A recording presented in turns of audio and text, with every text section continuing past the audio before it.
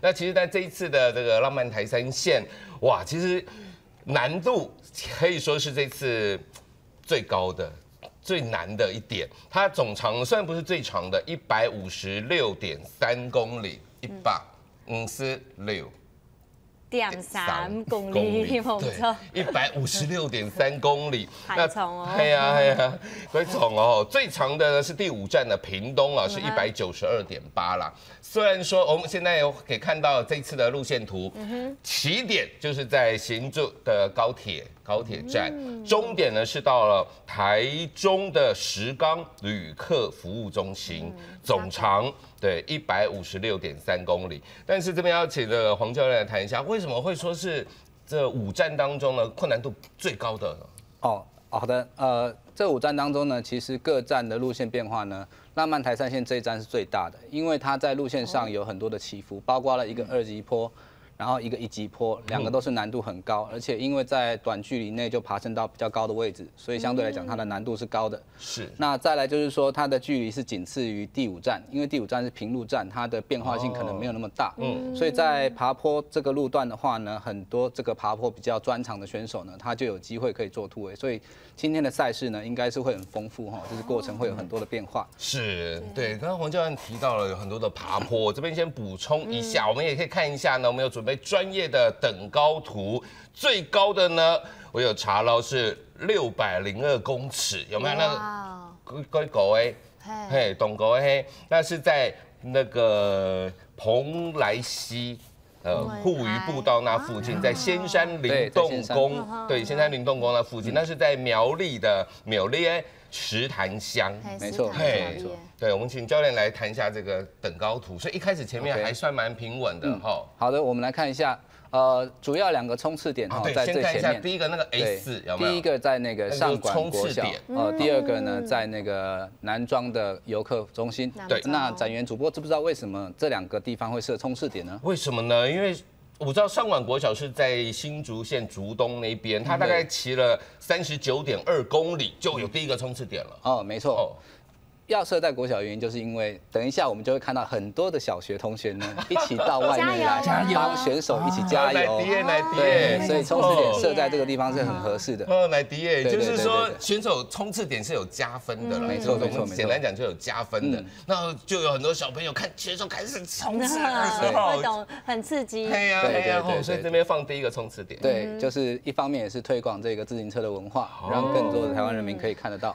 另外一点是不是说也不要说骑得很远再来冲刺，因为39.2在总长156.3的时候，39.2在前段，对这个选手还有力气的时候，先来一个冲刺。对，因为冲刺选手跟爬坡选手他们的属性比较不一样，爬坡选手他在爬山很厉害，可是在速度上可能。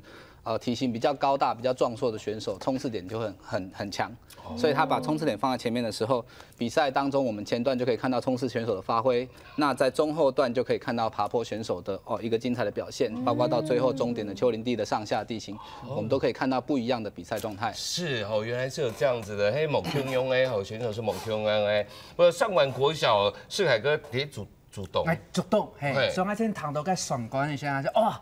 你知道吗？特别亲切，真的。我台通好高诶吼，方便点。不过我 Q 大都在附近呢。在那附近哈。那第2个冲刺点呢是到73.93公里的南庄游客中心。没错。对，那大概就是一半了，总长的一半呢就有第2个冲刺点。那这个的用意呢？因为其实，在后面开始的路线，我们看到就是上下起伏的会比较多。对。那前面的路段都是比较缓和的，所以把冲刺点设在前面这2个点是合理的。那它也相距有一段距离，它又是在可能游客或者观众会比较多的地方。那设这个冲刺点的话呢，让观众可以看到比较多现场比较刺激的画面。对，乃迪耶，因为如果你冲刺点放在后面一点的话，你前面已经爬，我们看这个图有没有？他已经爬上去之后再下来，没错，登山选手已经领先了，就会变成登山选手拿到冲刺分。对。这个黄教练讲完2个冲刺点之后呢，就是我们看到最高的，其实有2个高度。对，我们刚刚有提到，第一高的就要攻602公尺的那个地方，对，那个仙山对灵动宫的对，灵动宫的地方。那一段会给选手什么样的一个考验呢？它在5公里之内呢，就从大概接近海平面的地方爬到600公尺的高度，所以相对来讲，其实很短的距离内就爬得这么高的话，说实在那个难度是高的。对，因为它爬了这么高的距离，跟我们台北的一些很知名的自由车的骑乘的路线是相似的，那难度也是非常高。很多车友就会把从山下骑到山上的时间作为一个测试自己我有没有变强的一个依据。对。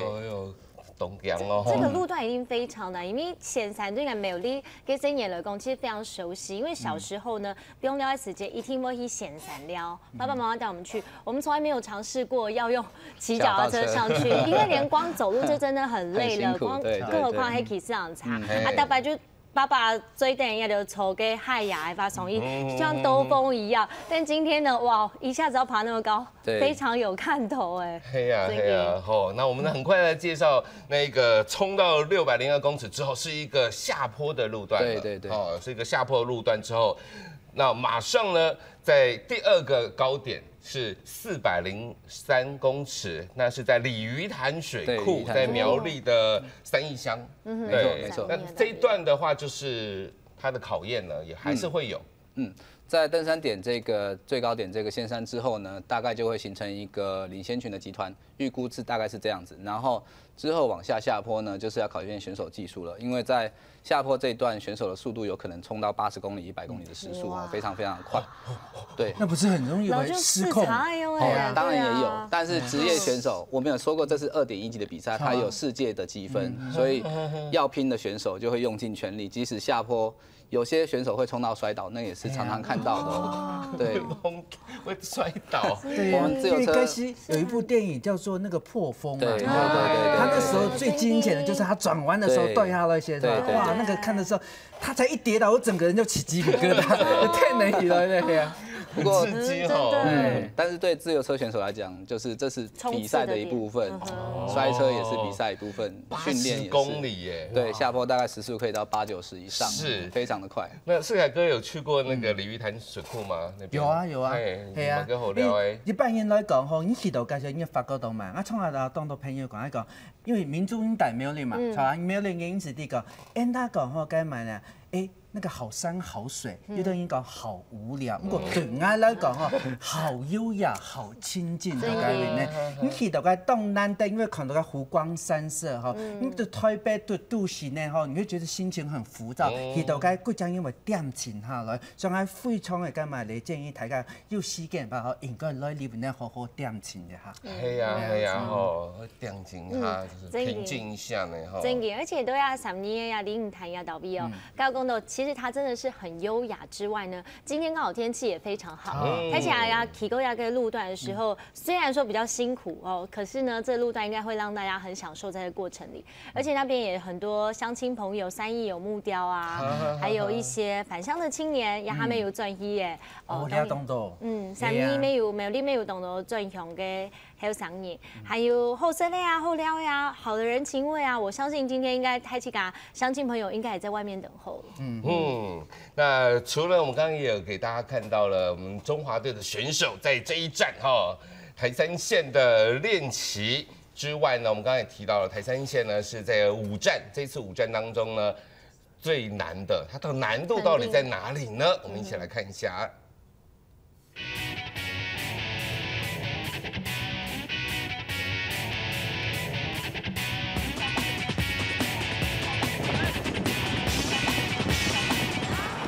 对其他参赛选手来说是一个全新的路段，所以他们比较不了解整个赛段的起伏，所以相对的，我们事先来练习过之后，就比较能够掌握。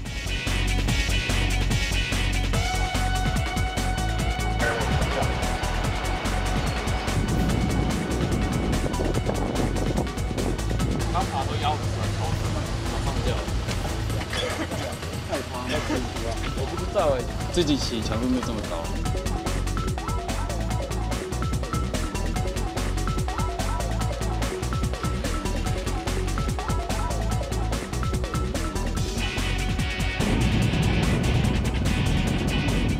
因为山路嘛，主要就是你爬坡能力要就是要好一点，才有办法咬住在前面的击盘。像我的类型啊，就是像那种山，就是对我比较吃力，所以在爬坡的话，我就是要比别人还要更努力。我自己是有在做体重的控制，就是要应付那些爬坡。爬坡的话，可能体态要轻盈一些。我是在台湾，我在苗栗，我在家，我就是在哪边训练。我是读清安都人的前国小，然后就离家里也是有一段距离，所以就是都那时候都用走上课下课。我小学1年级走可能1个小时多吧，可以这么说，1个小时。好的，我们刚刚有看到哦，我们选手也是香蕉，在吃香蕉，补充一下体力。对对对，各项运动都一样。我看到网球选手也是有在吃香蕉，吃香蕉，那个也是自由车选手很必要的嘛。当然，因为选手在比赛，像是如果是1级赛的话，他一站的距离可能就有250到280公里那么长。那在2级赛这个部分，我们在环台赛设定上最长是有到180、190。但是呢，因为选手在当中一定需要饮食，要补充热量，他不可能光靠着他吃一餐，然后就可以撑那么久。所以在比赛当中，他们的领队会适当的帮他们补给一些食物。那香蕉这个东西呢是很好的，为什么呢？因为它容易吸收，然后它里面有一些钾离子，可以帮助他选手的肌肉做一些调试，不然骑到还没到终点，可能就要抽筋了。所以其实对台湾选手来讲，香蕉是一种很习惯的补给用品。哦，所以明珠你们知道吗？就是吃有茶选手可以边骑边吃东西。对，这个非常厉害。因为刚才讲到香蕉，我想到一个笑话。因为有一班门头呢，我有一个机师朋友啊，跟人家的是 Bianchi 啊，他们唯一会讲一句客家话，就是叫做“我是香蕉”。对，因为听说呢，就是他们就是这种长程的或者补充能量。他们吃香蕉，所以蛮有趣的。对啊，那另外一点呢，就是我们刚才也看到了，陈建良选手，这次我们中华队陈建良选手，他其实就是去年的环台赛的亚洲穿到蓝山的登山王的得主，亚洲蓝山对亚洲蓝山的得主，没有错。对，陈建良选手在去年的表现非常好，他在最后一站大鹏湾站的时候呢，逆转重新把亚洲第1穿回台湾。对，这在环台赛里面算是一个相当高的荣誉，因为在各国的职业车手都有参加比赛的情况下，包括了日本、韩国还有马来西亚这几个国家队伍的选手呢，其实都非常的强。那各职业队3级、2级职业队也有一些是属于亚洲级的选手在里面。那所以可以在众多的选手当中拿到这个亚洲蓝山，说实在是相当的不容易哦。是，好，那现在呢，我们看到了现场也有一些画面了，好，我们也一起来看一下，跟观众朋友一起来看一下哈。哇，这边也是介绍呢这第3站的龙曼台。接着来到苗栗县，南庄悠然景色与桂花巷的悠然古情，还有蓬莱溪护渔步道。汶水老街、奉茶人文茶席等特色景点，最后会进入台中市东市区与石冈区，这里有美丽的东风自行车绿色走廊。一趟台3线之旅，看见属于客家元素的自然景观与人文风貌，体验客庄风情的浪漫故事。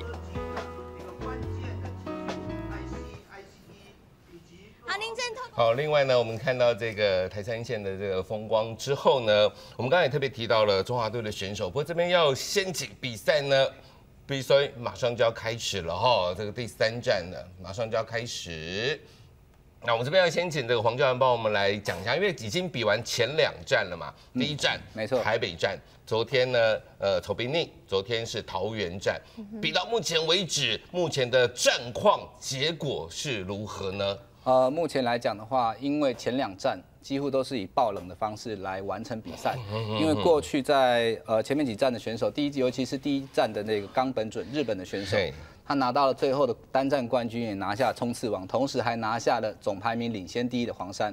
可是，在昨天的比赛呢，他就掉到了50几名，为什么呢？这落差好大。对，没有错。为什么会这样子呢？自由车精彩的部分就是在这里，在多日赛的时候，因为每一站的路况都不太一样，那总和能力最强的选手，到最后就会慢慢的推到名次最高的地方。所以在昨天的这个桃园站的时候呢，最后拿到冠军的这个罗比选手，同时他也是2016年的环台自由车的总冠军。他拿下了单站冠军，同时把黄山抢过来。黄山就是代表总排名第1的成绩的选手。那昨天的冈本准呢，他现在还是冲刺积分的第1名哦，他还是冲刺王，但是呢，他的总名次已经掉到了50几。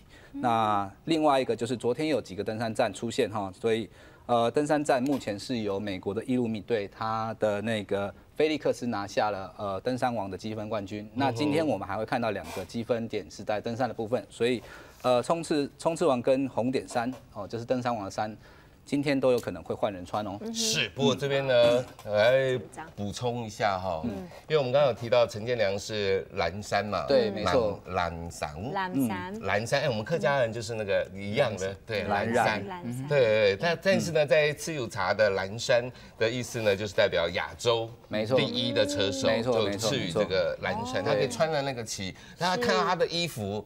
就知道他是亚洲第1的车手。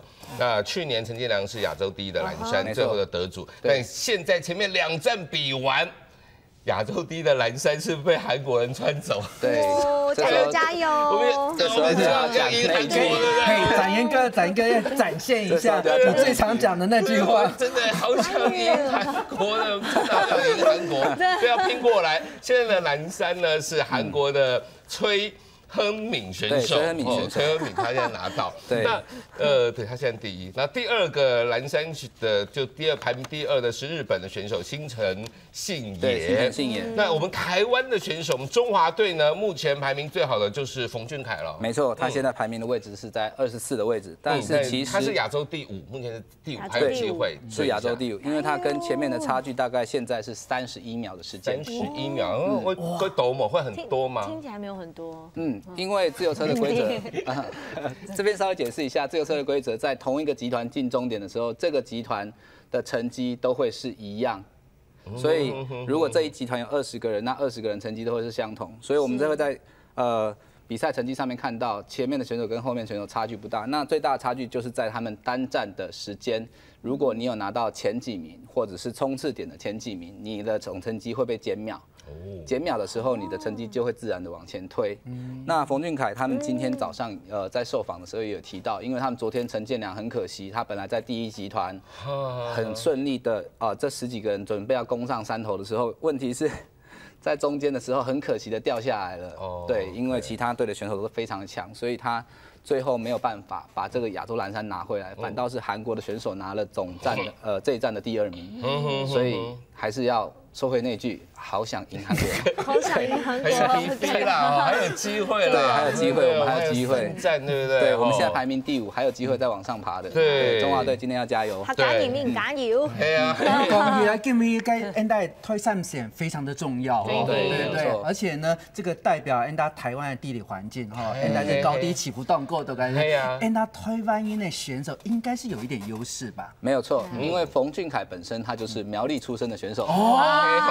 加油也好！所以他目前應該是非常的駕輕就熟。我們希望他今天可以有很好的表現。一定會哈，因為其實馮俊凱呢，也是我們目前的台灣的吃有茶界的第1人，他現在也是在1級車隊，他在80的美利達車隊，沒錯，那這是1級車隊。那像我們這一次的比賽呢，其實已經是很高等級的，是UCI 啊，就是國際自由車總會的2.1級的自由車賽了。那總共呢有4支職業的職業洲際車隊來，這是屬於2級的，有10支洲際隊。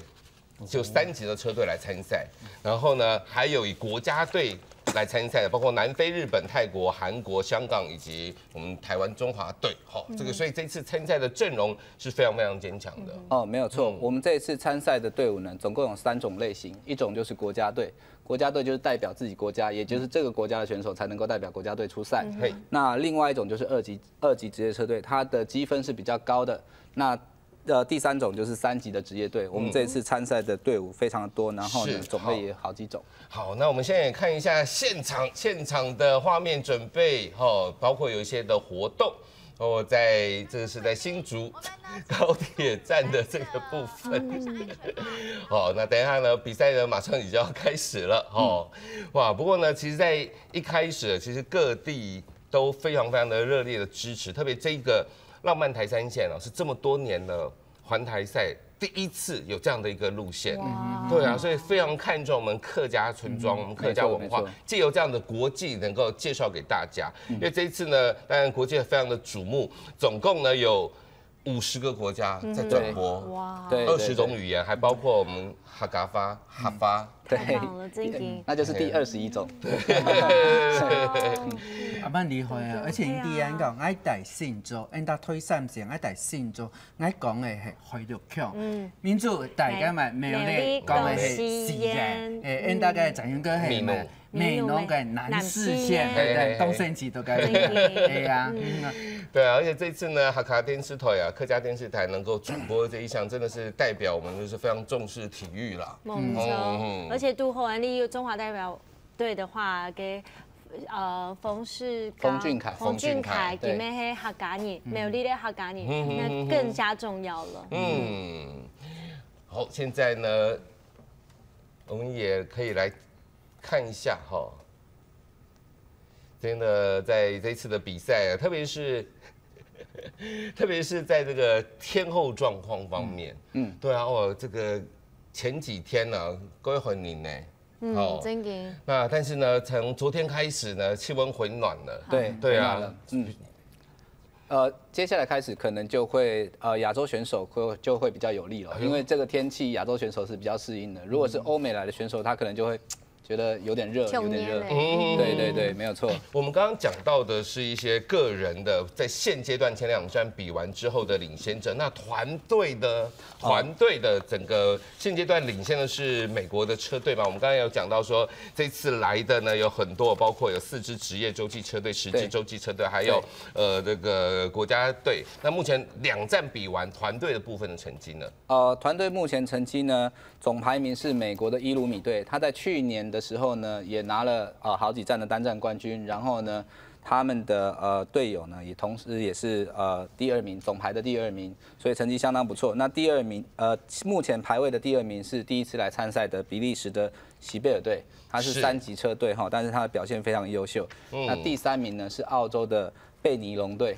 那美国赫兹队跟以色列队这2支2级车队呢，目前是排在第4名跟第5名的位置。是，好，现在呢，我们来看一下，这个就是在出发点。那我们现在确定时间。马上呢有一个，长官们要领旗，长官们会领旗。然后一开始呢，这边也跟大家讲一下哈，吃有茶一开始是有大概2、3公里，在这个浪漫台三线规定是2公里的一个热身区，没错，所以不像大家看那个赛跑马拉松，大家要冲出去，OK，前面是慢慢的先热身一下，先暖身一下，先温啊比还，嘿呀，哇 ，Let's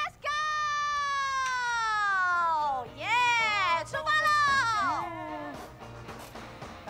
不是真给那选手他们还跟在后面吗？对，这个比赛的选手是在后面。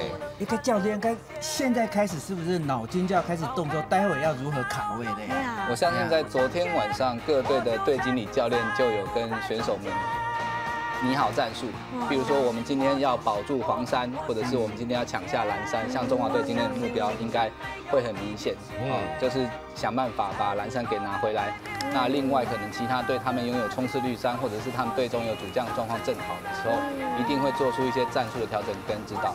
那另外就是说选手身上其实他们会佩戴一些无线电，那教练或者是领队他就会在后面的队车上面用无线电跟选手沟通，然后要求他们执行战术。是，当然这一次呢，浪漫台三线能够列入为这个国际环台自由车赛的其中一站哦。客委会主委李永德主委也是大力的支持啦。我刚刚看到辅助比都给到 Vicky 哎，上面粉红色的那个，提到前膝腿抵挡中要倒 V。这个时候选手就中午得骑到长官前面了啦。中午的。刚刚那有没做红色的呀？给哈，那里辅助比。副主委。哎，哈，各位会永不驻鼻。对啊，真的是给介绍我们这个浪漫台三线哈，这个客家的一些景点哈，包括一些人文文化都介绍到国际上去。冇错，而家都新竹高铁也到尾出发咩吼？新竹高鐵其實一出來，也到尾最有名的就是這個我一下忘記解也到尾。它那個文化園區，嘅客家文化園區，依家咪新華屋嗰片，貴家頭去啦。我基本先嘅應該嘅高鐵站啲啊，吼，其實當獎，而且係得獎嘅嘅高鐵站度嗰邊咧。啊，其他地方比起來話，因為發覺到長啊，因為一搭禮拜轉去吼，我諗講，嘅特隻時間看到嘅風景全部空咗，嘅特別係嘅黃昏下來時候，嘅顏色啊慢慢啊下來些，嘅人看，應該高鐵站吼啊閃閃發。個 keep 住到時候，當這樣度嘅，所以你按喺後生園當好打卡，係嘛？咁講嘅高鐵站，按喺新竹高鐵站就最好打卡。最好嘅打卡點，真嘅。因為我也常常去各地轉播球賽，新竹也有去過。然後坐高鐵過去的時候，你會看到一出來就有很多那個，你看到四合院，對不對？那個就是剛剛新亞埔，冇錯。新亞埔有個保留園區，地度其實最近幾年來正去做外景的時間，做動感圖，因為它開放出來讓很多年輕人在那邊就得賣一些市集呀，或者是一些阿昌哥劉永昌老師給他的咩都有，打蹦音也在這邊設立他的工作站，所以他都新亞埔會發呢，其實有非常多好玩的，因為它有一個形成一個城市裡面很特別的景觀，就是旁邊都是豪宅、高樓大廈，就中間那一塊保留下來，他說那是那一些貴婦們最好的後花園。幹嘛係啊？不但講安用，而且動到那還有上映。我們現在看阿個胸片，嘿，你去。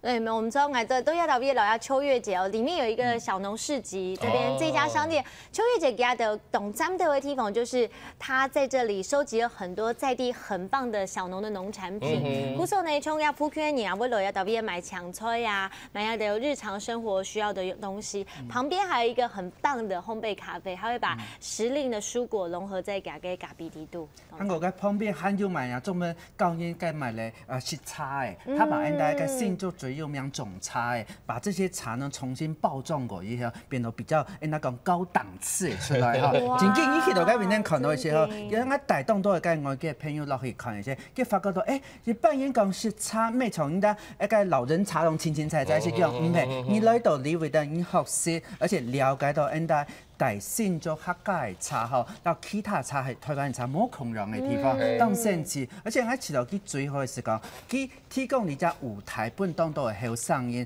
當到係文創的人嘅想法，來到你會呢後本佢隻展演嘅地方，而且有解冇啲嘅展演地方，而且。集中強下，啲最好嘅地方，大家來到啲一度全部看一睇。爸爸媽媽而家買小農市集賣東西，後生人而去打卡，冇是人家講人家現在比較有品味，然後假文青嘅感覺，對不對？再坐下來，好好喝個茶，看一下大蹦夜嘅演出也是蠻不錯的。對呀，世凱哥講到重點嘅啦，講到重點呢，就是說。我們的東西這些好的東西，但是呢需要包裝，然後需要宣傳，需要行銷出去。我們真的很多台灣呢，這些包括苗栗啊等等，我們種的茶，那個茶是好的。真嘅，其實嗰啲茶種出來都其實係屬於當地的風情跟味道。人哋從啊台山先下來嘅話，不過就本意桃園啊，桃園咩中東度茶，新竹咩東度，喺故鄉啊，爸爸本身就會摘茶嘅，南部係咪有一個茶園？真嘅。哪一家公嘛係種茶嘅？對啊，客家人東度都會種茶，所以其實客家有看到，沒，老人家摘茶，有聽來哦。有種茶，對，客家人講嘅天唔得錢啊，真嘅，上市地都不得錢。可是呢，剛剛有看到，就是有一些他把它置入進來的貢豆呀，客家人泡茶、摘茶的文化。其實如果他們會騎過一些茶園的話，那種風情也是很不一樣。因為現在的茶園幾乎都不撒藥了。而且講到啲茶吼，人家新竹裏邊啊，人家客家茶最有名蓬風茶，係啊，東方美人茶。你看我喺英國女皇室都發覺到哇！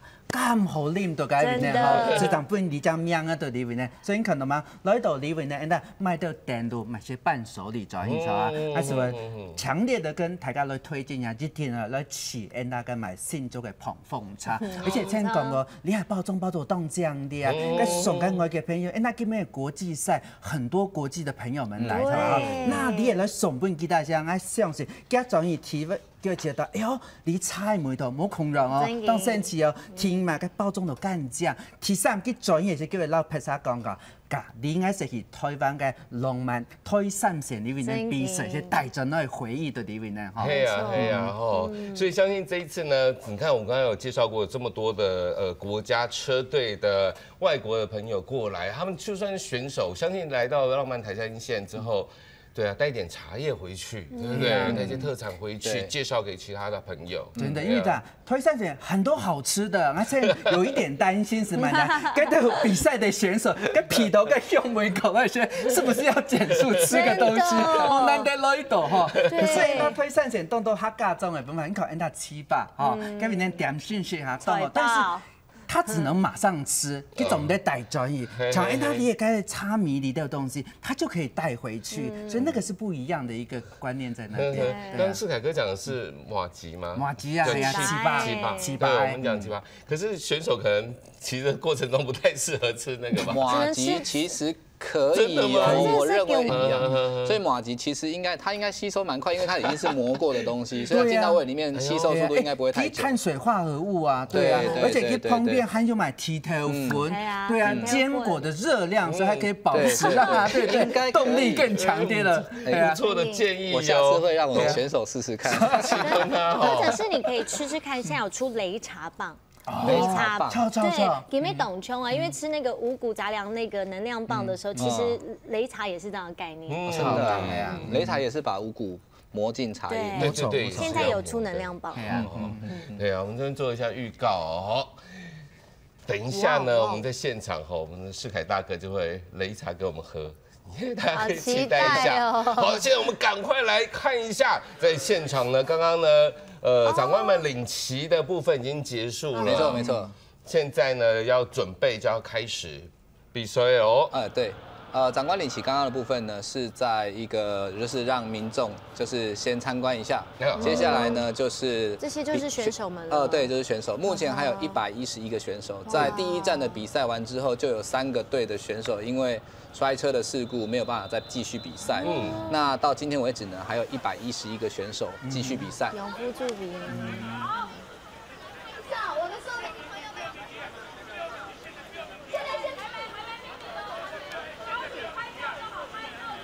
度後期經過呀，記者演示嘅首長都一起來參與，像苗栗園內發源那副園長，他甲 VNP 啊永福助比，那個應該是行助員那個。對，應該出進去那個。大家所期待的浪漫台山線站要準備開始了。對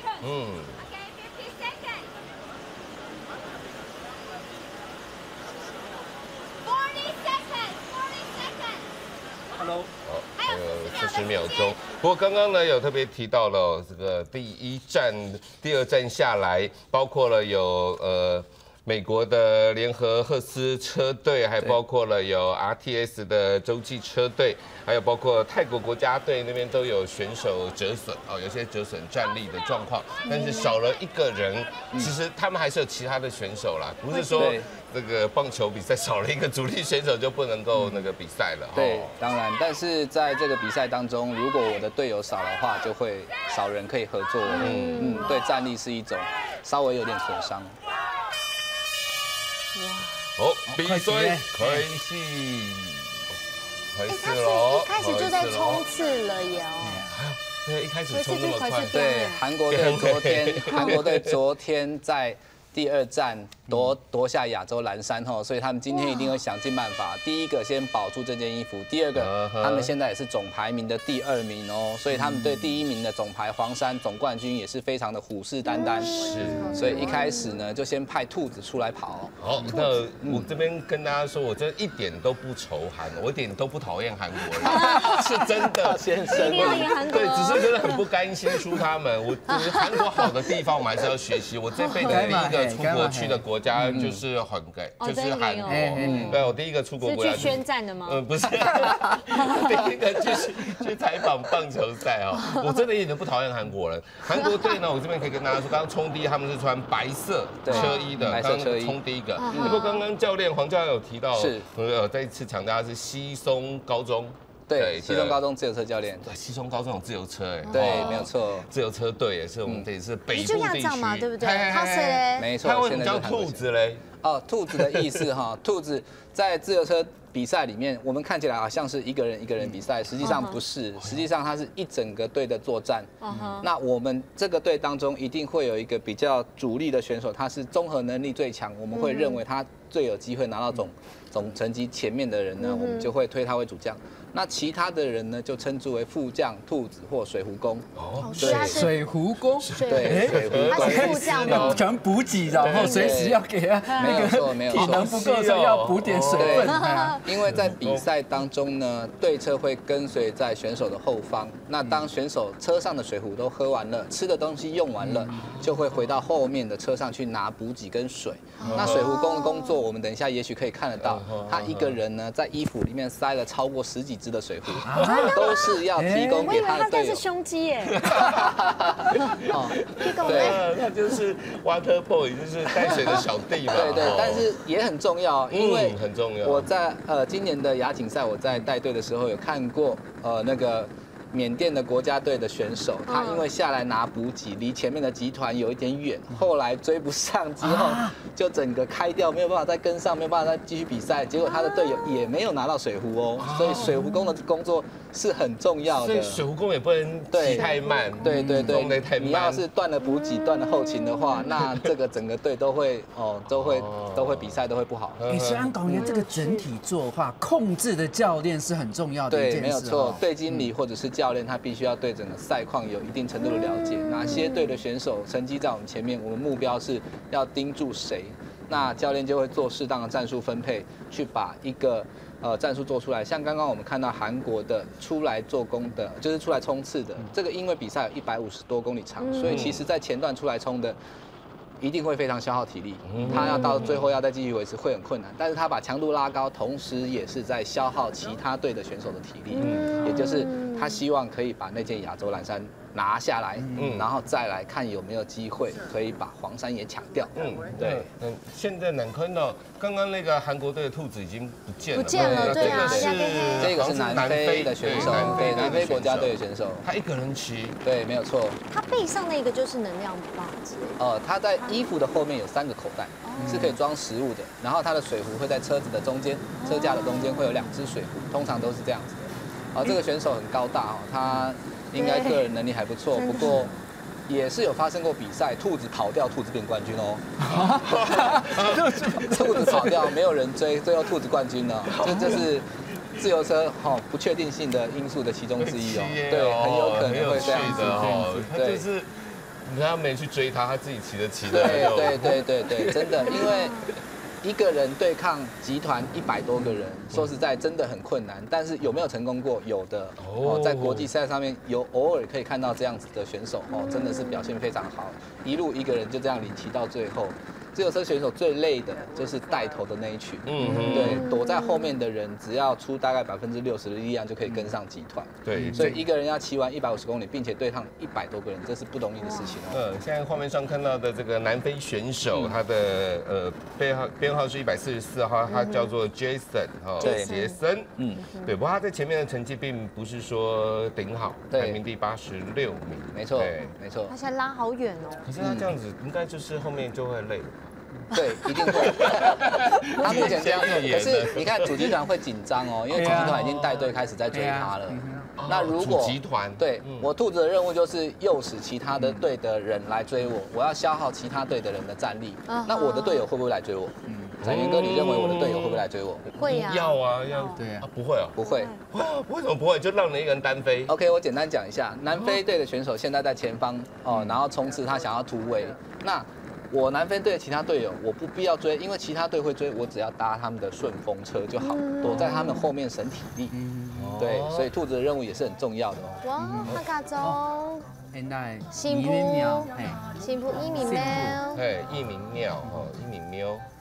哎，讲到进步哈，我跟你讲，进步那最有名的是一鸣记嘛哈，韩国有种东西嘛，厉害膝盖哈，哎，老太家讲膝盖里面是板条啊嘛，吼是新埔的板条非常的有名，是吗？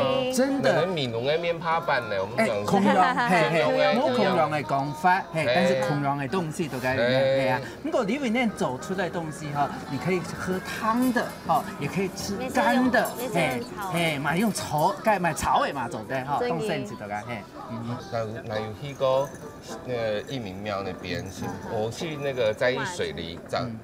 水梨耶，对，那边有种很多的梨子，对啊，然后他们很多的那个梨子的料理，不光只是当水果吃，哦，变做煲汤，也可以煮汤，所以先清餐就会觉得懂得水果啦，面对好了有茶有水果。好，现在呢，我们来看一下现场的画面哦。这个刚刚看到那个南非选手在冲，对。但现在好像战况又不一样，对，战况不一样了。现在台湾的冯俊凯选手在最前面带头哦，他后面有伊鲁米车队，然后还有日本队，现在似乎是已经形成了一个小小的领先集团了。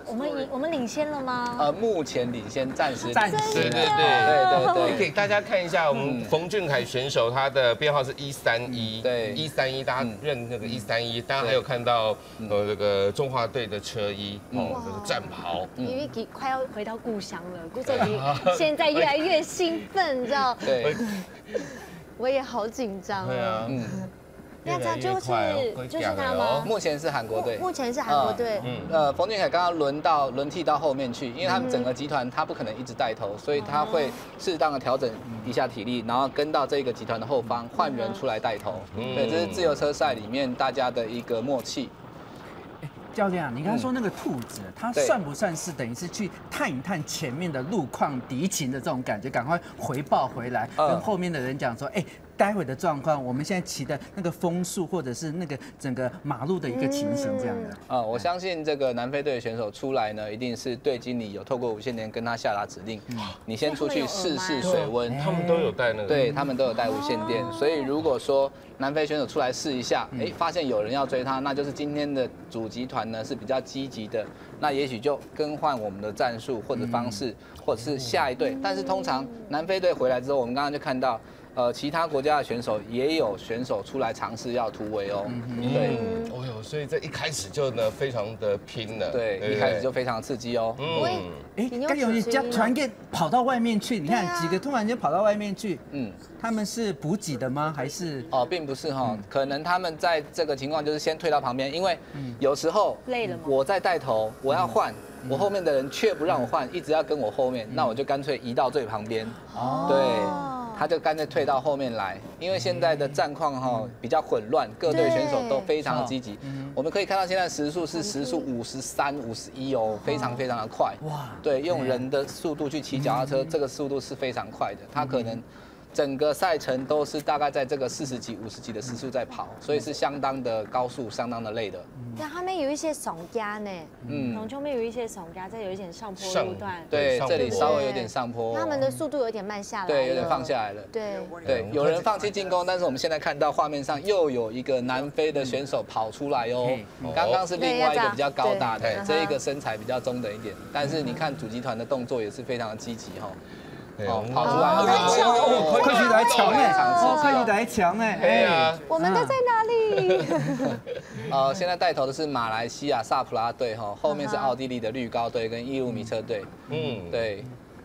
刚刚我们有听到一个耸崖，这个就是客家话的上坡，对，松家，我们讲上坡。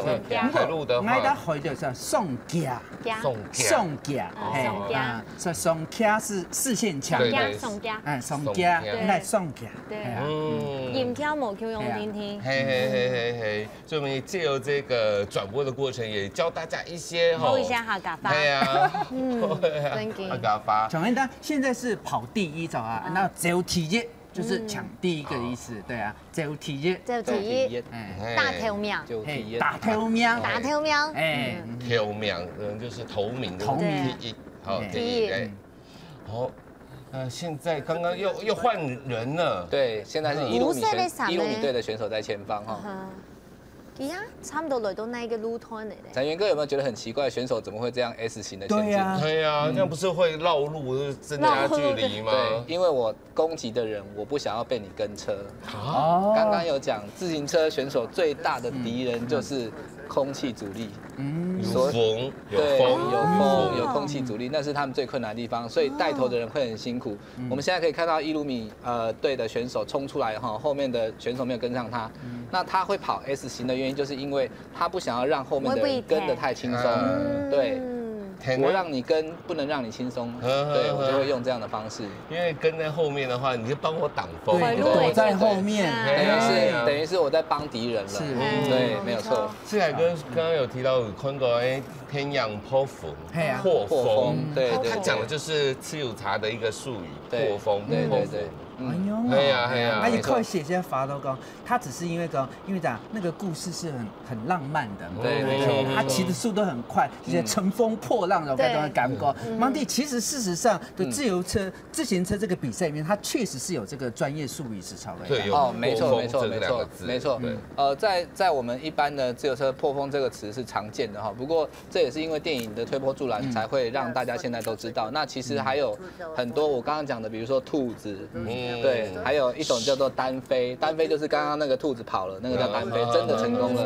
对，还有一种叫做向后单飞。啊，还有向后啊？向后单飞，向后单飞就是向后单飞就是罩不住动没掉，挡不住了，对，然后就退到后面掉队了。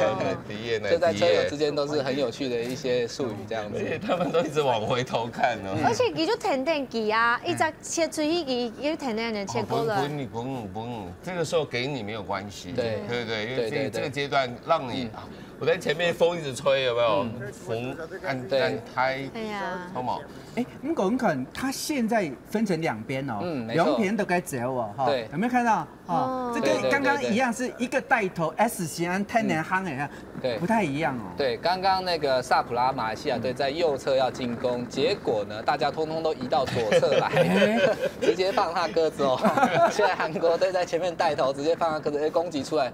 今天的比赛真的非常的精彩哈，因为从比赛一开赛就攻势不断，所以没有冷场哦。现在是日本队跟以色列职业队在前方带头。后面这个大集团还是在嘛？我们总共111位111的选手，那大集团还是跟着。你看后面的人就比较轻松一点，对，你看他们骑车的姿势就没有那么费力的感觉，对，感觉上就比较悠闲，好像是来看风景一样。要加油推。哦，你看，都是小朋友啊，快骑车来该加油嘞！因为现在距离出发才骑了13分钟而已，对，才13分钟。但是展元哥注意看一下，我们已经走了几公里了。哇，70吗？70半？我们是156公里，对啊，现在已经走了12公里喽。12公里只用13分钟多，14分钟，很快的，对，很快的，对。因为平均的速度下面大概40几公里呢，45公里。我们现在看到画面上这个是冯俊凯在前方带头哦，我们台湾的冯俊凯，冯俊凯要加油！他后方的是日本的选手，131号的就是冯俊凯。对，如果这个集团可以突围成功的话，那他们就有机会站上颁奖台哦。所以冯俊凯在 NDA 中华队地位，他的位置，现在 NDA 该买教练面有讲见有兔子啊，有那个，他是属于什么位置？冯俊凯其实他是一个比较全能型的选手，就是说他的爬坡很厉害，但是同时他的冲刺也不差，也就是各种地形他都相当在行，相当拿手的这种选手，我们就会称为他是全能型的选手。哦，对，那机动型变化是超类的。对对对，但是这个术语是叫做 GC 选手。对 ，GC 选手 ，General Classification。对，没有错。GC 选手全能型的选手。哦。猜一些。OK， 现在领先集团有4个人，因为他经营度后都会超级上家，应该是上家嘞，稍微有一点上坡的，有点上坡。不过这个还距离我们前面开赛的时候之前讲有602公尺的，还有一段路，甚至都还没有到那个上管国小，对，还没有到第一个冲刺点。前面有跟大家说，第一个冲刺点是在新竹主东上管国小39.2公里。刚刚这个教练说现在才骑了几公里？现在目前大概13公里左右，13公里而已。那个我们要到39.2才有第一个冲刺点。没错。其实离条路差不多都离的时间哈，因为发觉到哈，它都是比较偏比较平顺的，目前前段的起伏比较低。对，所以对家来讲，这时候卡位是一件很重要的事情。所以长辈抬价呢，也还基本都提价，嘿，强提哈，你整个送价嘞哈，开始是实力要开始拉远的时间哈。对，没有错。我们目前在荧幕上面可以看到哈，他们前面领先集团已经领先了后团有18秒的时候，18秒，然后相差距离是200公尺哦，200公尺，这个差距是不大，但是大团如果不积极追的话，真的有可能会被他们跑掉哈。目前还有台湾选手跟日本选手在前面哦。哦，对。这也才刚刚开始，对，才刚开始而已哦。中华队今天的表现相当积极哈。这一位就是冯俊凯，对，你要提前名，其实中不卡，对，中不卡hier啊。其实他老日本吹都会变吼，顺好日本的嘛。不过教练里面有的时候他们也会抓一个，就是好像变成 partner 这样2个人，是都要互相的一个搭配一下哈。那我们这边呢，要先请大家先聊一下哦，水都转来哦。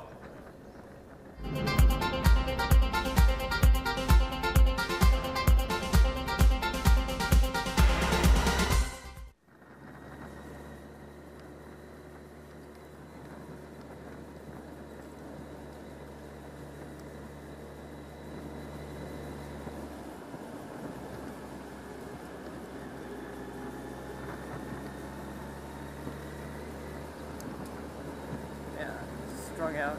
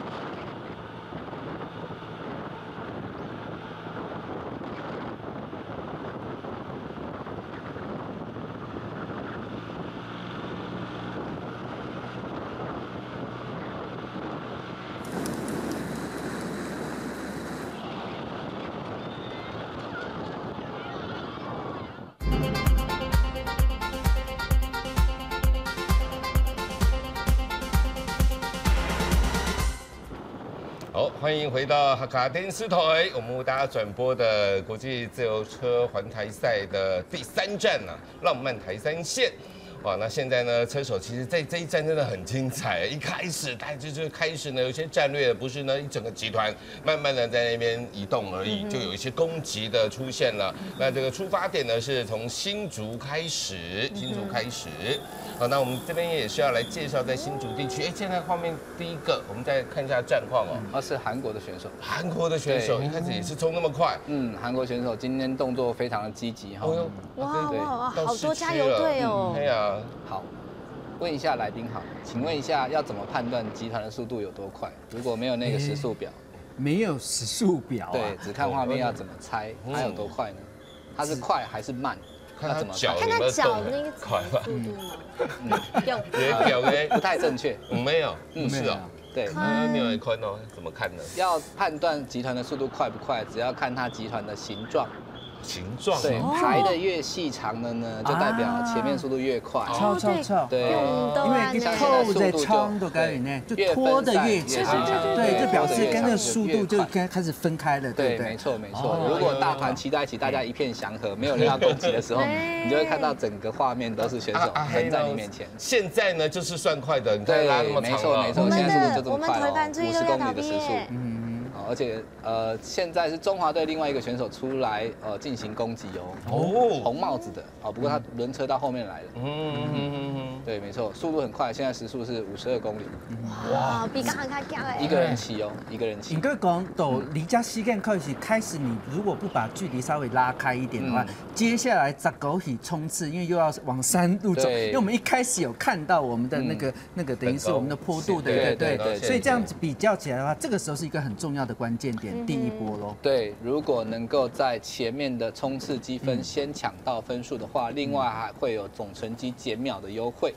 所以韩国选手现在为什么很积极，就是他想要缩短跟总成绩第1名的右金车队的这个选手呢的秒差，所以他要想办法让他的主将能够拿到分数，就是其中一个方法就是先消耗其他队选手的体力。对，用广电的话开始表示说，很多选手像韩国，因为他可能对这个环境不熟，对，我不熟，我先抢到了以后减到秒数，对不对？至少对不对？我只要跟大家一起平均一起到达的话，我还是有优势。没错没错，因为总成绩会一样。对，那现在领先的是代表香港的选手刘允权。对，刘允权。香港这一次带队来参加的选手呢，都是比较年轻一点的选手。像他们队中，像香港队比较有名的黄金宝选手，他已经退役在当教练，那现在在。香港奥会，那香港现在最好的选手张敬乐，他今年很可惜没有来参加环台赛哈，不过因为他也已经之前有加入那个职业车队，他可能有其他的赛事计划，所以这一次香港队来参加的选手都是比较年轻，算是一边来训练，一边看看有没有机会可以拿到一些成绩哈。对，国家队的很多成员都会是这样，像泰国队也是比较年轻的选手来。对，香港在前面2站呢，目前是团体是排名第15名。对，团体是排名第15名。我们中华队也要加油，我们在前2站团体是排名第16名。对，是第16名。对，第16名。好了，那这个从现在还是在新竹这个部分啊，我们这边也要请2位来宾。我们介绍一下，我们有第一景点呢，就是新竹的峨眉北瓜窑烤面包。糖友就会爱去食糕的啦。新竹遐个糯米啊，个素菜哦，其实要有其他家讲都有讲到非常严重的。都好啊，送来人家到毕业采访的时间呢，他们有那个窑烤面包。窑烤面包。那么其实现在各地区都有蛮多这种窑烤面包，但是它这里很棒，你看老刚他是凯哥你讲到一个烹红茶，不用多要低度，然后有茶香嘅油配面包。除了遐个油配面包以外呢，还有一个亚洲有一个天主教堂，天主教堂呢，亚哈里边做一个沙奇发展中心，那边也有窑烤面包。而且都给教堂亚哈某年都给7BM，大家可以在那个教堂那个特别的建筑里面吃那窑烤面包，重点是他们在做社区营造。不是哦，大家可能经过亚个路段的时候，会一直闻到窑烤香气。哦，它不是像一般的面包用烤箱烤没，比较气耶，爱的窑烤面包嘛，是凯哥一听没有吃过。讲你也好，该血该做出来该胖啲啊，该梅头反正冇空咯。十個咧嘛，因為民族佢哋啊受計，後生人嘅食法，啊個受計就係呢陣喺中生代的中生代是冇講啦，我講嘅係咪啊？因他新竹歐米呢家地方，先生有看到嗎？民族應該胖啲出來啫，上面有個干，幹嘛干麼啲啊？啲歐米最有名嘅係咪嘅啲啊？紅干。對，所以你這季節應該改變啲寫法。那非常嘅該買的建議，讓他所有朋友們來到裏邊呢，嗬，去採果嗰種嘅感覺啦。貴婦客人來了，而且當神奇哦，我上到去該隻嗰個深朵茶園哦，農園當神奇，佢話幹嘛？叫紅干彈古箏呢？你有彈過嗎？冇。係啊，彈古箏。佢表個古箏的音樂，你知啊？不給彈，讓他聽。彈古箏樂。彈啊！聽懂了嗎？彈，然後個彈就是聽的意思嘛，然後彈冇空的，彈你也冇空的。彈是聽的意思。彈。教練已經一頭霧水了，教練左邊右邊在打架這樣。因為我在想說，為什麼港妹就是橘子會彈古箏？對，是糖，關於糖。你成日客家會當生字嘅地方，你點點問，該只高啲冇空的，發覺到後你看出來，該講出來，該發現翻出來意思係冇空。天嘛呀，你只紅柑佢最生字嘛呀，幾位人講㗎，幾位人講，到底？哪家係甜的好吃的？哪家就等於像我們的常街買的，民眾你喜歡吃帶點酸溜跟酸溜味道，還是要吃那種比較甜的那種？它是有一些酸味耶。酸味耶，跟展元哥那種甜的。甜的。教練的。你喜歡吃怎樣的口味的橘子？偏酸。比較偏酸還是偏甜的？橘子什麼口味吗？不是，他說橘子有酸的跟甜的，你喜歡吃哪一種？我比較喜歡兩種都平均。剛好，他喜歡黃金比例。對，過年那個時候。你發覺到啊，大家嘢上嚟寫東西冇空用，所以可是你雜柑嗰啲到啊，有時候你根本你啲嘅柑冇變到嘅面條先，到底你只係甜嘅，你只係酸嘅，又係你唔知嚇。你去到嘅果園之後，該主人啊，其實老人講一個。那民族啊，你要是到底酸梅嘅嗬，我講東西南北冇空用啊嗬，你在你應該北邊嚟該買地柑啊嗬。其實啊，是到點個酸溜嘅味道度嘅，個展現個是個甜嘅嗬，你是記得去東邊嘅地方嗬，係個雜嘅，你啊，你人家教練佢按多去走得啦，中間跟是西邊靠南邊啲地方，你講咋有一樣差別呢？佢是咪啷個？因為咋啲啊，受光面冇空用，所以個日頭裏面咧曬過咯，就改為咧下山，韓國喺北邊嘅好冇受光，越受光在豆誒，日頭曬到在都是好甜的，對不對？所以唔單止係該聊全家旅遊，而且還可以學習到說，你種柑呢，來鹹柑呢一些技巧。長知識了呀，學到了，真的。可是我們去市場呢？要買，那就沒辦法。對啊，你不能問老闆啊，所以我講，開始記得攞現代竹東的中央市場，竹東的中央市場最好買呢，它就會什麼，試吃一下，不你起啊，你起來你就不錯哦，對不對？試吃馬上你就可以買那一堆了。不，我們現在交警教練來解說一下，我們剛看到畫面上有一台車子，上面載了2台車。沒錯。那個用意是還可以，如果有故障什麼的話，是馬上可以換。沒有錯。目前我們看到這個是領先的車手然後在他旁邊跟了一台車子更正一下，對不起，他應該是機械故障。對，然後下來換了輪子，備用的輪子之後，現在要趕回主集團去。對，現在畫面這裡才是領先的車手。我剛剛有講到對車，就是他會跟在選手的後方，然後按照他隊伍的名次來排列。再來就是當選手有任何問題，比如說摔車、機械故障、破胎需要補給的時候，他都會示意在主集團後方的裁判長告訴他我需要對車的協助，然後呢，裁判长就会让他的对车上来协助他做后续的一些处理动作。哇，这边绕了很大一个，靠右边开始攻击了。对，目前有6个领先车手，6个领先车手，对，还有包括台湾冯俊凯哦，冯俊凯，对，他很好认，他就是金色帽子的，对，金色帽子就是他。对，这边呢，我也去问了这个专业术语，客家话要怎么讲？领先集团，两贤集团，哦，两贤集团，对，两贤集团，两贤集团，对。你看我们回到香港哎，哈，老师啊，香港哎，就是有一点，对，有点，那个顿点，嘿，平庸哎，对，我们这边个美浓是4线嘛，我们讲两贤集团，哦，两贤集团，对，除了自由车除了领先集团之外，它还有一个叫做主集团，对，它是不一样的哦，对，主集团，它是领先集团，然后主集团，对，然后就还有落后集团嘛，对，这很尴尬，简单，要落后吗？落后也是有，对，有可能他因为抽筋或者是任何因素，他没有办法继续前进，他可能就会落后。但是一般职业赛我们比较不容易看到这样的情况。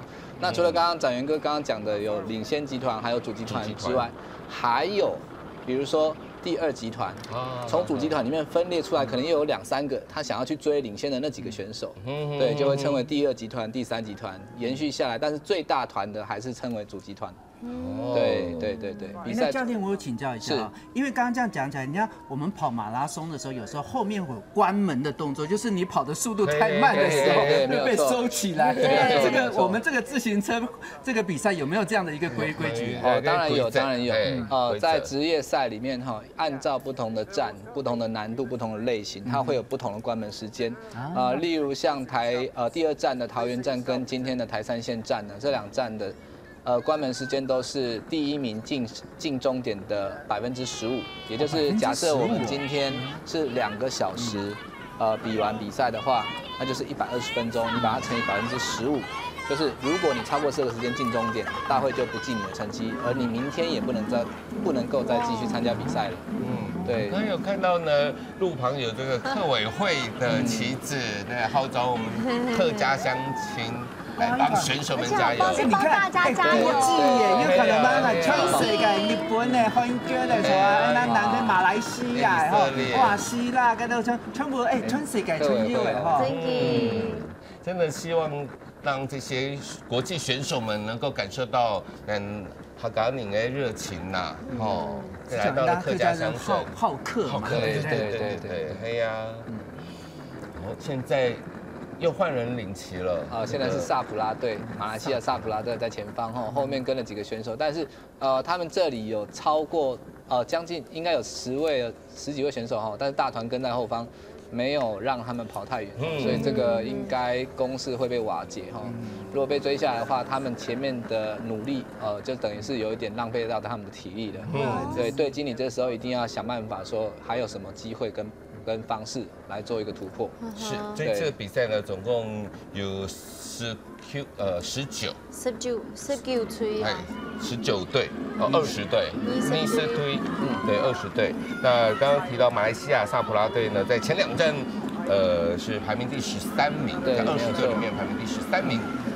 在前2站的比赛，萨普拉队其实他们的动作也是很积极，要进攻但是最后还是被一些比较强势的队伍，比如说尼泊队，比如说右金队，日本的右金队，还有美国的赫兹队，他们这几队还有威利尔队这几个2级车队呢，动作都相当的频繁，就是他们积极想要取得一些领先所以很多公司我们现在看到的部分，其实到最后都可能化为乌有，这个真的是有可能的，因为别人的战术或者是别人能力真的比我们好的时候，可能我们的战术不成功，到最后失败造成的是更大的损伤，因为我前面已经耗掉体力了，那我后面就更没有机会了。是，所以冯俊凯今天会出来前面想要领先其实是我觉得是一个相当大的赌注，因为还没有进登山点，大家就已经有一点耗力了。那如果在登山点之后，有可能那个落差会越拉越大。是，对。现在是因为他本身是苗栗人，所以他对这个相当有信心。嘿，一个当地盖路况，嘿，当熟悉的概念，有可能，所以说不定是他的优势。有可能他们就用其中一部卡，真的嘿啊，轻松些啊。饮食抽高铁。对啊，其实比高铁更强。真的，你有做在训练，有在做摩卡，嘿，跟拄到该呼吸的，他搞出来现在，他在天下来起息的，慢慢升级都该。对，那大家可以看到画面的右上角，目前看到128公里，也就是说还剩下128公里。对，目前还有128公里，总共156了，哈，156.3，还剩下128，你看还有个丢呢，哦。对啊，所以前面如何保持体力？对，这个我们说这个小时候胖不是胖，没错，一开始讲那没讲，没讲哈，一开始快不是快哦，所以这个战略真的很重要。你看后面好像骑得很悠闲，对，我们有没有注意到后面都是同一个颜色的队伍？有注意到吗？刚刚有没有注意到？赶快来找一下，对啊，黄色的，提示一下黄色的。教练，那我顺便请教一下，可能去上架是讲，他上坡的时候，他到底是要直冲上坡，还是可以走 S 型按用行比较快？爬坡要看坡度了哈，坡度如果很陡的话，你跑那个 S 型大概没有什么那个太大意义，因为你只是延长你爬坡距离。对，那如果是比较缓的上坡，有可能选手的进攻速度还是非常快的时候，他们还是会像这样子想办法要摆脱后面的选手。我们现在看到画面里面这个。速度是31哈，就知道他是正在爬坡。然后前面这一个是1鲁米车队的选手，他在前面非常努力，想要一个人甩开这个大团哈。但是相信这个也是队经理有在无线电里面下达指令哈，我认为他应该也是兔子哈。看看有没有办法消耗掉其他队的战力。现在呢，在前面2站比完，排名第一的就是美国1鲁米队，对他们现在是排名第1，对总成绩排名第1。对，那这一位选手23号是 Russ Martin， 对 Martin。不过他真的就是个兔子，我觉得，因为他在前面2站总共加起来排名是104，没错，只是出来冲这一段，他可能然后抢个镜头，对，因为车队也会有赞助商哦，所以你亮在对啊，你看看亮在那个荧幕前面的时间越长，曝光就越高。适时的不应考也好，有道理，知道说对，我们是这样子，我赞助你是有那个意义的，有曝光，这样子才会有下一次的赞助，对啊，反正他就出来冲这一段，他大概争取个3分钟的镜头，之后就有。刚刚有娘都讲娘哎，这个也是有可能，也是有可能，战略考量也是有可能。我这边要请这个黄教练帮我们来介绍一下这个队伍啊，这个美国的1鲁米队，他这次似乎是在团队整体的战力是看起来是蛮看好的一队，没有错。的一些背景历史呢，美国1鲁米车队其实在2016年成立哈，但是它成长速度非常快。为什么我这样说？因为1鲁米车队里面哈有目前环台赛里面表现非常好的登山王的选手就是菲利克斯。那去年的总排第2名，然后第1站冠军的艾德温，现在在以色列队，去年也是1鲁米车队的选手。那他在去年表现也非常好，所以16年成立的职业车队到现在为止可以拿下这么多的比赛。的胜利哈，算是相当的厉害哈。那他们队上的选手有一些很特别哦，比如说他们有一个叫卡麦隆这个选手，他除了是自行车选手、职业选手之外，他还是自行车大厂公司的工程师哦。自己会设计车子，也是选手。对，他会国外的选手很多都是这样子的，对。然后其他的选手像是那个卡米罗，他在车队里面是年纪比较大的，但是他在环里约热内卢赛里面也有拿过单站冠军哈，他的能力是相当的好。那算他是队长，是带领这个1鲁米车队哈。那我们目前可以看到1鲁米车队很积极的在抢攻哈，应该就可以期待他们后面表现。一个人骑的速度54哦，一个人骑54的时速，对，非常的快，从30飙到50几。而且我们距离第一个冲刺点还有大概7公里多的地方哦，他有可能一个人先走到冲刺点，先拿下冲刺积分5分哦。所以这也是他的战术运用。对，都有可能。他刚刚还送一个水壶给旁边的Sandy。有吗？有啊，丢一个水壶。对，这个是送给Sandy。这个应该舞龙舞狮的嘛，只有出来在旁边加油马哎。车呢，高铺马车这样。对，在第一个冲刺点，上管国小也显著跟图图是在骑了39.2公里之后，然后如果我们看那个右上角那个倒数剩下几公里的话，大概倒数剩下117，对，所以大概117的时候就是第一个冲刺点了。目前还有6公里多。我都会那种。但是这个选手真的打算一去不回头喽！你看他现在的姿势跟其他选手骑车姿势不一样的，他不想再当兔子了。对，你看他现在正在做，展元哥可以看他现在的动作是把上半身压得非常低的，这是我刚刚讲的，自由车选手要对抗的就是破风对风阻，所以他尽量把他的身体压低，降低他的空气阻力哈。所以这个选手真的是打算要跑哦，他是23号的选手。他决定要冲，那后面的没有警觉吗？對啊，後邊有冇衝紅嘅咁嘅呢？好盖哦，後面一派輕鬆，對，很緊張。因為其實哈，一個人對抗100多個人吼，就算是3到4分鐘的差距，都有可能在半小時之內被抓回來。馬上。對，因為大團如果要啟動開始追人的話。那個時速可以高過60哦，對，而且一個人在前面其實是很孤單寂寞，對，你除了要跟風對抗，還要跟孤單寂寞對抗，對，但是應該他現在應該是相當的出力哈，從他的騎乘姿勢就可以看得出來，他真的不打算嘗試，他是要直接突圍哦，他直接突圍哦，所以我們剛剛說他只是出來，對，他104名的選手，可是現在卻搶在前頭，而且 Les Martin 剛剛說他只是出來那個爭取一下贊助商曝光，沒有，不是的，他是真的想要拼哦。對，他距離總排名第1的選手是8分11秒哦，所以他今天如果要拉回這8分11秒的差距，那還有得拼哦。哇！對，因為時間差，現在我們可以在熒幕上面看到只有28秒、30秒哦。對，所以看隊經理跟教練怎麼跟他下達指示哦。对，教练他如果放手一拼哈，是砰到起来哈，他这一个第一个点他冲到了第1的话，对不对？对他个人积分也是有关系的嘛？有关系，但是目前因为冲刺积分排行榜里面前3名的选手分别是15分、14分跟14分哈，所以他冲下一个单站的线冲刺点的第1名的话，是可以拿到5分，但是帮助就可能并不大哈。对，所以。我现在没有办法太清楚的猜测说他出来冲的目的是什么，但是这有可能是对经理的受益，对，因为他跟大团距离很大哈，除非大团真的不追，也有可能会拉到2分钟、3分钟以上的差距哈。不过因为今天比赛路线我们还走不到1/4哈，所以我们后面应该还是可以期待其他选手的表现哈。对，这一段呢。浪漫台3线的这一段总长156.3公里嘛，那其实呢也有去做了预测，最快预测是在下午1点07分，对，会到1点07分08秒，我这个算得好仔细啊，很精细。对，因为举办这个比赛如果很有经验的话，就会用平常我们比如说我们去年这一站的均速大概是多少，或者这种地形这个里程的均速大概会是多少，去推算它大概到什么位置的时间，所以它是会有一个时间表，让各队的教练跟领队可以去参考。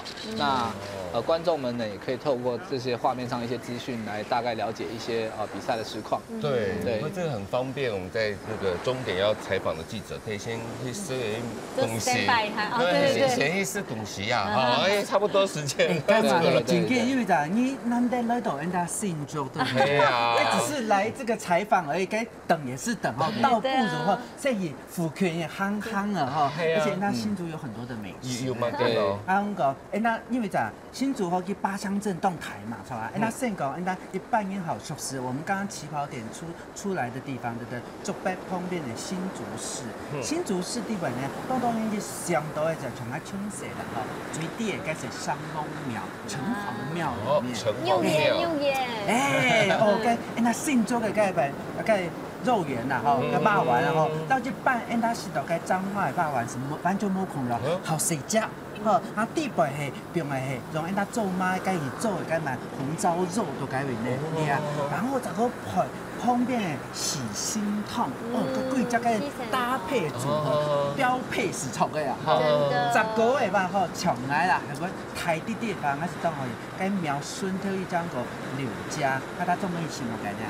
你看因那讲，因春台湾最有名的国民美食的嘛，卤肉饭，他们讲该去见卤肉饭非常好吃。我们讲，一般以前卤肉饭冻姜系该买油滋滋，然后冻油腻都该面呢，可是它呢上面表爹那。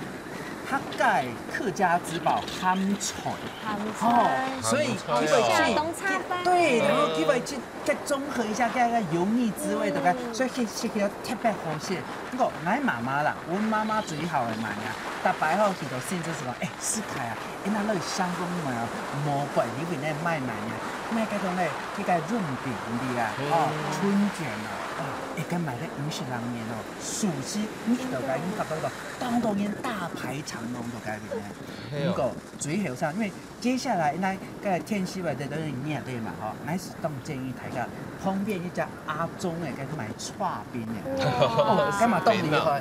你去看到你买件该变店去哦，买都是5层楼啊，5展啊，都该面咧买，而且还有好几个分店，最有名的嘛来娘，佢该买凤梨饼、凤梨冰啊，你知道吗？今美一般，那是该凤梨系种该买管条吼，该地位拿出来吼，是按浓该买通水去搅一下吼，它是用新鲜的该买的凤梨去走出来，所以你吃到该梅头吼，我讲讲，豆豆沙拉蒜溜该土凤梨的味道非常的赞的，都该面咧。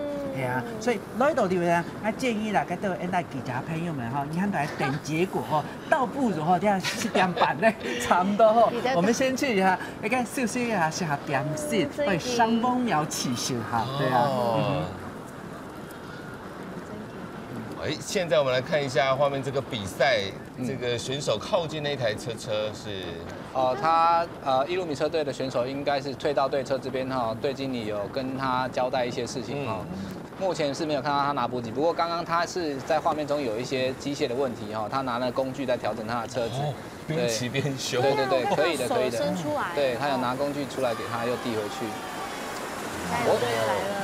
我们要接近冲刺点喽，我们可以看到很多小朋友在两侧，哇，非常的多。冲刺点要到了。我的家乡啊，那是大家里面。我应该有看到问爸爸问妈妈。都希望看得到嘅，靠近那种看到。我们在开始之前有讲到冲刺点为什么设在上管国小的原因哦。第一个是没有说跑了很远，大家都还有力。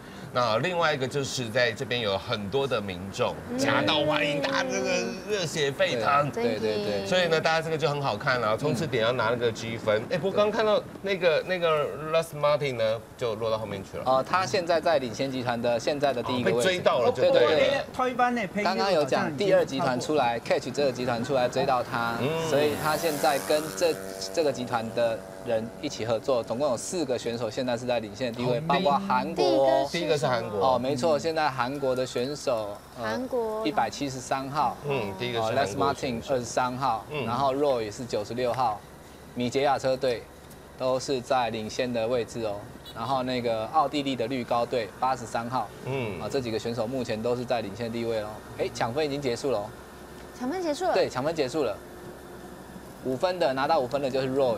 然后拿到3分的是 Martin， 对，然后拿到2分的是韩国，最后一个就是那个奥地利的选手，对，刚刚倒数到117了，所以刚刚上管国小就经过了，就是有很多小朋友，对，很多小朋友那边，一狗的话，对不对？他马上成绩就嘣嘣嘣就出来了，对呀。冲刺点如果放在那个没有人的地方就，教练，他会不会有一个大标给我们所有的选手们看，说第一个冲刺点到这样子？裁判会示意用无线电来告诉裁判长，主裁判是跟在主集团后面，所以他看不到最前面冲刺的选手是谁拿了第1名、第2名、第3名、第4名。所以在自行车赛里面有一个工作叫做 Marshal， 他是骑着摩托车，然后去记录，比如说有领先集团，然后谁拿了几分，谁拿了几分，排名1、2、3、4，回报给主裁判车，然后主裁判车再用另外一支无线电报给那个各队车的经理，我们刚刚有看到教练，一个镜头我们这个，是不是那个补给的？对，我们刚刚讲那个很表演，对，很辛苦的水壶工，对在衣服的里面塞了很多水壶，他要带回去给他的队友。不过对，除了水壶工之外，也有那个补给车、队车，也是可以递水的。对，但是那个车必须是在很后面，对不对？你不能车开到主集团的旁边给水。对，不可以。主集团的后方刚刚有讲，就是裁判长的车。主裁判长的车，他会在主集团后方。那你所有的选手补给都是要退到主裁判长车的后面，然后让你的队车上来补给哦。他现在在上架哦。10個落去發是去北部嘞，馬上就會進入到北部區了。對。然後這時候因為發覺到哈，開始送甲嘞，超級那個的路況呢，因為旁邊就當到大概很多小朋友們當好而家該買嘞該。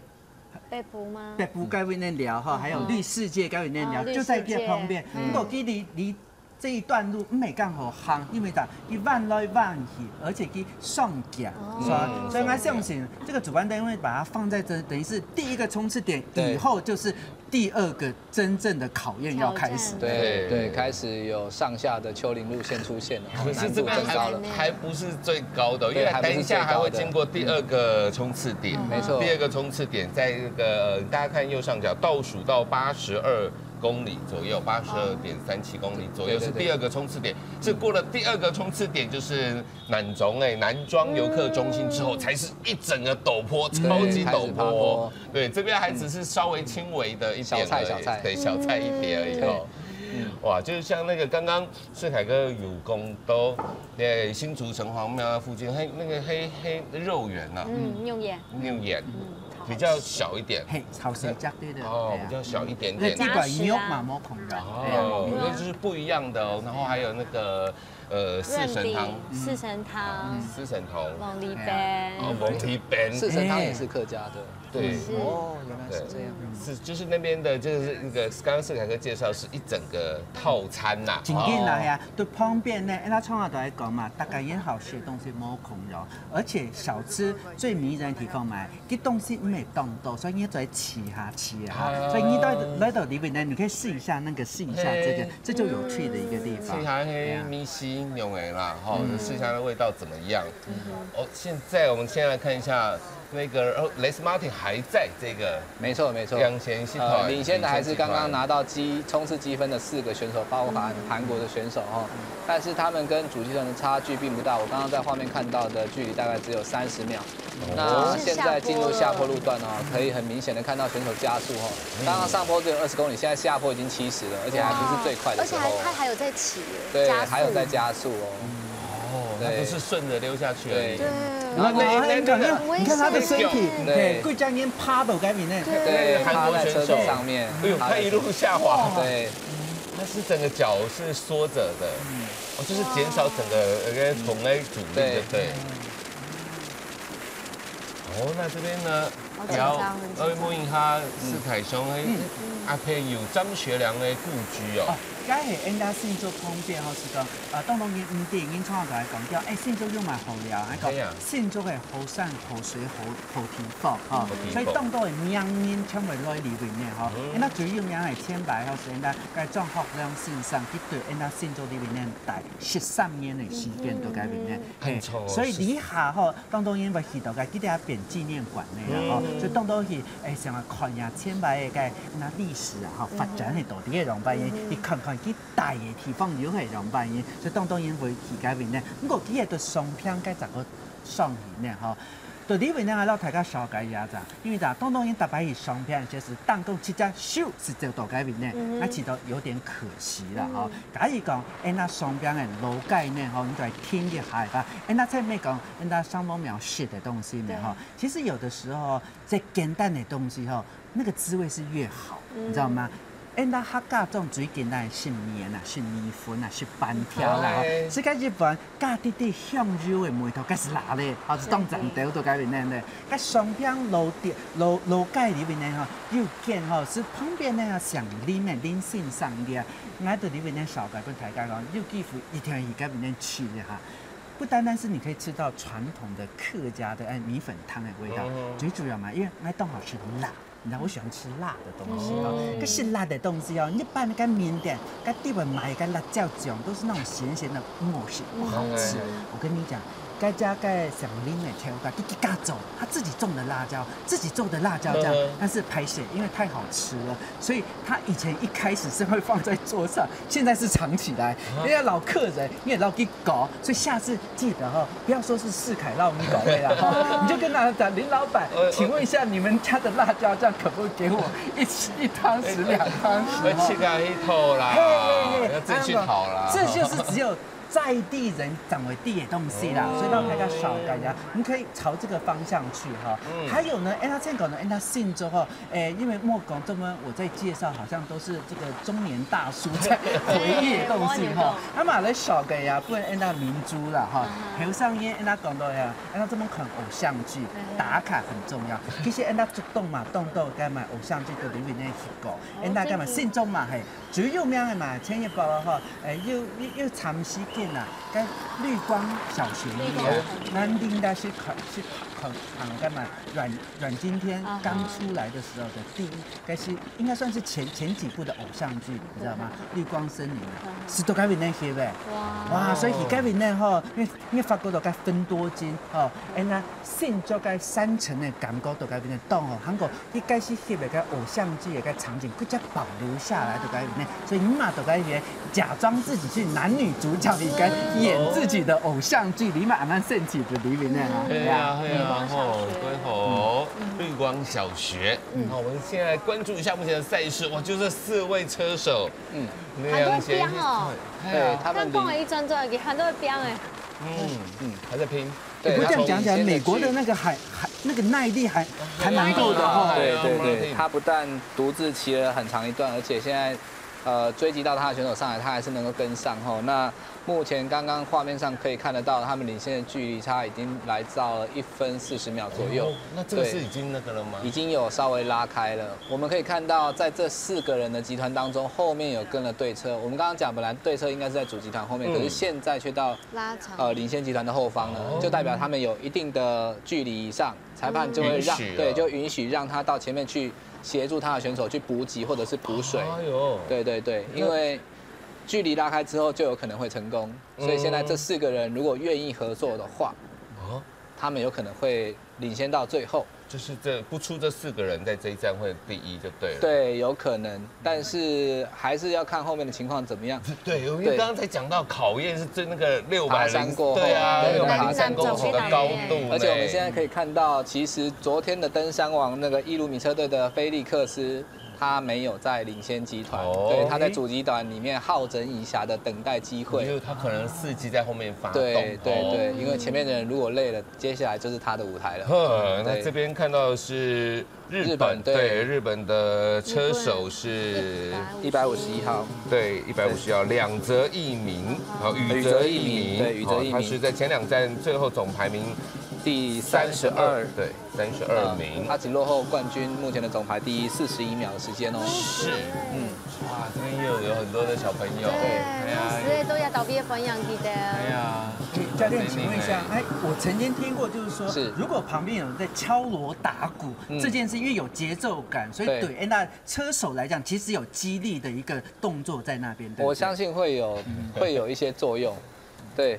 但是如果已经骑得很难过的选手，他可能就会告诉你你不要再敲了，跟不上了啦，很痛苦这样子。敏竹要跟我们讲那个，我们刚刚有看到那个北埔喊足牛，对，北埔要喊足牛，相信教练不是客家人的话，一定也知道，就咸猪肉其实是客家人很有代表性的。刚才松柏呢，希都要倒闭的北埔蔡峰要做喊足牛的时间。他这一家很特别，就是因为他娶了一位新著名的老婆，然后呢，因为喊足牛他要用很多的香料嘛，胡椒啊，各种香料去腌。那他的白胡椒呢，是请他在越南的爸爸自己在家乡种胡椒，让他拿来这边来研磨使用。对，那给他倒闭喊足牛还有一个特色的手菜，就是他在那北埔老街的街上呢现烤，让大家可以现吃。对，所以呢，我不晓得这些参赛队友他们比赛完可以留下来玩吗？你这留下来聊吗？我如他果们骑到台中了，如果他们今天台中对啊骑回来吃啊，不然他都只有经过而已。他们昨天就已经有来这边探看了这个附近。对，如果是比较积极的队伍，他们队经理有可能真的开着队车来走比赛路线，先大概了解一下这边的地形哦。对，那他们比赛完还会留下来吗？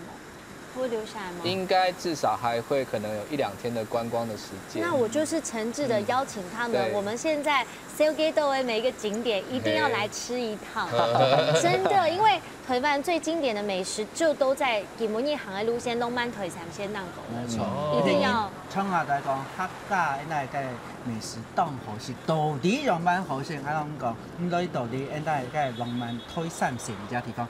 各种你想得到的去上学到，而且呢，我刚刚明珠在介绍的时候，其实有一样很重要的元素了哈，刚好那教练的地位呢哈，教练要不要猜猜看？有一个味道在我们客家菜、客家菜里面，它其实扮演一个非常重要的味道在里面。但是通常我们一吃到的话，我们大概8、9不离10就发现到说这个是客家菜。其实你也平常，我给你提示一下，你平常嘛，你平常也吃得到了，常常吃得到。应该不会再讲客家小炒这道菜？不是，就是一个味道我们的食材，对，一个香料，香料，真的猜不到，真的猜不到。是吃盐酥，是盐吗？哎，人家以前都在讲，你干嘛？人家客家人吃的汤底白鸡汤表嘛。胡椒粉，有没有胡椒粉？胡椒粉也是来自客家，有很多，因为在以前，在古时候啦，那该是中原那期间，你啊，为什么它是胡人来的那个辣椒嘛，所以叫做胡椒。那以前中原的时候呢，该逮中原人长6000烟啊，那光看人家说啊，那长6000烟长10兜里的东西，真的。所以我们的调味里面一直是从那个时候就开始有了这一块东西。所以它当然在迁徙的过程，你知道，因为胡椒比较好带着走，然后到家乡味道。大难走，所以你发觉到嘛，那些冻豆的汤，那炒，那些干嘛的汤圆呐、板鸭呐，有没有胡椒味？我妈超爱加的，是不是？而且叫他们讲，该冇本卖该拍的胡椒粉啊，冇用，我一条线那边呢，重要好去插的该拍胡椒现磨的味道在。现磨，对，白胡椒，对，打你呢。对呀，所以你就吃到该客家干嘛胡椒味道，你就这样，哎呀，你也客家人。真的，长知识了。能看那那个景点峨眉乡。这个因为家住一个天主教堂，天主教堂也跟大家介绍一下。其实这个其实是天主教堂外面，它这边有一些装置艺术。刚刚本身呢，这也是它的装置艺术之一哦。那么刚刚看到这个教堂本身，它现在在里面做社区发展，而且呢，雷多亚岛毕业，他亚洲的吃他们的窑烤面包。当然，窑烤面包你会坐在教堂里面来吃，这样这边也是他们的一个。造景装置艺术，每周都要倒闭了是，而且我在这边一定要跟大家推荐，它窑烤面包真的超级好吃。刚刚那世凯哥讲到，他把那个就是柑橘类蜜成那个果酱，跟有那个它的肉块之后，不用都配面包底度黑色，所以你知道那个柑橘面包真的是超级好吃，而且都给倒闭之后的鲜配鲜生，然后吃它的柑橘茶，超级棒的。而且还有民族先讲的鲜配鲜食，就是。现做的最好吃，你懂现的东西温度很重要。我想要问，客家是不是还有一种吉酱？吉酱，教练，鸡肉的教练，你有做功课哦，你有做功课，专家推散显地吧。另外有一个很重要的是吉酱哦，对，这是我们客家人的法宝之一啊。那是当都干嘛？有关肉类的东西，可能会起到个很油腻的概念。对，那个吉酱用酸橘去做的哈，该后表弟弟投入到去哈，然后你去蘸一下那个微酸，再加一点那个微咸的口感，还有酱香的口感，哇，该吃掉要百搭。对，刚刚是有讲的，不用挑油啦，酱油，对，酱油、吉酱哦。你可以看到这个激酱。真的，因为你知道吗？其实西方有名的是番茄酱，可是呢，我们客家有名的就是激酱。对，其实它已经登上世界性舞台了，真的，真的，这很有代表性。一个变化嘛，对，变动的东西啊，还可以煮火锅。而且还能搞千百安那里的激酱，只能在我们什么稳猪牛、稳盖牛那些，对不对？现在呢，像麦不卡竹东的那个阿金姐那边呢，他把它做成果酱，真的。哎呀，你平常每天早上在那民族馆该买胖啊、跟面包啊，是吧？哈，一走回来，哇，那冰滴滴该种的果酱了，吃到就是家乡味的。公司人用啥讲，我们不会说啦，还是要看一下赛事。对啊，目前还是一样，那4位选手在两前集团，对，领先集团哦。可是后面的主集团，我们现在是要观察一下，他们什么时候真的要决定冲、决定追。OK， 我们现在可以对，已经离得相当的远了。现在领先集团，跟主集团已经有相差将近3公里的距离哈，最少2.5。然后呢，领先集团现在速度还比主集团还要快哦。领先集团现在速度是将近50，然后主集团现在大概只有20、30左右哈，所以领先集团是真的打算要继续进攻了哈。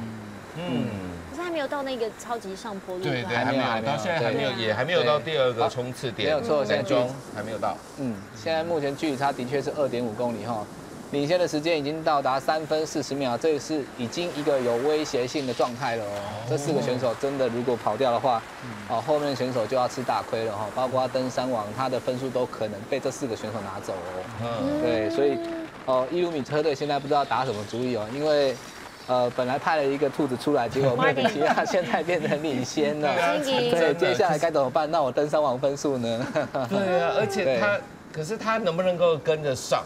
对，这个很重要。对，要看后面爬山的部分。那能够加入到职业车队的选手，我相信他能力一定有水准以上哈。那如果在这里的话，他可能可以跟这4个选手一起分掉那些登山王的分数。不过这边请教黄教练，刚刚特别也提到说，那4位选手他们如果假设要彼此合作的话，是有机会就是从这个不出这4位选手。问题是他们来自于不同的国家、不同的车队，他们要怎么样去沟通、要合作？要真的讲吗？还是要 ？OK， 通常他们只需要手势，对，画个圆，在他旁边画个圆，告诉他一起。通常都是用英文。对，如果英文真的不通，那就手势告诉他。对，但是也有合作，也有不合作的。不合作的，比如说我们队上的主力还在后面。领先集团，我如果跟你越跑越远，我的主力的成绩会不见。如果他已经是总排第1，那我不跟你合作的方式是什么？我就不跟你轮车。所谓的轮车就是带头的人在前面，然后1、2、3、4个选手依序轮流带头，其他的选手到后面休息。我不跟你合作，我就不跟你轮车，我只跟你消耗你们的体力。对，这个战术运用这很斗志。对，所以选手也要能够判断说，我们现在是不是要跟他们合作，或者不跟他们合作。各种情况都是有可能出现的，也有发生过选手吵架。怎么吵架？他们就在车上，然后就手来脚来，快要打，真的有，在3大赛真的有这个画面。对，刚刚有提到3大赛是环法自由车嘛，环意大利以及环西班牙，还有这种一言不合就对，有起冲突的哦。你不要过来，会不会被判犯规之类的？其实如果刚刚说黄牌他出场这样子，如果刚刚说不合作。那个是没有违规的，因为我不跟你领旗，我有我的战术考量。可是如果我跟你吵架，第一个可能会被大会裁处判罚，罚就是罚领队或者是罚选手。那罚的单位就是用法郎来计算，那最低的罚额从50到200或者更高。那如果说你赛事这个冲突发生太严重，裁判长会依照情况再去做其他的处分。对。所以你刚才说那个罚是法郎啊？他钱啊？对，因为世界自由车运动、职业运动这个东西在法国发源的比较早，全世界最早的环法已经超过100年的历史，所以它是这种多日赛最经典的一个比赛，对，也是大家就是名气最高的一个比赛，所以他们的用的这个货币的这个单位都是用法郎来做一个计算这样子。对对对。对啊，瑞士法郎，瑞士法郎，对，因为我想说法郎现在已经变欧元，瑞士法郎的话就是瑞士的，它还继续存在。对，他们使用瑞士法郎来做这个罚款的单位。我们现在看到就是这个4位车手。对，这里面有包括就是前面讲到的那个 Lex Martin 美国的那个车队，对，还有韩国的一个车手，对，韩国他们是派国家队组成国家队，还有徐俊庸，这个是总排名现在也在前10名之内的选手哦，173号的徐俊庸，他总排目前是在第14，对，他落后第1名有35秒，如果他今天突围成功。有可能可以把黄山抢下来哦。还有呢，还有那个现在在第一个的是哪一队的？绿色的那个是奥地利的绿高车队。奥地利绿高车队，对，没有错。还有一个车手，但是也有可能就像刚刚讲，彼此合作，轮流挡风，对，轮流带头拉大差距。现在差距到了4分27秒了。但也有可能。教练会跟他说：“我们不要参加他们的合作。”对。但是选手会不会自己想说：“哎，我有机会自己拿这一站冠军呢？我就抗命。”哦，有可能。但是呢，你接下来可能就要换其他队。对，你的合约可能就会结束。真的，还是你最后教练下达的指令要唯一规定。教练有可能因为比赛情况而判定说啊，算了，我现在领先的车手没有办法。而且我们刚刚讲1路米车队现在他们所拿到一件领旗衫是登山王，并不是 GC， 这是总冠军。如果我现在在前面的这个兔子有机会拿到总冠军，那拿到黄山当然是更好的。对，拿到黄山当然是更好。所以，队经理也要能很冷静判断，从大会提供的无线电资讯去告诉选手说他接下来要做一些什么。对啊，因为他可能也没料想到派出去的兔子现在跑在前面了。有可能。那个到底接下来怎么样去应变？他要不要配合？就是跟他们合作，因为他个人有可能拿到这一站的冠军哦，那呢这一站的黄山，可是如果要配合他队上有其他的，他要不要整个配合？因为他整个4个人合作，这4个人会越来越快，对，会越来越快，因为后面就跟不上。对，因为刚刚有讲到1路米车队的 Martin， 他现在是落后总成绩有8分钟这么多，对啊，其实是不小的差距。那通常在这种多日赛的情况，最后前几名的选手。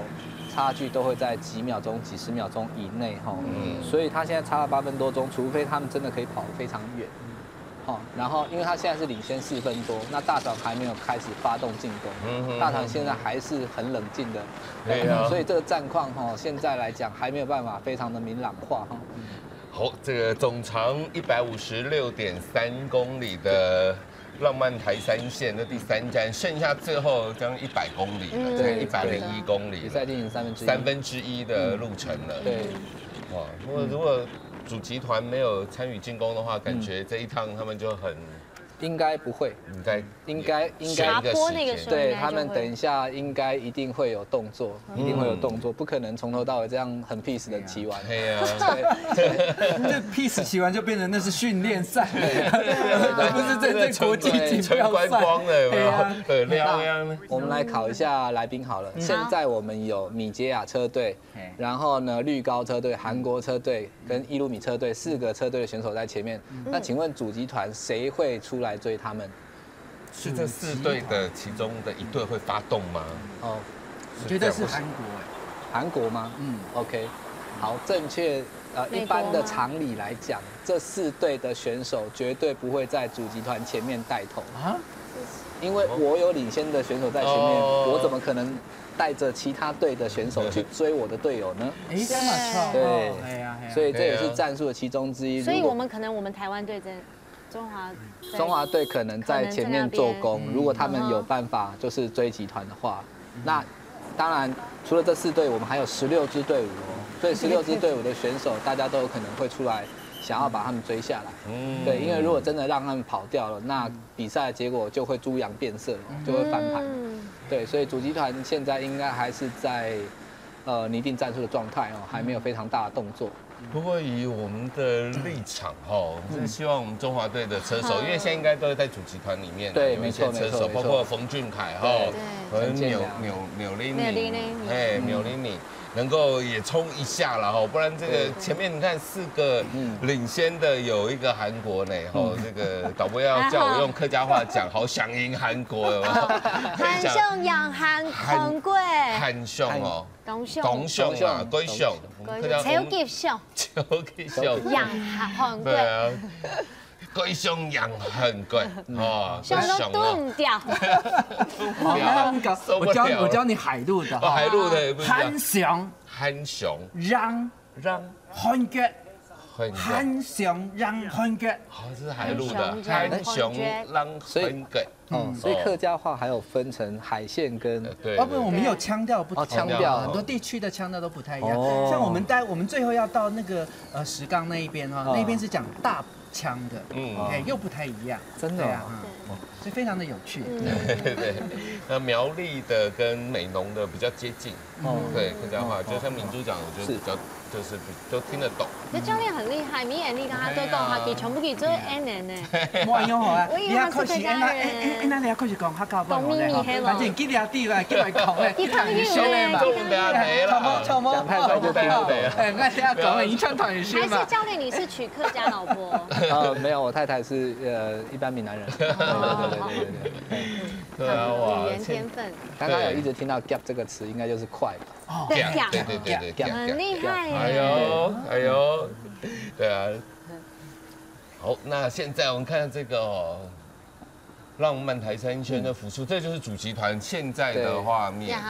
对，他们目前的话，队伍的形状拉得比较长，但是因为上下坡的关系，所以它不太可能集中太直，左右不可能太多人，就队伍会拉比较长。所以这样讲起来，教练会不会是因为现在路况的关系，所以才会分成前面的那个跑冲刺集团那4个人，然后后面主集团这样跑？那是因为就这个路况的关系，才会变成这样的一个战略呢？刚刚在比较缓和、没有上下坡的路段，这4个人已经形成领先集团，而且现在已经拉到4分钟的差距。接下来丘陵地是考验选手的一个间歇的耐受度。什么叫间歇耐受度？就是说上坡的时候会比较辛苦，下坡的时候比较轻松。可是下坡完又要上坡，一直重复性的做强度高的骑乘的时候，其实有一些类型的选手，比如说冲刺型的选手，他在这种路段上可能就不太拿手，慢慢就有可能落后。那前面4个人现在也有可能利用这个方式来尽量加大跟主集团之间的差距。也许他们不是纯粹登山型的选手，但是如果能在前面造成很大的时间差的话，也许可以比登山选手要早进入那个登山点。那我们可以在比赛看到，现在还有97公里到达终点，也就是说，大概还有15公里左右，我们就会进入第2个冲刺点哈。第2个冲刺点结束之后，我们就会开始进入山区段，就是会爬坡比较多的地方。对，哇，所以这4位选手能够坚持到多少？主集团什么时候会发动？当然也是接下来的赛况当中呢，相当受到瞩目的焦点。好，那我们转到这边呢，我要请大家呢先聊一下喽，水都准累喽。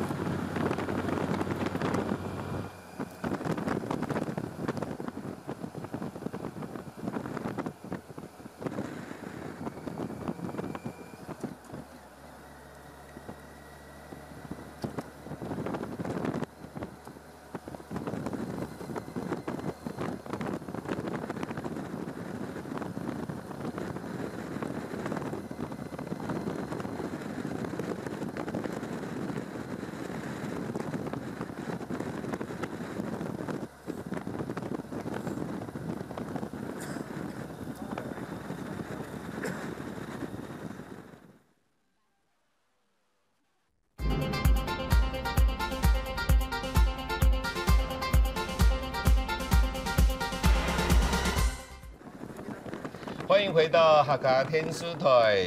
那在目前环台自由车大赛自由茶开赛到目前为止呢，已经接近到了中段站了。中段站呢，那现阶段呢还是4位车手在前面呢，成为领先集团，包括了奥地利绿高队、芬兰的米捷亚队，以及美国的伊鲁米队以及韩国队的4位车手。哇，那现在跟主集团真的是有一点想要拉开距离的态势喽。不过呢，我们刚刚强调真正的考验呢还没有到达，那甚至呢到第2个冲刺点也还没有到达。在右上角看到呢，倒数剩下82公里左右的时候是第2个冲刺点，到了苗栗个南庄乡南庄游客中心那边是第2个冲刺点。不过呢，现在我们在客家电视台真的是好幸福，因为呢，而且要我们的专家世海兄要来弄客家擂茶了。係啊，我講到現在咧，現在梗係頭祖苗嗬，客家莊嗬。你啊睇下親嚟講，你見到咧似係那擂茶，擂茶就係擂茶呢嗬。你講到嗬，這個如果要給我點時間的話，要講很久了嗬，就冇講很久了嗬。最主要係乜呀？擂茶當盛器嗬，因為法國黨喺挑戰表嘅啲東西啊，上狗肉嗬，嗱剃頭巾。好，然後呢，現在該買的芝麻，好，然後你也該現在米香，好，然後你是咪現在綠茶最有名嘅嗬？咁最主要係咪啊？從下當到朋友，你啊喺同外籍朋友來台灣聊嘅時候，他就當後土家去搞擂茶，對家來講話，他會覺得很新鮮、很新奇，而且哈，佢轉移其實到當到朋友講，佢講，哎呀，你啊當到嘅地方哈，都長得很像，但是有一個地方一輩子都不會忘記。那就是什麼？去玩擂茶這件事情，一當盛期啊！而且該是要你要很驕傲的跟他講，兩三千，嘿，那個很久以前的時候，我們就開始在吃這些東西，而且這個是很養生的。該怎麼走呢？你有發覺到啊？那這個本台要看哈，它有那個有沒有這個茶？對，有紋路，所以它以 no 為先的。你有發覺，你有球你也動機，你去磨它的時候，它就會慢慢的。有沒有？要累動腳嘿，該動啊咯，因為累動腳，而且基本嘢吼，按它排水一半嘢咯，按它搞擂茶啦，該你像足夠用幹台開機的，都該邊慢慢擂，而且你都該擂也行，有沒有聞到香氣？啊，該堅果，該剃頭巾呢，該買的木頭是嚼出來的，哈，有沒有？花生。然後呢，你講表你的東西全部跪下表落來，啊。其實真的很不容易，你給驢都給要出油了才能加水，所以世凱哥今天就我們給你服務了。真的啊，沒那個表現也好手。會不會等到選手騎到終點了，我們還沒有？你最主要嘛呢？我今天在這邊只是示範一下嘅，就是說大家攞現代嘅推散線裡面呢，我們要自己去體會，它才有趣啦。可以瘦身哦，而且。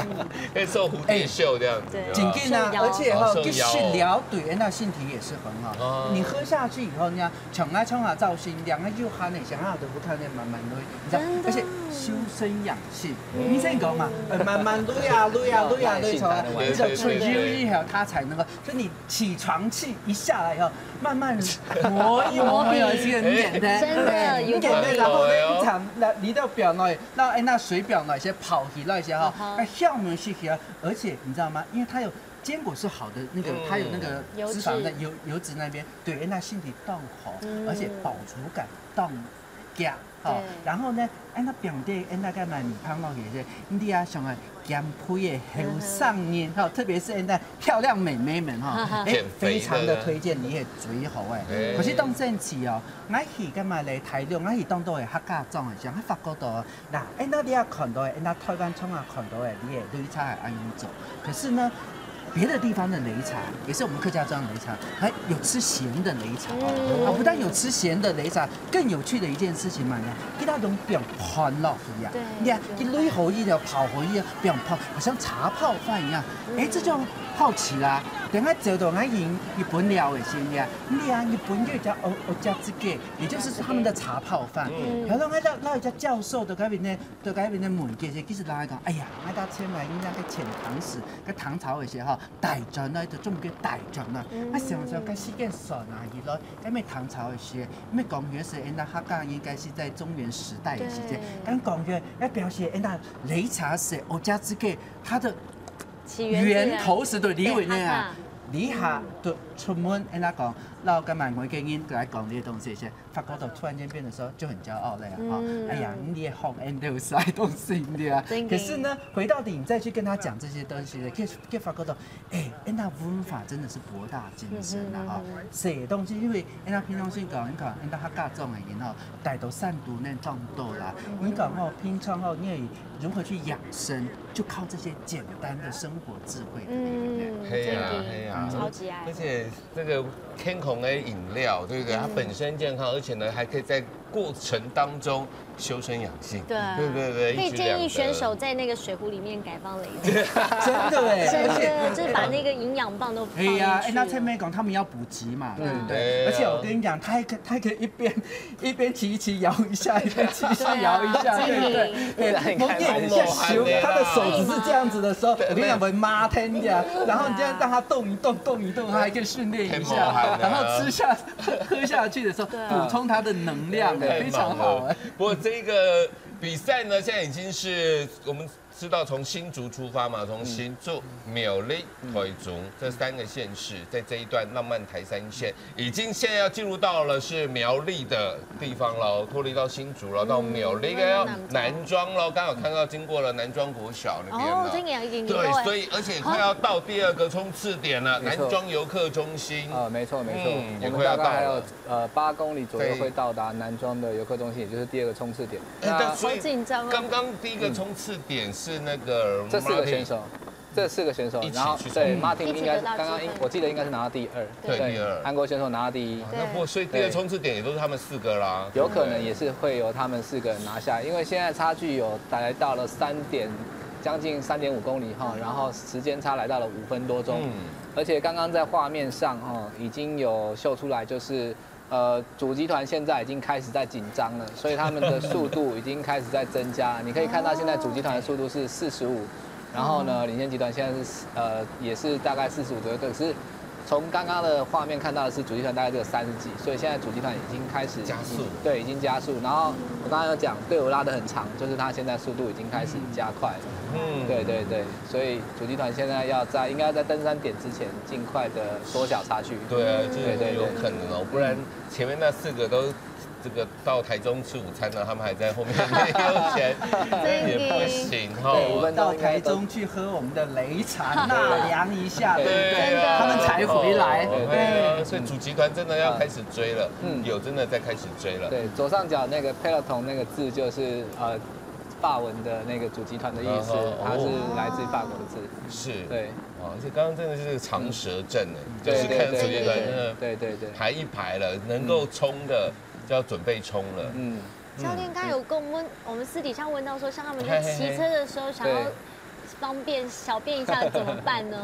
松，因为 KNQ 哎。如果是在开赛的时候暖身段的时候，他们会直接停在路边。对，暖身段的时候就先去缴水费这样子。然后如果是赛事正在进行当中紧张的话，尤其是 GC 车手，比如说他是成绩排名比较前面的，他没有办法停下来上厕所。对，他要是停下来上厕所可以，但是他其他5个队友要停下来等他。啊，真的？对，有这样规定吗？没有规定，但是他们一定会这样做，因为他要保住他的成绩的话，就要先帮他回到主集团，或者是如果他只有1个人的时候，他就要一边骑脚踏车一边上厕所，就看得到了。对，大家就看得到了。看得到什么？地板会有水，因为他缴水费嘛。对。他们会把身体侧一边，然后把车裤就是拉下来，然后直接从侧边这样上。哇，高难度的感觉。所以那个衣服也很重，设计是非常重要的一件事情。当然不会以方便上厕所为目的来设计啦。不过不是，刚刚你知道明珠妹妹刚刚说很想看人家上厕所，不是好奇啊。对。那可是 live 直播我们也不能打马赛克啊，你知道吗？对。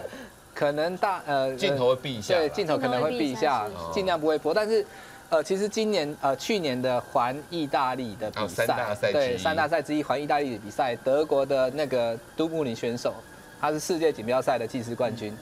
他拿到了环意的总冠军。可是呢，如果大家有兴趣到 YouTube 上面搜寻一下，或者是网络上面搜寻一下，他在环意大赛拿了总冠军这件事情之外，还有一个很有趣的插曲，就是他因为肚子不舒服，结果他竟然直接把车子停到路边，然后就跑到旁边的草丛，直接还得到冠军。对，他最后还拿了总和的冠军。对，这个很有趣，因为他有直播出来，只有看到他冲进草丛的画面，当然不会特别去拍啦，只是说。那个画面是播放到全世界，然后全世界的车友就看着内幕发生。教练，那他身上有带卫生纸吗？我觉得对车上放一件车裤，预备给他换比较直接。所以这么长距离的过程当中，各种状况都会有可能发生。选手真的很辛苦了。对啊，哇，选手真的是不容易。不过这边真的来到了苗栗啦，哎呀，明珠的故乡啦。对，有没有要跟我们介绍？哦，东都啊，像其他的要哈会都南庄的吧？其实南庄大家一般熟悉的都来到南庄都去老街嘛。但是其实南庄最近另外一种很夯的玩法就是去13间老街那边。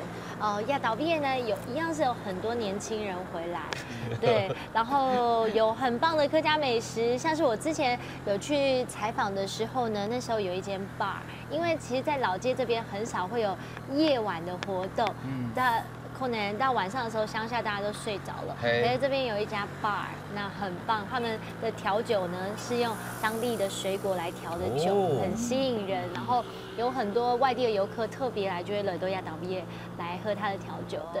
然后韩港呢，对啊，13间老街里面有很好吃的手工馒头。那其实太敢用盐的韩阿沟溪有一些手做的体验呐，有后塞东西，光是那几间老街的店就可以让你玩1个下午。哦，馒头客家话怎么讲？馒头，馒头，就这样讲嘛哈。这个简单。馒头简单。哦，所以那就手工的、手做的。对。吃卡抽哎。吃卡抽的馒头。对。很棒。那还有嘞，我们这边有给大家看那个照片。对，要给。我的天哪，跟馒头超级好吃的，真的。现在明珠因为我看到画面，对，明珠在肚子饿，可以喝一下刚才老师擂的这个擂茶一下。哇，明珠啊，依家馒头啊，真看起来叫呛色的，很美，人家干嘛一般是硬板嗰種嘅硬去做。广州哎，没错，就是捏。那个捏个中文比较有个艾草吗？艾草。对，它放艾草进去，各位底度不用去。cheese， 不用 cheese 哦。不错，你等它出来时100克，那 cheese 就是一样会爆浆嘛。然后紫色的那个应该黑乌哎，还有番薯哎，那它番薯。对，它这里很棒的地方就是亚德给全部食材啊，都会老那当地的小农买的，它不是大批买量贩回来做。佢喺吉门尼亚给阿婆有种嘛，该佢就老给买了之后要给买的，而且听说现在在网络上非常夯。已经是网购了。网购，它还可以网购，而且它有非常多种颜色，对，而且又是嘞，很有饱足感呐，而且很有料，很多种口味可以选择。我係強烈的推薦大家可以有機會啦，7隻裏度喺度南莊嚟來聊，7隻咧是經驗俾做出來嗰種熱騰騰嘅感覺係最好嘅，你講錯嗎？哈，還可以順便刺激一下我們在地的觀光產業啦。沒錯，而且明珠一直很強調的一點，我這個很感謝，他一直很強調年輕人年輕人會願意去的地方，他們不會覺得說那個是很舊式的啊，對，他們願意會去，而且發展出很多可以吸引年輕人，優長嶺。对，優長嶺返鄉這件事情啊，其實是一件真的很讓人感動之外，而且要大家多多支持。因為唔會太趕就跑到城市裡面尋找工作機會，而是可以認同自己的故鄉，做一周亞的認同，然後返鄉，我覺得很支持。是。所以呢，如果明天這些國際賽友們呢要來到這個苗栗玩的話，我願意來當地陪。英文咩做得溝通啊？日本話咩做得？故所分享了苗栗了。不過現在我們看到這個比賽選手們呢，很明顯看起來是上坡了，屁股已經離開了坐墊了。剩6公里了，對不對？在83個地方，82.37公里就是第2個衝刺點了。現在這個畫面看到的就是 Peloton 主集團哈。那大家觉得哪一个队伍现在会最紧张？前面这4个选手，谁会最紧张？最害怕他们跑？最害怕他们跑，对，是我们中，应该是台湾的吧？哎呀，最害怕他们跑的就是现在总成绩排名第1的右金车队。哦，右金车队，日本右金车队，他们现在最紧张，所以刚刚看到他们在前面的位置在领头哈。那包含韩国的也在前面领头，但是韩国为什么要在前面领头？刚刚不是有讲韩国的选手领先在前面，我韩国为什么要追？那来宾可以想一想，就是去挡人家吗？对，他有可能是刻意带，但是他把速度不要那么快。我们刚刚可以在画面看到里面韩国选手那个骑车的姿势是比较轻松的，并不是要急着追的。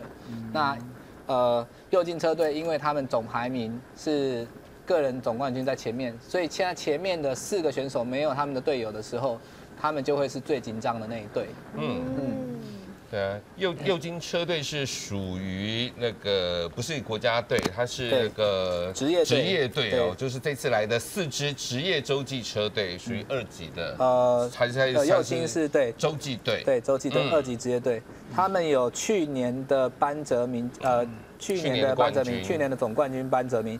也有目前的黄山得主是那个罗比，就是总成绩第1名的哦。有2个选手都是成绩非常前面的，哦，所以主集团里面哈，主动来带动这个追击动作的，应该就会是右金车队哦。对啊，没错。那教练，我问一个比较不太专业的问题哈，想提到所谓的这个，你刚刚说是职业车队嘛？对。那他职业的话，请问一下，他是靠奖金，还是他靠他的 sponsor， 他的赞助商给他的费用？OK， 其实职业车队的建立哈，它是一件相当复杂的。队经理除了有教练之外 ，team manager 这个工作职位是很重要，他要去规划这个队。第一个是计划，他要怎么样去发展；第二个是钱，他要从哪里来；然后第3个就是队员，他要选哪些队员，哪些愿意来他这个队为他比赛。所以刚刚有讲，你说 sponsor 赞助商哦，然后呢一些其他的资源都要能够进来的话，队经理就必须要去张罗这些东西，让选手第一个洲际职业队他有给薪，他必须要给付选手薪水，因为你要。就像职业联盟一样，现在争冲刺，第2冲刺点它有一点像是有冲突吗？对，因为刚刚的韩国的那个选手，本来在合作，现在有点撕破脸，撕破脸。也是因为现在的这个路况赛道比较平稳了一些，他们开始来做一个对来争这边有加分的。我们刚刚看他们在合作，其实还是各怀鬼胎。对啊，现在刚刚看到那个韩国的徐俊庸选手刚超过了美国的 Les Martin。两张漏别，冲刺点，对，这个第2冲刺点过了，哦，所以罗伊拿了第1名，还是罗伊，对，罗伊拿了第1名，然后韩国车手的徐俊庸拿了第2，所以跟前面一样，慢动作，米捷亚车队的谁？对，是压线还是尖？对，地上那条线，对，所以轮子谁先？谁先到 ？Martin，哇，这个距离很接近，但是应该还是米捷亚车队的选手拿到了这个5分。那韩国选手也不错，他拿到了3分。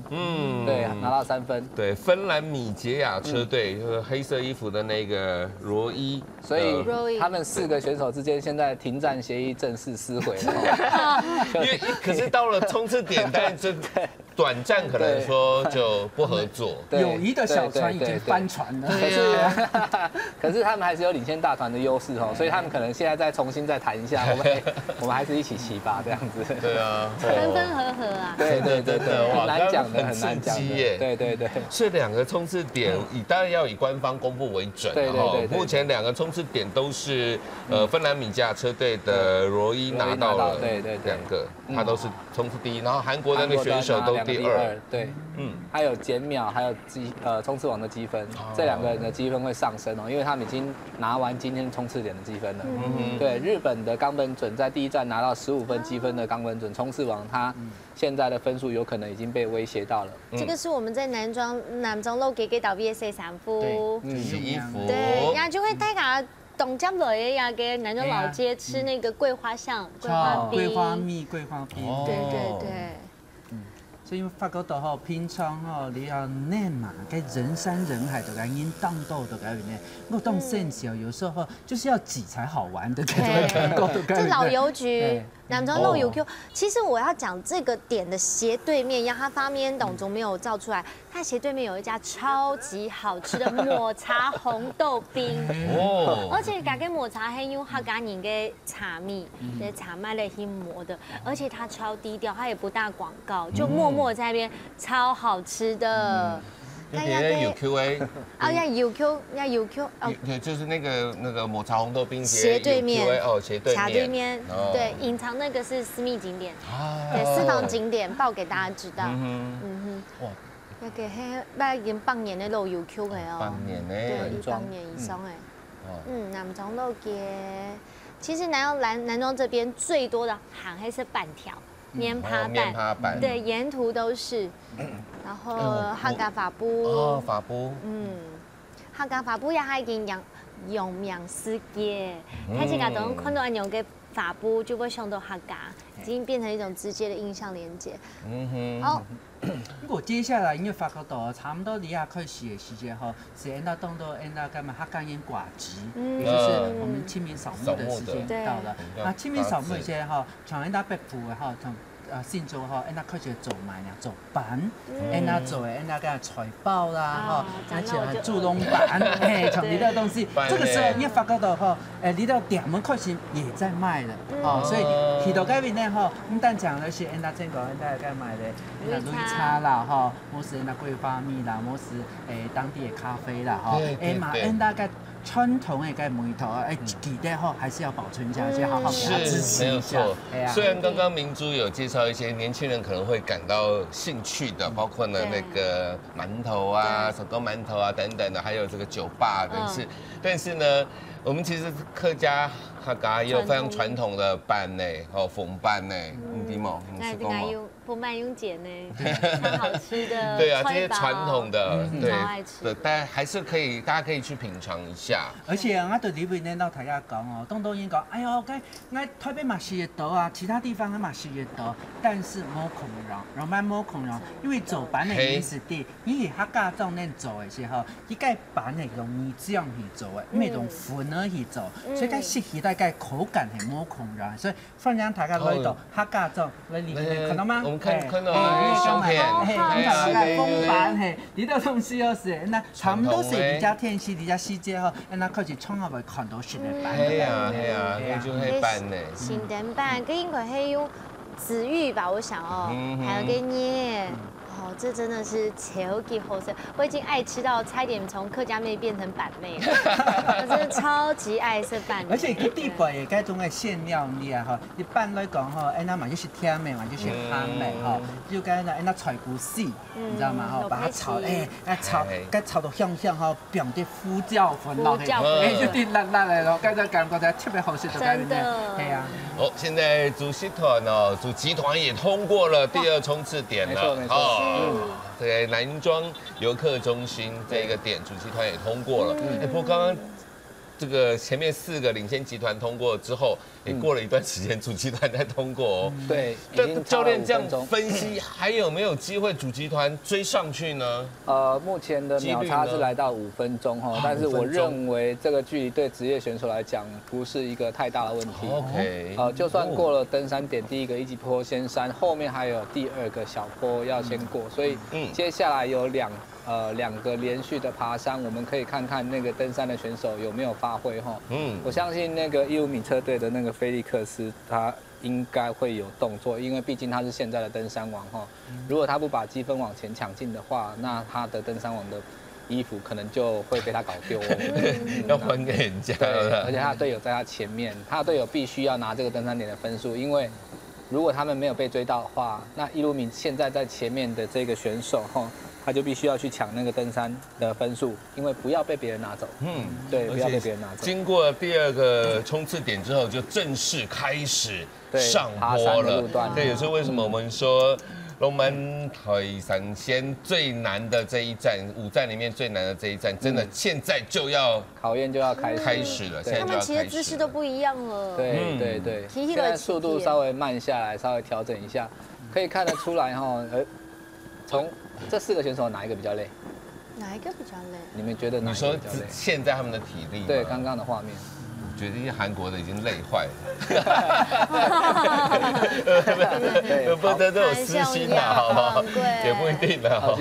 其实刚刚里面看起来比较好整以暇，就是他比较感觉比较轻松的是奥地利的绿高队，为什么呢？因为在刚刚的冲刺点，其实他并没有跟其他3个选手竞争那个冲刺积分，所以冲刺积分不是他的目标的情况下，他就会把目标锁定在后面的爬山哦。就是对83号的 Patrick， 对 Patrick 是在前2站总成绩排名第47名。展元哥刚刚猜的没有错，你看韩国选手现在骑的姿势是稍微比较，而且你看他嘴巴是张开的，他在喘，对，他在喘，很喘。如果是真的很累的选手，他可能那个口水都会流出来啊，看戏耶那种，就是看到就像那个牛口吐白沫那种，对，有一点那种感觉。他们现在应该也是全身发热，很烫了。对，因为现在在爬坡，而且他们速度不慢哈，现在速度大概有20几公里左右。时速大概20几公里，但是这里是很陡的，很陡的地方要骑到20公里的时速其实不容易哈。你看选手开始一边骑一边喝水，耸卡，这个刚刚有冲刺的选手，现在可能就会比较辛苦一点哈。所以这样看起来，你看他们还是会互相对支援，你要不要水？好想去捡那水窝。他刚刚虽然刚刚已经把友谊的小船打翻了，但是现在还是会跟互相支援一下。他想要跟他说，刚刚冲刺我抢赢你，不好意思啊，那个现在你要不要喝口水？都赢了别人，还要说不好意思。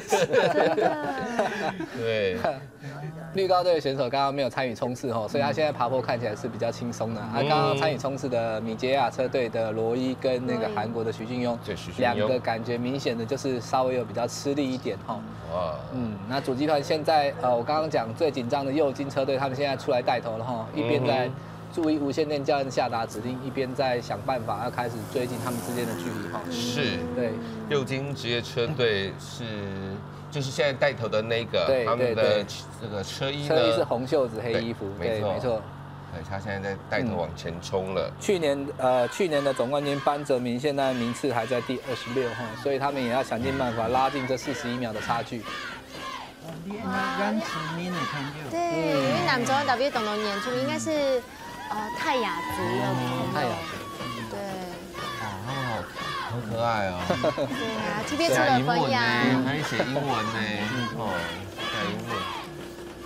然后呢，刚刚提到了，在这整个的路段最高点602公尺高的那个点呢，即将在倒数68公里，现在是78嘛？对，大概还有10公里，在10公里就会攻顶了602公尺高的仙山灵洞宫那边，对，蓬莱西那边有个护渔步道，哇，这一路上其实我们平常去的话是风光明媚啊，董江啊，但是选手现在可能无心观赏，真的，对啊，因为其实蓬莱西刚刚讲的这个护渔步道，我也很推荐大家可以有空可以来玩。它的护渔步道就是你航啊哈耶的时候，它真的像是绿色隧道一样，而且它经过台风之后重新整理哦，都给岛 V 呢。真的很漂亮，而且你上来之后，你如果大家去当地旅行的话，有一种玩法就是去到当地里面还有社区带着小旅行，那样子是玩的最在地的。对。那明珠可以跟我们修改一下，介绍一下那个护渔步道波夫五内哦，它是为了保护。对，就是蓬莱海亚岛边改鱼种其实是非常稀有的，所以它现在在那边是不能够让大家来捕捞的，禁止。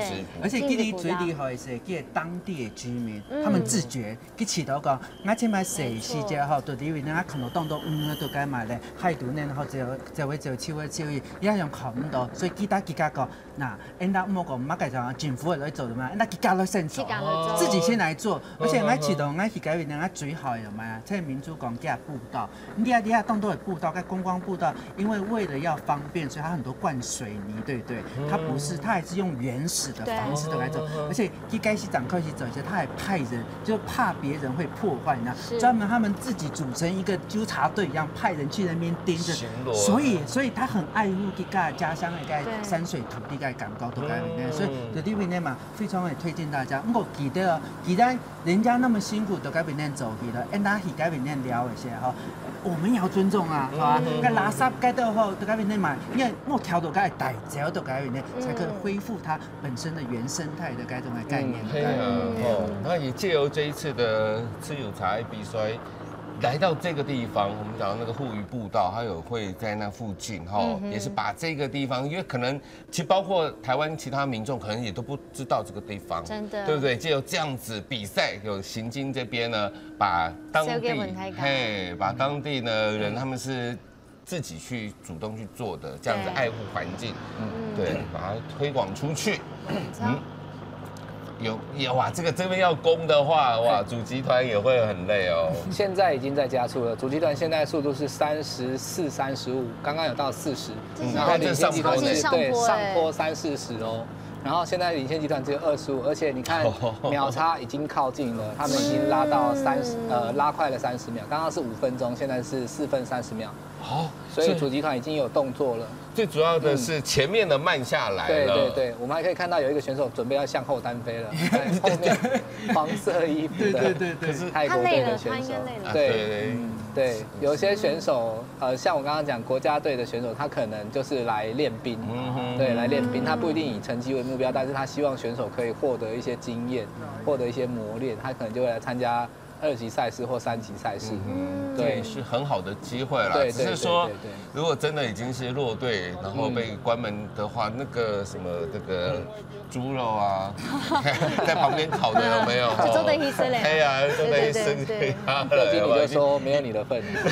他已经落队了，就算了。教练照用现在看起来的话，因为法国董是不是在先？那个时候那个点一过，你就开始就发现有大动作开始会出现。现在其实就开始在动作，因为主集团已经在拉快速度。那相对来讲，有一些选手他可能没有办法支撑这个强度的时候，会慢慢的掉下来。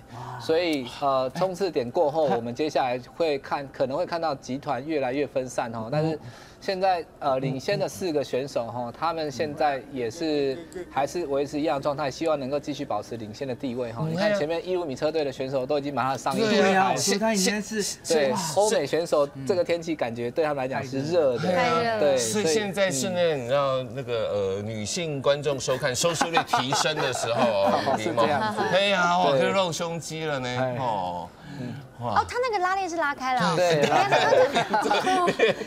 我想说女性观众有没有看他身上有一条黑色的线？那个是什么？那一条是心跳带。对，选手的车子，他们除了脚踏车跟他的码表之外，他们还会加装其他的科技的配备，比如说他的车上有功率计。然后他的车上有一个车用码表，他带的心跳表的资讯可以传回到码表上面，他可以看到他自己的心跳是多少，速度是多少，输出功率是多少，然后呢，跟对比他自己的能力的等级，他大概还可以支撑多久时间，这个都可以稍微推估出来的。所以选手在骑的时候，其实是有分配他的体力，不要让他就是整个直接烧光。对，真的是大数据时代。对，东西都很考验数据。哎呀，而且是自己可以判断。对，那这些数据也许它也是可以传回给教练那边整合出来的。因为现在的资讯，他码表如果他身上有带智慧型手机，码表可以连到智慧型手机上面，然后会把这些资讯透过卫星的方式上传，然后教练只要在车内用一台笔电连上网络，就可以直接download他的 data 下来。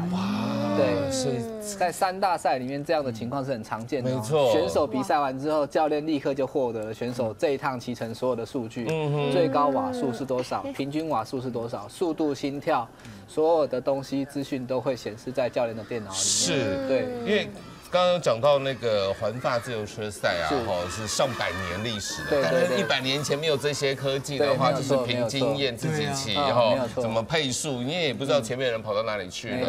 当然科技越来越进步了，这些资讯都可以增加选手的运动表现。没错，对，增加他们的成绩。没错，哇，现在这个主机量还在追哦，很多上家呢，压懂丑。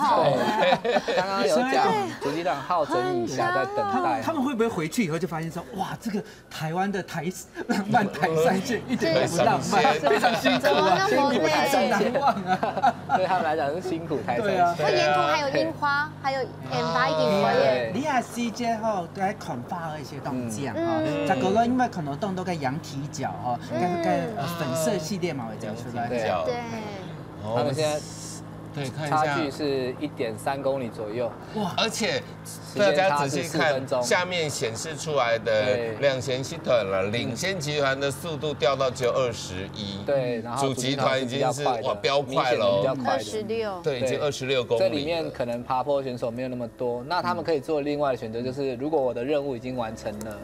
我可以慢慢的撤退到主集团，因为我后面还有2天的比赛要继续。哦，你是说前面那4个？对，如果他目标只在冲刺积分的话，或者是我的任务已经完成了，我工作已经完成，我想要拿到我已经拿到了。可是都是我们一定打死不退的吧？对啊，怎么慢？好不容易都提到前4名了，还要衡量后面几天的比赛。对，还有就是，如果我现在这里体力花光，我这一段比赛搞不好最后会变落后很多。就像第1站的冠军冈本准，他在第2站的时候落后了大团有很多，然后他的成绩掉到第50几名、60几名。但是如果今天他的目标只是冲刺3，那他的目的已经达到了。对，只是说今天他没有在这个领先集团里面。对，他真的是，他真的那个冈本准22岁而已，然后他非常年轻，他第1次来参加，结果在第1站台北市站，他就包办了。黄山冲刺王的绿山，亚洲第1的蓝山，它是成为环台赛2012年升格为2.1级的赛事之后，第1个在开幕战包办所有领骑赛的选手，对，真的很风光。可是第2天桃园站他就落到落到比较后面的位置。年轻的选手在能力上或经验上，可能还是比不上老练的选手。续航力，对，经验其实是很重要的，但是年轻的选手有的就是体力，对他们还可以继续拼。像今天这样完赛之后，他们晚上要做什么修复的动作？哦，专业，问到这个就厉害了。每一队的队伍哈，基本上他们一定会有一个教练或者是领队，再来就是队医，然后按摩师、机械师。每天的车辆比赛结束后，机械师要把6台车子全部都检查过一遍、保养过一遍，让他明天继续比赛没有问题。对。按摩师要帮助6个选手做放松，然后让他们的肌肉可以尽量能够恢复。当然说不可能100%，但是能够恢复多少就恢复多少，这个是很有概念的。就是现在运动非常主流的一个东西，就是需要恢复。然后营养师或者是医师如果有随队的话，像1级赛的话就会有这些人，他们就会提供一些选手适当的饮食，饮食也是可以帮助他们恢复的，但是要吃对东西。对，像咸猪肉的话，他们可能就没有负担比较重。对，他们要擂茶是可以的。对，擂茶很好，擂茶因为有坚果，它其实喝起来有点，我刚好喝一下，它有点像那个坚果饮那种，对选手其实是好。这教练，你刚刚讲那个恢复或这件事情呢？对，听说他们要泡冰水，是不是？哦，没有错，有做功课，很厉害。他们会泡在冰水里面去降低他们肌肉发炎。大概是上半身，下半身，对不起，下半身。那上半身可能就视情况，因为主要泡冰水的目的是因为你比完1天的比赛3-4个小时，强度很高，那你的肌肉第1个会有损伤，第2个会有发炎的反应。那你泡冰水可以降低那个发炎的反应，也就是说，他如果今天有泡冰水，他明天的这些酸痛的情况可能就会降低一些。那这个在职业队、职业选手里面，这个都是常见的方式哦。他们只要回到饭店，可能那个就去买冰块，然后浴缸里面就直接把它放满水，选手就泡在里面。对，而且这是赛后要立即做的事情。对。对，而且这个比赛它是连续5天，然后都是这么长的距离。不过呢，等一下就要遇到最高的，在这个赛道里面最高的602公尺的地方了。那这边明珠可以跟我们分享那个仙山灵动宫那附近。仙山对我来讲啊，英雄就是讲没有令人啊，小从小长大就一定必去的地方。因为来到仙山会是咸水，要喝鲜水，然后都给岛边呢，还有吃很好吃的那个炒米粉。对，都没有敌杜就为了吃呀个炒米粉，而且因为那边有一间很大间的庙。然然后因为我自己信仰的是不是传统信仰，我是信仰天主基督教这样，所以我其实不大了解那边信奉是什么。但是乃迪贡来大白希3档狗的时间，爸爸妈妈就说要带1大桶的水桶，然后去装鲜水下来，然后很灵验，然后过一天会给大别等后生的米粉来。米粉哦，所以在苗栗显山就等于是苗栗地区想要去爬山，对，没黑一个等后的时候才哦，就是必去的一个地方了。对，那其实如果真的，但是吃行茶，他们大家可以喝一点鲜水，但是体力条把它补满这样。对，提供这有后成绩。自由车的选手来说，他们要拼这个时速20几公里，当然是觉得很累。但是对600多公尺的山，也不是说对一般的登山客来讲，也不是会说太高，对不对？所以其实可以。爸爸妈妈带森宁一起上去的一个休闲的地方啦，好，所以我们一直很强调它是最高点，但其实对一般来讲602公尺，开车很轻松，对啊，开车很轻松，走路也 OK，但是骑脚踏车前面它已经那么远了，对，过了都要倒闭。黑呀，哦，因为我们这个主集团现在有点抓狂哦，因为目标时速到30-40，然后现在对，你是马来西亚跟复兴，你有没有看到哦？非常的这样的该自然生态去维护到动好，每场该动都会该买景观的该看个动触感，安样感觉都该云南系啊。你看到吗？这就是我在讲的，这个好漂亮哦。没讲那最讲该买呢，该用水奶做，然后把它漆成绿色竹子的样子哈，千万不要这个样。对，这个是千万是非常差的一个美学在这边，这应该尽量就让它去保持它的原生态，对啊，那个嘛，热天度的吼，你涂色哦，来里面那凉凉的吧，非常的该适合都该云南。董书上真嘅。主集团跟领先集团现在已经来到了剩下2分钟的差距哈，不到1公里的距离哈。对，有可刚刚还在5分，对，5分钟，距离还有5公里左右哈。主集团现在应该是有想要在登山之前把领先集团抓回来的意图哈。看他们现在时速很明显是高于领先集团，而且领先集团也蛮吃力的哈，经过刚刚冲刺点的消耗。所以现在不分上下，对，所以教练这样讲起来，你刚刚一开始说很有可能变成说主集团他们自己跑，以这种现在的情景应该不太可能哦，他一定会把它就回到原本是整合在一起哦。对，有可能会整合在一起，甚至前面4个人被超过之后跟不上，会不会最后被关门呢？跟不上也有可能，但是我们其实现在画面上看不到哈，但我相信应该已经有一些选手已经开始往后掉。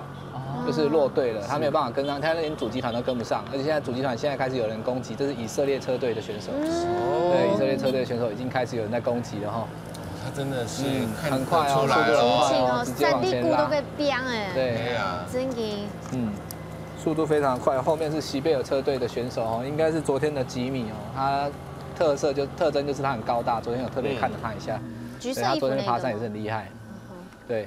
主集团对主集团领先集团现在看起来比较疲弱了一点哈，稍微疲弱一点，可能他们几个选手对爬坡不像主集团那几个登山王那么好，所以现在很明显的距离还在缩短哦，已经到1分51秒，而且他们也真的是累了，对，累了，真的是累了，可以明显的看得出来。那借由这个情势呢，跟教大家这个我们客家话讲追上来是救，就是追上来，追的意思。可是我们这边讲就不一样，对上，对上，我们是讲说是 Q， 哇，现在这个4个人，能不能够坚持到最后，我觉得好像有一点难度了。米捷亚车队的选手已经开始掉了哦，他们这一团还不想放，但是米捷亚车队的选手。Roy 好像有点跟不太上，吃力的感觉哈。他前面2次冲刺点都拿到了，对。那1.5米车队可能是要继续捍卫他们队上的这个登山的积分，所以他现在还是很积极的想要往前哈。如果他能够把第1名的分数拿下，因为第1名跟其他名次的分数落差是会比较大的，所以他先吃掉这个分数就不会被别队拿走。是，我可以这样讲吗？拼量性高，这样看下来，看韩国的选手其实还蛮厉害的，对，其实他还蛮厉害的，他一直都保持的第二名这样，而且目前来讲，亚洲司机啊，选港他很想要让韩国来搞啊，可是平常人家真的不错的话，我们还是要激起展元哥的战斗力啊。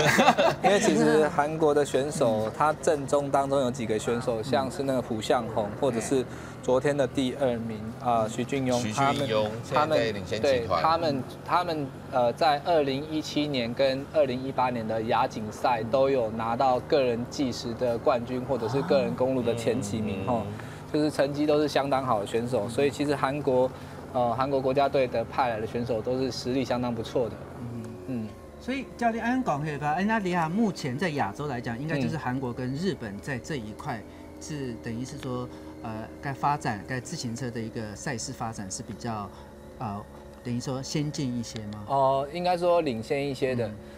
过往在亚洲的话呢，在华人这个部分先不讲那个东南亚，先讲华人部分，韩国跟日本是比较早发展的，特别是日本，他们有发展职业的竞轮选手，就是在场地当中比赛的，不同于公路赛另外一种场地当中比赛。然后呢，选手身上穿的衣服呢是有号码，然后呢比赛就是看哪一个号码先到终点，他们用赌博的方式来促进那个经济的流动，就跟赛马的那种的。对，在2次世界大战之后，日本为了要振兴经济而发展了自行车这个运动，所以他们发展了这个运动很久。那韩国的话，历史渊源我比较没有研究，但是我知道韩国跟日本互相不是很友善，所以为了要竞争，可能也会在这地方多做努力。但是可以知道的是，就是韩国跟日本的确是在亚洲的自行车界当中是相当处于领先地位的一个国家。是，对。现在是不是不见了？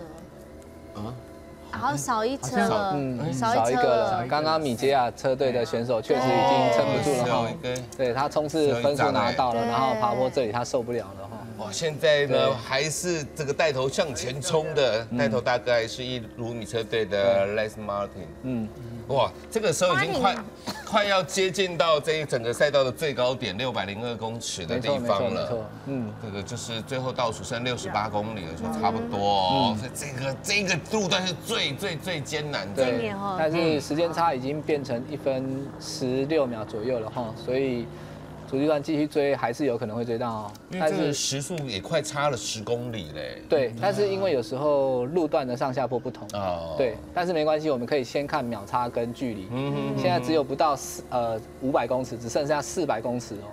所以在距离终点距离登山点还有3公里的情况下，400公尺的距离是有可能会被拉回来的。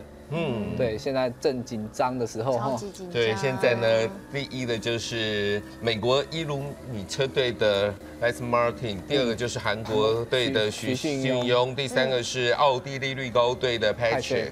对，没错。而且刚刚从主集团里面还有一团已经冲出来要追他们了，就是登山比较好的几个选手可能已经溜出来了，从主集团里面再攻出来了。这就是黄教练刚刚讲的，这个领先集团之后，在主集团中间如果有出来分裂出来的，叫做追赶集团、第2集团，对，追赶集团或第2集团，对，第2集团，对啊，已经分裂出来一小坨的了。是这一个吗？这一个应该是主集团，这一个应该是它是配流筒左上角那个配流筒那个字样有写，对，它是主集团。对。不过呢，真的想要冲第1当，刚刚我们看到那个像是 Martin 当兔子往前冲，就像现在就是还在领先集团那边呢，冲第1。没错。对，那真的也是要有胆识的。对，我们就要请世凯哥帮我们讲一下这个，说要请你介绍猪胆干。猪胆干哦，这个是一个快要消失的客家美食。那当罗千百年后，从有选过底下冻少烟都来做来了有中哦，冻难哦，这个因为怎样？去干嘛的？那猪肝纳豆以后才好，做唔得变水哦，然后出墙了以后，然后也是洗澡了以后，变染米露。啊入河了吼，变行人吼，然后绕盖山，后盖买的坡梯，然后买了变到作档吼，千百年种盖买那个足够了吼，盖买滚呢吼，去擀平它，里海岩石到我们有买呢，用大概买的管呢啊。你我们像啤酒的啤酒罐这样子也比较方便，好混呐，好去把它擀平，擀平就让给它该买的轻的吼，该按扎扎这样吼，它都是细的些吼，你把它切的那里脆一些哈，你就知道说它的那个柱干哈，有带一点点微苦微咸的口感在那边。我跟你讲，非常好吃。最后买呢，该盘珠啊都会些烧一下哈，然后该做蛋糕切泡的一片呢哈，然后表的蛋糕开始好，该做蛋糕就是加好盘到改面呢。当然，我是问过啦，叫讲千百玉米站呢，因得好艰苦啲，但到山度呢好艰苦啲，所以吼，该煮嘅较香嘛，香好以后就话，该煮用在买是买太几啊，该煮干虽然讲煮干对，该用时间来讲，有的时候因那讲身体唔好些，是都煮干在补一下，可是因为冲下是啦，该时候嘛冻简单，然后该买的贵家农起来一下，它保存是冻好，是好好啊，好久的时间哈，该都是一下就是切一片两片，就慢慢按起些烧呢，所以这个东西还蛮特色的。好，现在这个就是最高点，对，登山点通过了。刚刚第一个通过是徐俊庸，韩国选手；第二个是奥地利绿高车队；第三个是那个1.5米车队的。是，对，哇，所以这边就一路就下坡了，对，下坡速度真的很快，下坡而且是陡坡，感觉我们的拍摄车都追不过他们。这个控制力要很强哈。对，选手要经过相当长时间的训练哦，尤其是这下坡危险度是非常高的。对，你看摩托车追不上他，对，摩托车追不上他的，因为载着摄影师很困难。对，选手，我刚才有讲，他们80、100都有可能。对，看不到了，很快。这个骑摩托车要小心。我们一般民众的话，下坡还是要慢一点，因为他们都是有训练过的选手，所以如果观众朋友看到这样的画面，不要轻易尝试哈，因为这个是有相当危险性的。就是讲到最高点，对，也通过602公尺的部分。对，我们待会请导播再给我们看一下那个等高图的那一张图哦，它就很明显的看得出来。我一直强调602最高点。仙山就在仙山那边，现在应该是要经过灵动宫哦。对，仙山灵动宫。对，灵动宫，仙山风景区的山顶过了。之后就真的是，我们看到这个等高图有没有？对，那个中间的红色那边之后就是下坡。对，已经通过，已经通过，已经走了一半了。坡，然后下坡之后会稍微再爬升一点，然后再往下降。对，所以现在可以就很清楚，对。好漂亮哦，这真的就浪漫了耶！我们看很浪漫，对，选手，明珠，你下次试试看，真的脚踏车，然后80公里往下冲的那种，千万不要80公里啦，10公里是一个慢能有动降的概念。对呀，应该是灵动宫啊。是没错，这里就是灵动宫。这个是在仙山非常有名的一个庙宇，对。也让这些选手过去有很多比赛也都在这里办的，是哦，没错，它是很知名的路线，比赛路线，你看很快，非常快，都是这样子冲过去的，对。这转弯已经减速了哦，但是教练那真的不简单，因为这些人他不但要控制他速度，他要看路况，随时要改变，要左弯右拐，对不对？上坡下坡。这里要称赞一下我们主办单位跟警察这边的交管做得非常的好。我们刚刚沿路上山就看得到，所有对向车道的车辆都是有被请他们停下来，让选手通过再走。那我们下坡这个路段几乎是没有在对向看到来车的。OK， 所以选手他在比赛的时候，他可以很安心的说，我可以尽量利用这个车道，就是马路的这个宽度来转弯、来过弯，尽量提高我的速度。所以这个是官方跟主办这边做的相当不错的地方。对，就是尽量让选手能够安全的比赛。对，你看通过那个 U 字弯很快啊。对啊，那个发夹弯，前面下去更快。对，特别这个真的是高水准的国际级的赛事，没错。对啊，包括各个方面交管啊等等都需要配合的好。是。所以按讲起来，应该坦白来豆善用我们这个地理环境的优势，还有我们现在可以做得到这个国际的一个专业水平，举办你的国际赛事，没错。一方面也可以吸引人家更多的观光客来，再个来透过我们这些转播，让很好多的乡亲、很好多的朋友们了解到当地的一个文化跟色彩跟地理环境。没错。那今天请到的车评呢，也是目前在台北市西松高中带队的黄教练，其实他也带队到国外去比赛过。其实你带队去国外比赛，也可以看到他们所的这个赛道的那些，包括风景，或是他们要呈现出来的，其实也是蛮多可以把这个国家地区行销出去的。没错。你带队去过哪边？我今年2月才刚带国家队去过缅甸比公路赛，然后接着又去马来西亚。比场地赛，对，那前几年的话，就是也有跟带中华队一起到印度去参加国际赛。那我到台北来，目前是第5年，然后已经有几年的带队参加比赛经验。过去我是自己当选手啦，对，如果说我过去当选手，就是去过泰国、马来西亚、香港、上海、北京。然后去过法国，然后还去过一些其他国家，就是有参加比赛这样子。对，那其实就是像我们一般出国是有点像旅游，出去玩很放松。可是我们出去其实不是对我们来讲不是轻松的。对，就像现在正在比赛选手一样，我们是会有一些工作压力，或者是我们有成绩压力，我们希望获得好的成绩。那个焦点有时候其实就。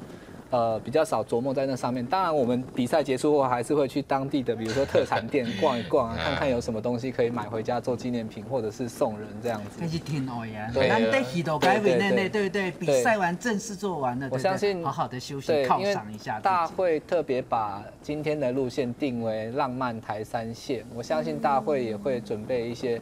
客家的产物或者是东西来送给这些从世界各国来的选手，对，作为一个台湾的特色。是，那在这第3站呢，现阶段看到这个画面上面就是韩国的徐俊庸，他已经拿到15分的登山积分。然后第2名的就是那个绿高对 Patrick， 第3名的就是那个美国的 Martin， 对。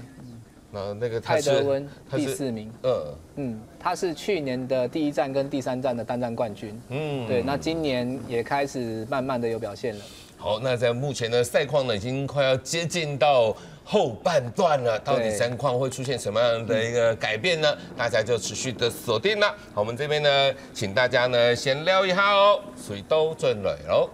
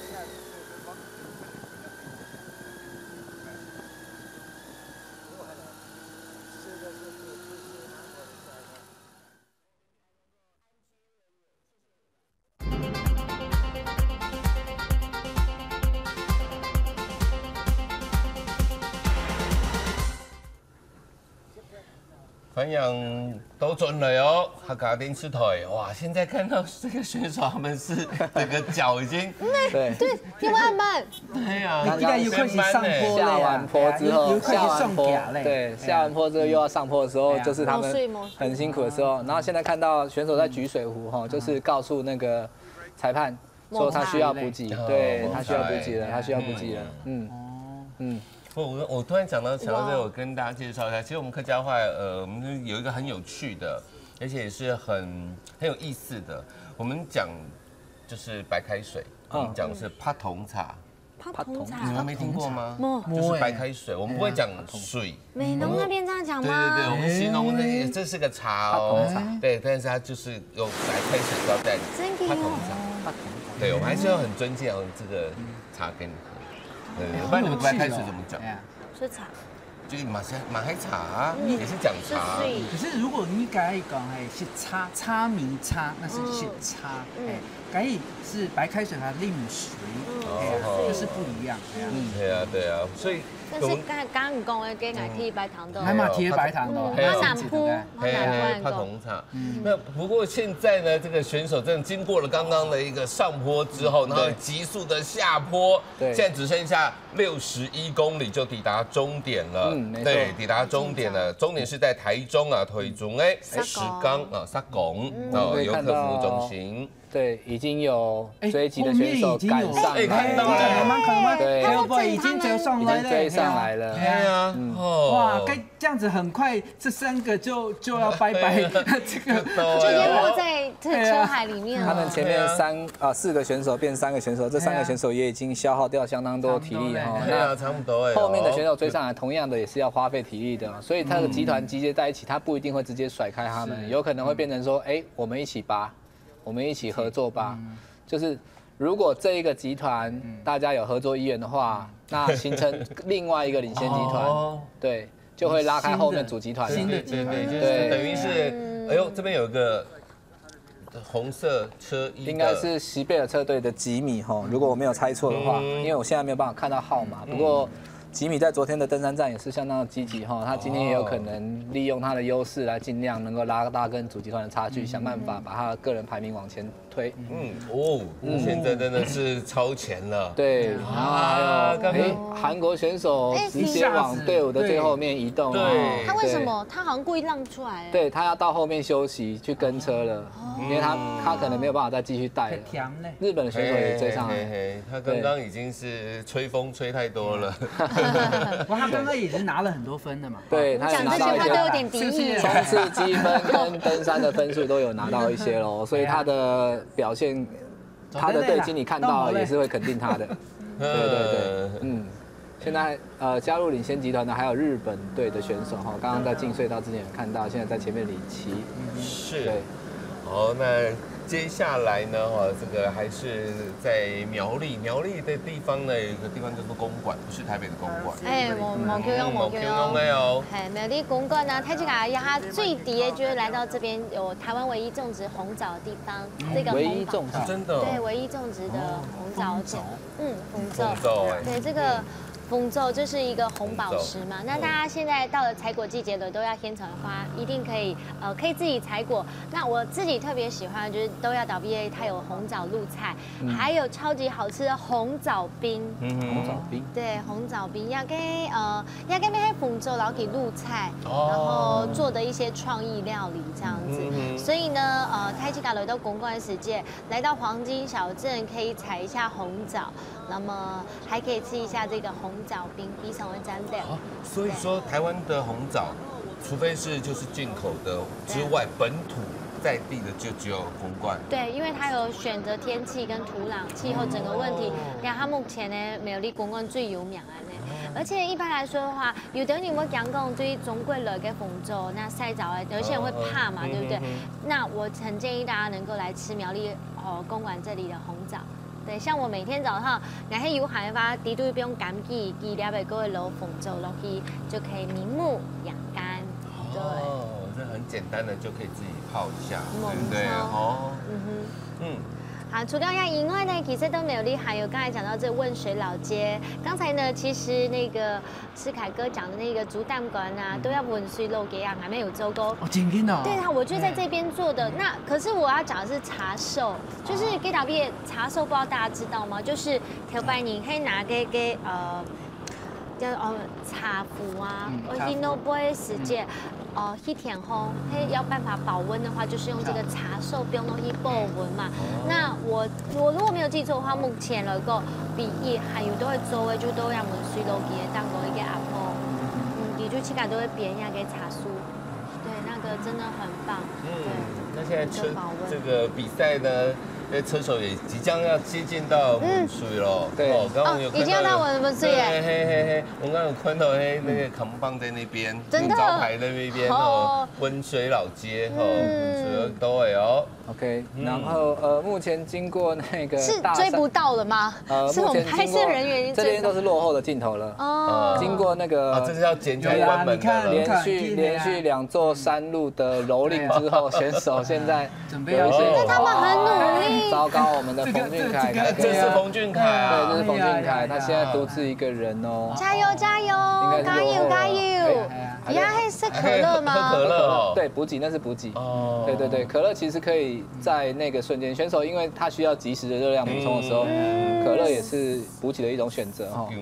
对之外，不过刚刚我们也问了这个国家级的教练呢，黄俊莹教练就说，冯俊凯嘞，前面也有看到一些镜头啊，他是不是前面耗费太多体力了？如果纵观我们今天从开赛观察他的表现到现在，我个人会稍微做一点评论的话，就是可能他在前段的部分他比较积极，因为他一直有想要出来带领一些选手，然后造成一个领先的落差，但是很可惜的，最后都是被主集团就是给盯上哈，还是有把他追回来，所以他在前段耗费了比较多的体力的状况下哈，现在的状况可能就是比较没有辦法跟上主集团，这里这个集团也是落后的哦。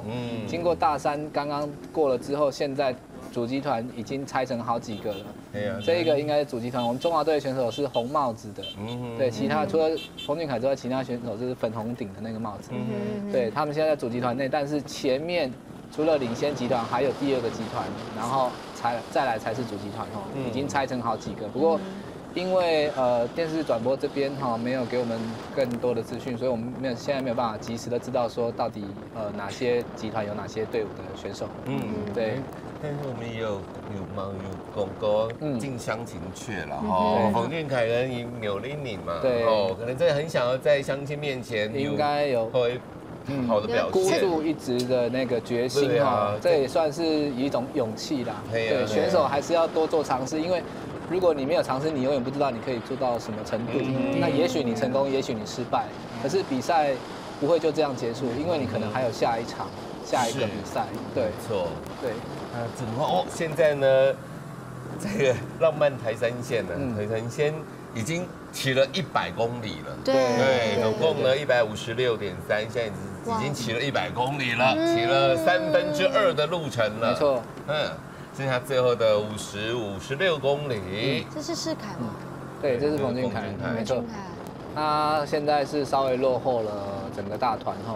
可能身体也有一点状况，不然以他的能力来讲，倒不至于说因为前面耗力就造成现在这个状况。他可能身体上有一些不舒适，对，这是有可能的。这是我立马还该运动员他要很自己能够调节自己身体的状况。没错。人家都这个他的一个职业啦，对，就是说你自己本身要把它保持好。对。我们现在骑这一段还蛮长的隧道，隧道客家话怎么溜。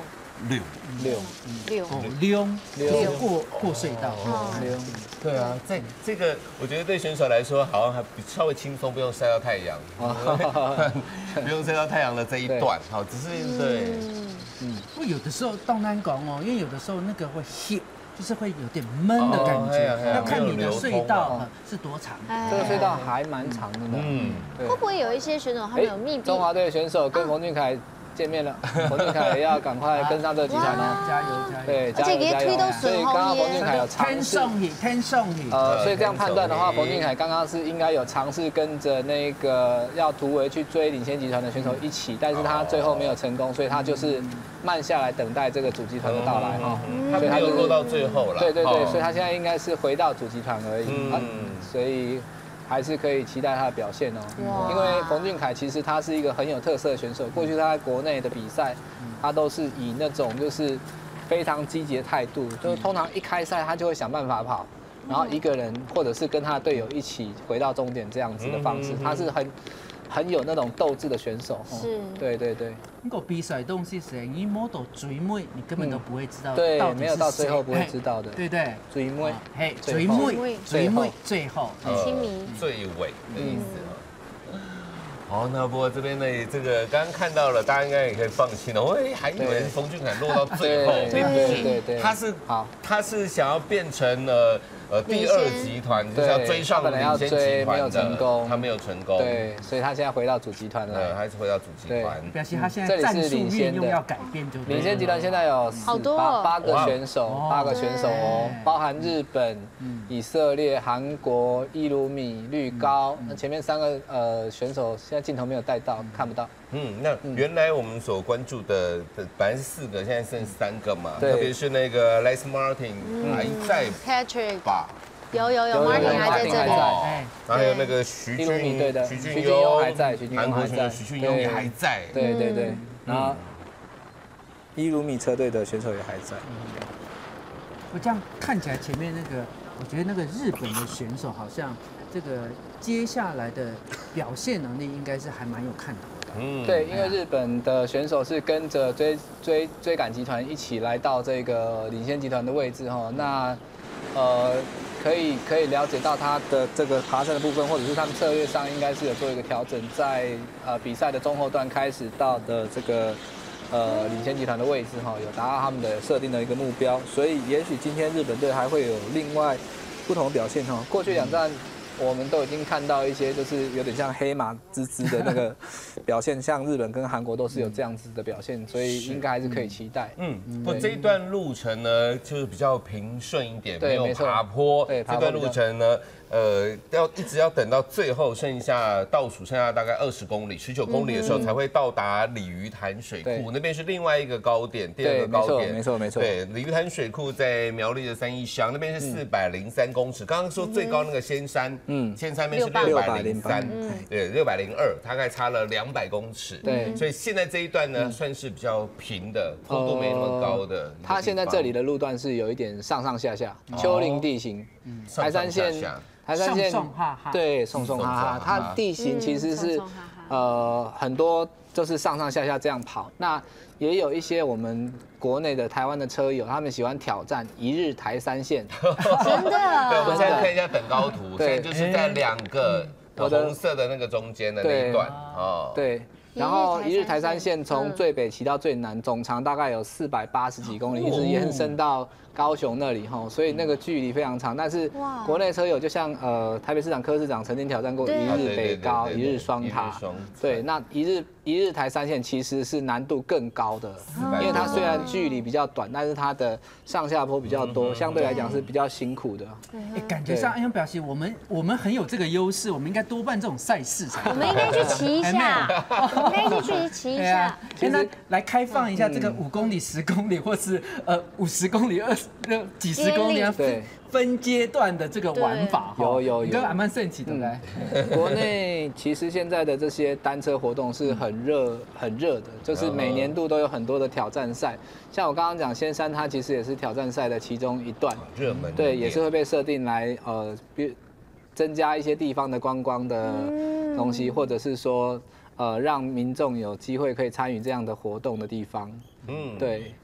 好，那这边呢，当然我们要介绍浪漫台3线啊，浪漫台3线这一段的话呢，还有一些的景点啊，包括有豆腐挑夫啊，涵盖两哈吃婆的草莓哦，可能已经差不多已经到季末了。对，但是也给草莓吃婆啊，到公年期间，大家都很喜欢来苗栗大湖采草莓。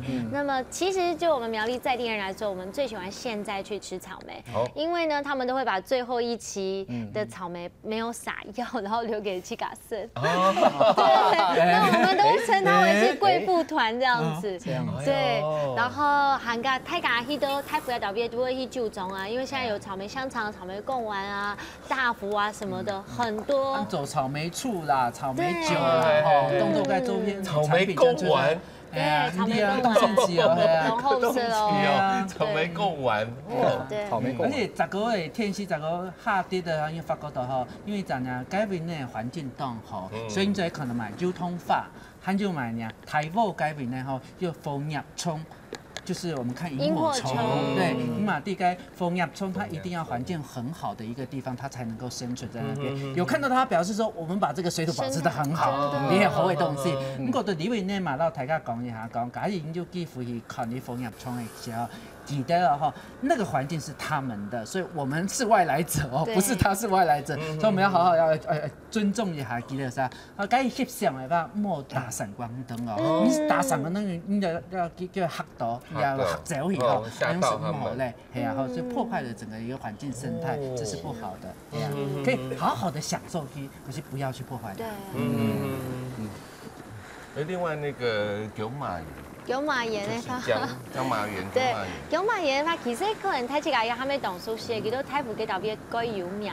那现在在江马园这边，当然你可以自己采姜啊，好也出了，涵盖有做姜麻饼啊、姜麻茶啊，也都该多。而且呢，我前一阵子寒天的时间啊，当你都会用那姜麻片的泡茶参，对，也是很棒。涵盖太起来熟悉的三义、龙腾断桥这些哦。其实三义这地方一定要特别跟大家强调，因为全台湾有4个地方是得到国际慢活城市，都苗栗也特别就有2个，就迄都三义，然后南投也2个所在，所以呢慢活嘛，现在大家很夯的一个名词，来三义这边可以感受一下不同的慢活步调。那龙腾断桥其实太吉很常来身行车站，但是我最近有发现一些私房景点哦，太吉可以来到这个木雕老街上面哦，这边有一些年轻人。还有上瘾挣了快点，快动。你突然用大白讲，还有上瘾，你就一直看着我，可能表示我就是大叔，你就是年轻人，什么口号？跟医生讲，我们要鼓励青年返乡。我也来到3字头了，是凯哥。对，然后当然要得做木雕的话呢，木雕，是真的，因为大家会觉得说木雕过去比较多是年长的师傅叫木雕师，可是现在真的也有传承了，因为还有厂的一推正的传承来的，而且呢，值得大家鼓励。还有厂的木雕，他们的想法或者是设计又会更不一样的，对不对？跟老一辈的，当然他们有他们的一种功夫在，但是年轻人他们的想法，他们木雕也许就是朝着比较时尚的什么的，也可以再把这个木雕的艺术再升华，或者是再退换成一个不一样的新的元素，对啊，这点非常的重要哈。而且刚刚我们有看到那个我们准备出来的那个景点图，它其实都不会距离太远，对啊，所以是很欢迎大家，对不对？你一日游或者是在那边住一个晚上，地区性的小旅行，对，因为刚才谈到高联共有带队嘛，所以我其实今天一定要大力跟教练来推荐，那教练有下一次带队的时候就可以来这边做套装旅行。好，而且你资料好哪边像苗栗当个当都来签嘛，假因莫去该买苗栗当个签嘛，从因搭合肥肥吼，今嘛当有线，以后当然为做因搭个浪漫个推散者个专书，你知道吗？你要按度和因搭督长又出来吼，上本书的改变呢，所以向前哦，因搭送新朋友吼，就去看看了吼，可以写的、大的、高的全部有的改变。那我们看下可哈，你看中间。那一条就是台3线，我们写的3，哦，现在就是台3线。你看在周边，台3线的周边，其实这些景点都没有很远。某东燕，对呀，所以呢，真的是欢迎大家来这边哦。但是其实话还是要讲回来，其实年能腿咱们先经过这么多好玩的地方，但是最重要的是这边有很多很棒、很有人情味的哈嘎尼。所以如果老教练带队的时候，真的想要休息下来的话，其实他们都会把客人当成像家人一样欢迎你们。另外呢，这边也有对。这个刚刚看到的是领先集团，我看到一个很熟悉的身影，他穿着中华队的服装，我认为呢应该是陈建良。已经到领先集团 leaders。刚刚看起来那一团是领先集团，对他有可能是到领先集团，但是因为画面上没有显示出来哈。等一下，我们再多收集一点资讯。好，对，非常紧张。没有到最后，你真的不知道。对，没有到最后真不知道。真紧。陈建良在昨天的表现非常的积极哈，一直是在第一集团进入到山区，在最后爬坡段才落下来哈，所以他昨天的表现很可惜哈。他如果可以跟住的话，加上他今天这样子的表现，他应该是。会是中华队目前表现最好的一位选手哦。那现在领先集团是完全没恐龙，跟刚刚的那些人完全不一样。有一些不一样，对。因为 Martin 也没有在这了，走出来了。对，日本的跟那个吉米队，最前方那个高大选手的吉米。他很厉害的。对，那后面那个转到侧边的是美国赫兹队的选手，2级车队的选手。是。领先集团现在领先的距离是2分钟，然后但是那个画面上有点不太对，后方那个可能是 catch， 就是追赶，对，那主集团可能还是在比较后面的位置哦，是，对，分成3部分，对，但是现在领先集团的人数很多，如果说后面主集团不追上来的话，他们成绩会大幅落后，因为4个人在轮流带头跟几十个人轮流带头是不一样的，所以这一团。如果形成就是形成呢，就不太容易再掉队，或者是会有体力不支的状况。对，不过也还有46公里。对，所以后面主集团还是可以伺机而动了。对，其实还有那个空间可以追赶上来，可以追上来哦。那这边呢，也要跟目前正在收看呢哈嘎听书台呀客家电视台的观众朋友也做一下说明哦。我们在今天 live 直播。这个浪漫台3线在电视的部分，电视的部分呢，就会在等一下呢，将近12点半的时候呢，是要告一个段落。不过呢，我们在YouTube 网络直播的部分，依旧是会继续为大家做 live 直播，到这一站浪漫台3线这一站的最后比赛结束，都会在网络上面持续为大家送上现场的直播。那所以呢，在电视的部分呢。虽然会告一个段落，不过呢，在包括客家电视台的新闻报道，也会为大家呢做这个赛事的一些重点的新闻，呈现出来，会随时呢在新闻方面呢会告诉大家比赛最后的一些状况，也希望大家呢持续的锁定。那至于在这个电视的部分呢，虽然大家没有办法看到比赛的最后，不过也有看到在过去的过程当中，前面的过程当中，双方呢，嘿呀，对，追过来就追过去，嘿呀，对啊，同时也是介绍呢，在这一次特别举办的浪漫的台3线的这一站里面，很多呢客家文化也是同时呢希望能够藉由这样的一个状况呢，介绍给大家。那当然呢，如果大家要继续锁定我们这个直播在这一站的赛事的话呢，要继续锁定呢明路的转播。然后这个接下来的比赛，相信还是非常值得一看的。对，现在拉扯的情况很严重，而且变化非常的大。对，因为你看现在领先集团的人，那我们来看直播一下。对，不见得比主集团少。那后面留在后面的人，可能在今天的总成绩上面就会落后。所以，万一各队如果有主力选手放在后面的集团的话，那他今天的排名跟积分跟073可能都会掉。对，今天的变化会非常大，所以我才会说今天的。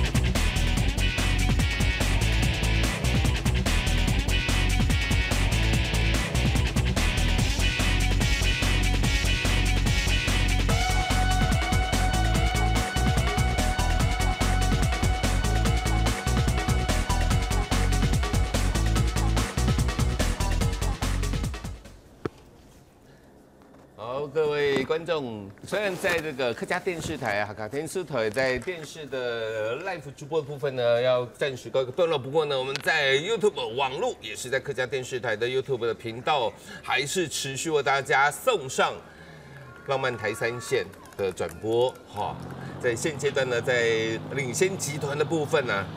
两前集团的部分呢，其实已经开始进入到了各家啊百家，也不要说百家争鸣的一个阶段。因为呢，从一开始的4位领先集团的车手啊，慢慢的被追赶上来之后，剩下最后的43公里，到底是哪一个车手？而且特别是到了最后呢，这些车手他们原本是在主集团保留实力，好，那他们这个体力也是算比。相较之下比较充沛的，冇錯。係啊，一下佢最後嗰夜團，家下9點沒有講到係最棒的時間，而且呢，可能成績出來會讓大家跌破眼鏡哦。然後跟他前輩戰況來說，應該是說最後面會有很多的拉鋸戰這樣子。哎呦，所以剛剛這個明珠一直想說，這個我剛剛一直想跟你說，這個吃有茶眼黑比賽，他們是比賽的。你不能騎 U-bike 去。哦，我有講到，對，係我有代言過一個 U-bike 啦。我係先做頭演，然後退俾人呢。沒有你堂講今年我有 U-bike 嘅。哦，今年不過我代言 U-bike 嘅時間，當然 U-bike 總唔得參加比賽。可是呢，我也要在這裡跟那個展元哥講，我竟然沒有騎上場，也有騎公路車。哦，公路車哦。對，真的，我沒有搞。對，然後因為之前我們就是跟 U-bike 合作的時候，那時候跟捷安特，然後就是一起來參與這樣子。對，當然如果要騎 U-bike 來騎剛才那個600公尺的話，可能我就可以上新聞頭條。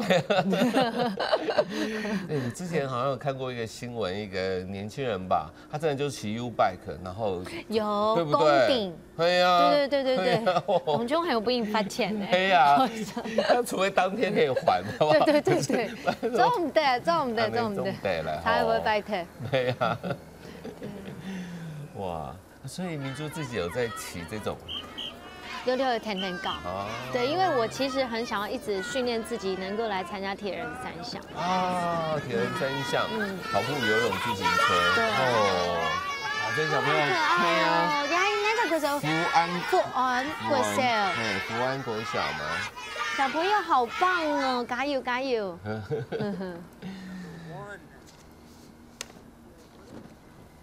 呀，給吹氣。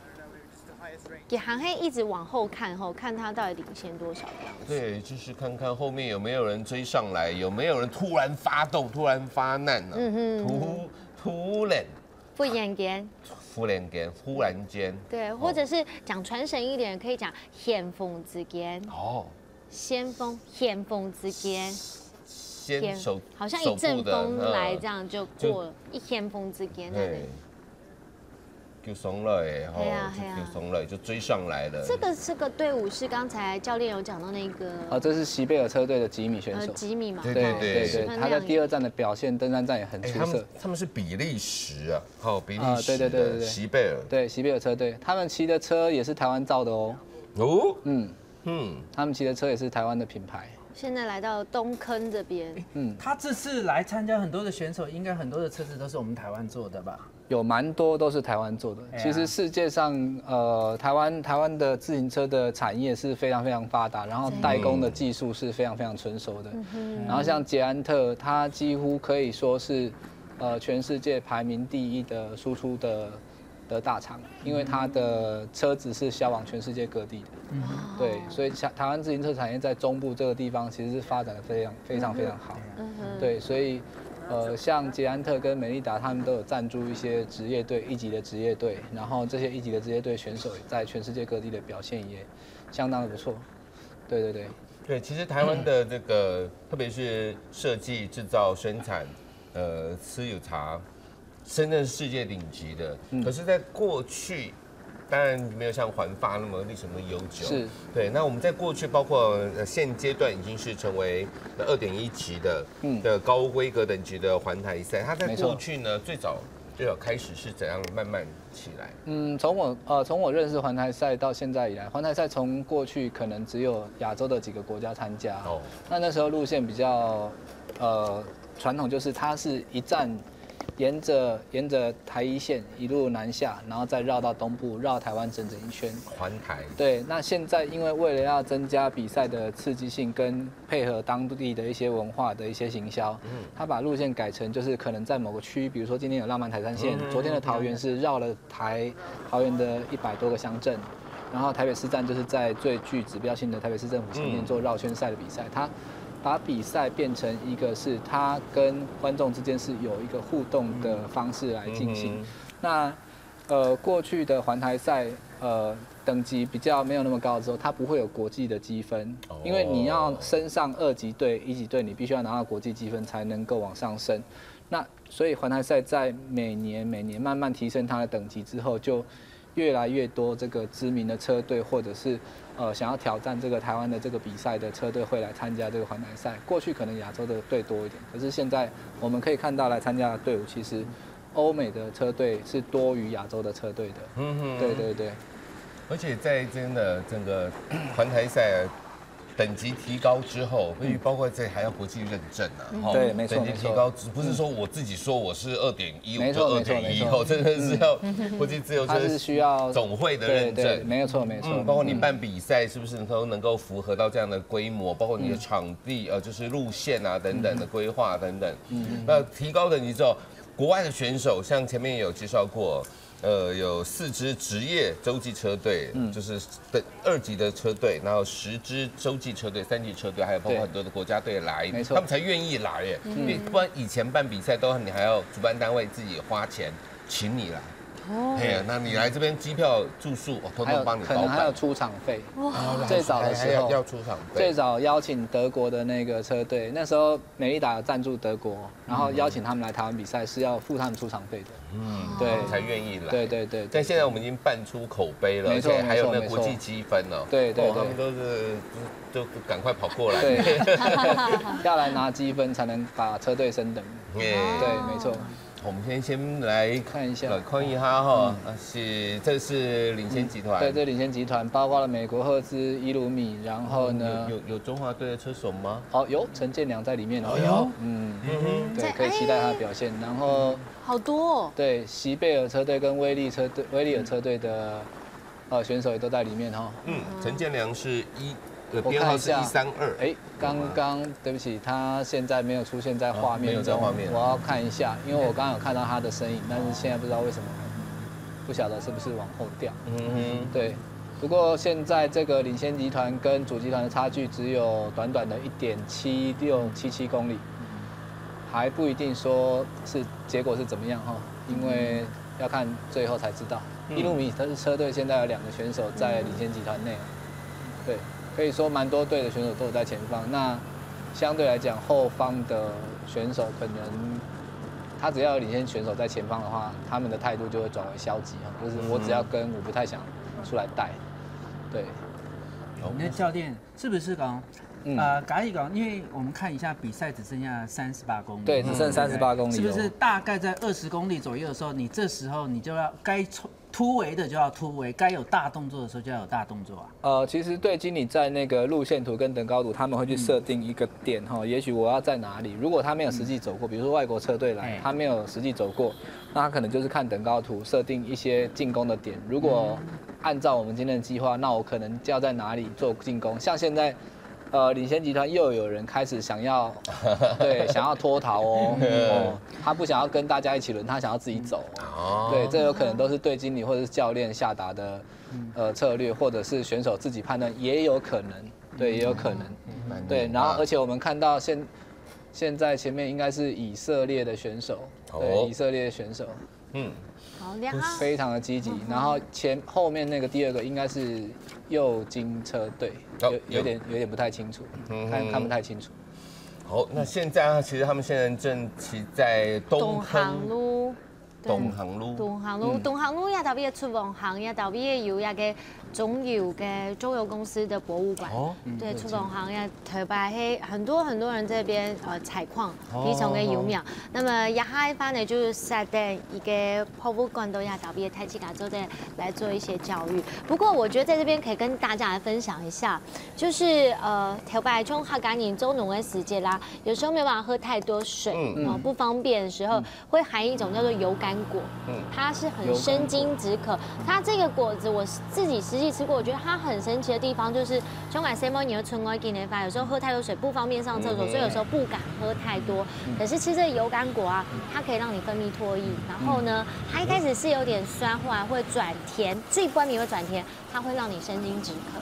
而且听说它现在是由联合国唯一认证是可以抗氧化的一个果子。哦，对，哦，它是非常的厉害。它是我们一般不知道是什么树结的。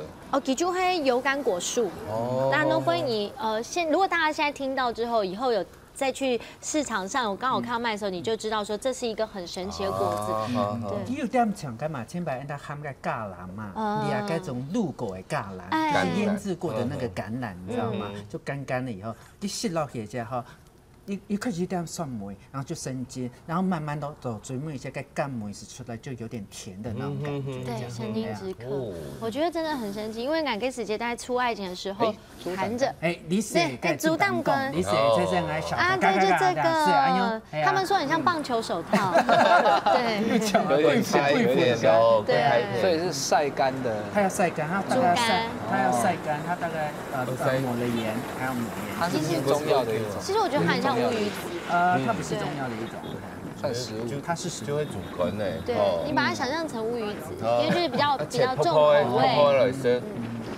说麦是刚刚给切泡泡，把它做手卷，然后做创意料理，我觉得也还蛮棒。因为这种ramhi鹿狗，所以它很咸，非常对，它很咸。然后那个因为在猪肝它本身带一点点苦味，你知道吗？然后它因为晒干水分都没有了，所以应该洗到一些哈有点涩涩的那种口感在那边。但是它这样吃的话，是在民族广味一改一走搭配其他的食材的话，它其实是有点提味的一个功能性的。对，你单吃的话是梅头太冲嘞，太憨啲了，太涩啲了。对啊。陈建良在这里。在哪？在哪？戴粉红顶的帽子那个。1、2、3是大概第8个、第9个。所以他现在也在Leaders 里面。他骑的车子是白色，所以我昨天有注意他的状况。他今天也是冲出来喽，所以对，至少跟上。不错。加油！在领先的集团里面，非常有可能会翻盘，对不对？因为现在战况是相当混乱的，不过各队大部分比较强的队伍，像以色列队、伊鲁米队跟那个绿高车队，还有贝尼龙、澳洲贝尼龙，他们都有2位的选手来到了这个领先的集团哈。那建良现在目前我看到中华队应该只有他1个，所以他要想办法尽量在这个集团当中节省体力哈，然后不要被其他的人甩开。对，前面有提到过陈建良，他是去年的亚洲，他去年就是环台赛亚洲蓝山，对，没错，就是亚洲里面亚洲选手里面最好的啦，表现最好，所有战比完之后最好的成绩的，没错，对。他是哪里人？他是算是台中人，对，台中也有可能是客家人，他想回家，又是回家了，回头转业，赶着回去，不要来我，对，赶着回家。那教练，我问你一个哈，不是很专业，但是我想一般的观众朋友们都很好奇的，因为今天的赛事里面，它有专业的，还有国家的，还有职业的，对，所以这样比起来，会不会有不公平的感觉啊？其实不会，因为在世界自由车联盟的规范里面，它把赛事分了等级，它也会规范说1级赛可能只有1级队，或者是开放到2级队参加，但是1级赛就是给1级赛队参加，2级赛可能2级队或3级队可以参加去拿积分，但是最终你还是全世界只有18个队伍可以注册为1级的车队，对，那这1级的车队才可以参加3大赛，所以。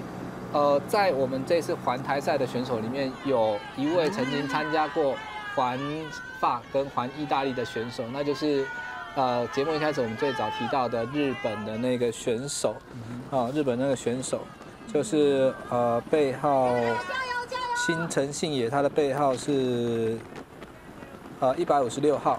156号，他昨天为止的总成绩是第6名，落后总冠军是10秒钟的时间。不过我今天好像都还没有看到他的身影哦，不知道他们队经理打什么鬼主意。对，这个是有在隐藏，而且现在领先的这个集团里面，希望那个领先的是日本选手，在最前方。对，刚刚有看到一个红色的小点，红白小点。对，那现在已经是到大湖了。对，这地方是大湖。那在市区这边呢，也很多的民众夹道欢迎欢呼。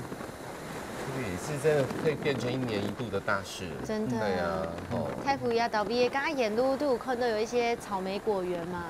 对，刚刚没有讲的，像现在进入春天的时候，草莓其实已经进入比较末期了。不过其实大湖一直进去的话，可以来泡温泉。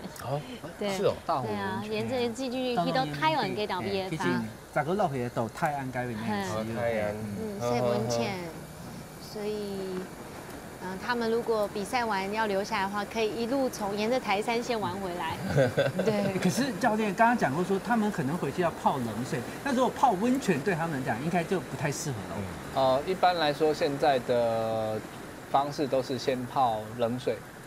对，但是其实再热。对。那运动科技这个部分，其实过去10年跟现在的一些原理跟方式法则都有一些修正。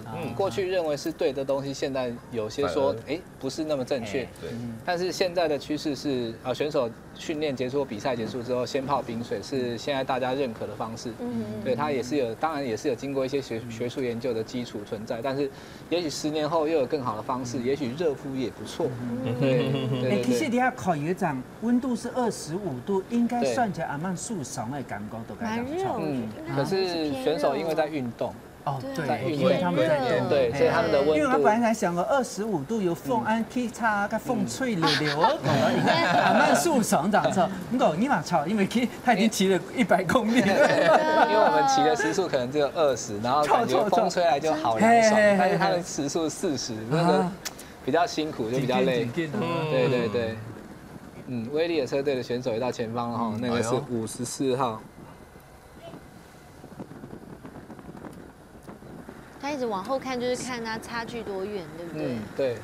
但是这个集团，我想他们还是会处在一个比较合作的状态轮流带头，然后想办法扩大秒差。如果说 GC 总排名没有在前面，或者是一些领骑3的选手他没有在前方的话，这个集团就可能会想办法摆脱他们因为只要能造成那个右金车队的伤害，那他们的排名就可以往前，那右金车队的 GC 车手就会被拉下来对，像刚刚最早我们就有总结前面2站了，目前呢着黄衫的日本右金车队，虽然他是那个澳洲人吧，他叫做 Robbie。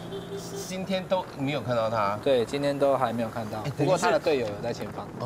等于是他所谓的着黄衫，就是他今天出发的时候就是穿一个黄色的车衣。对。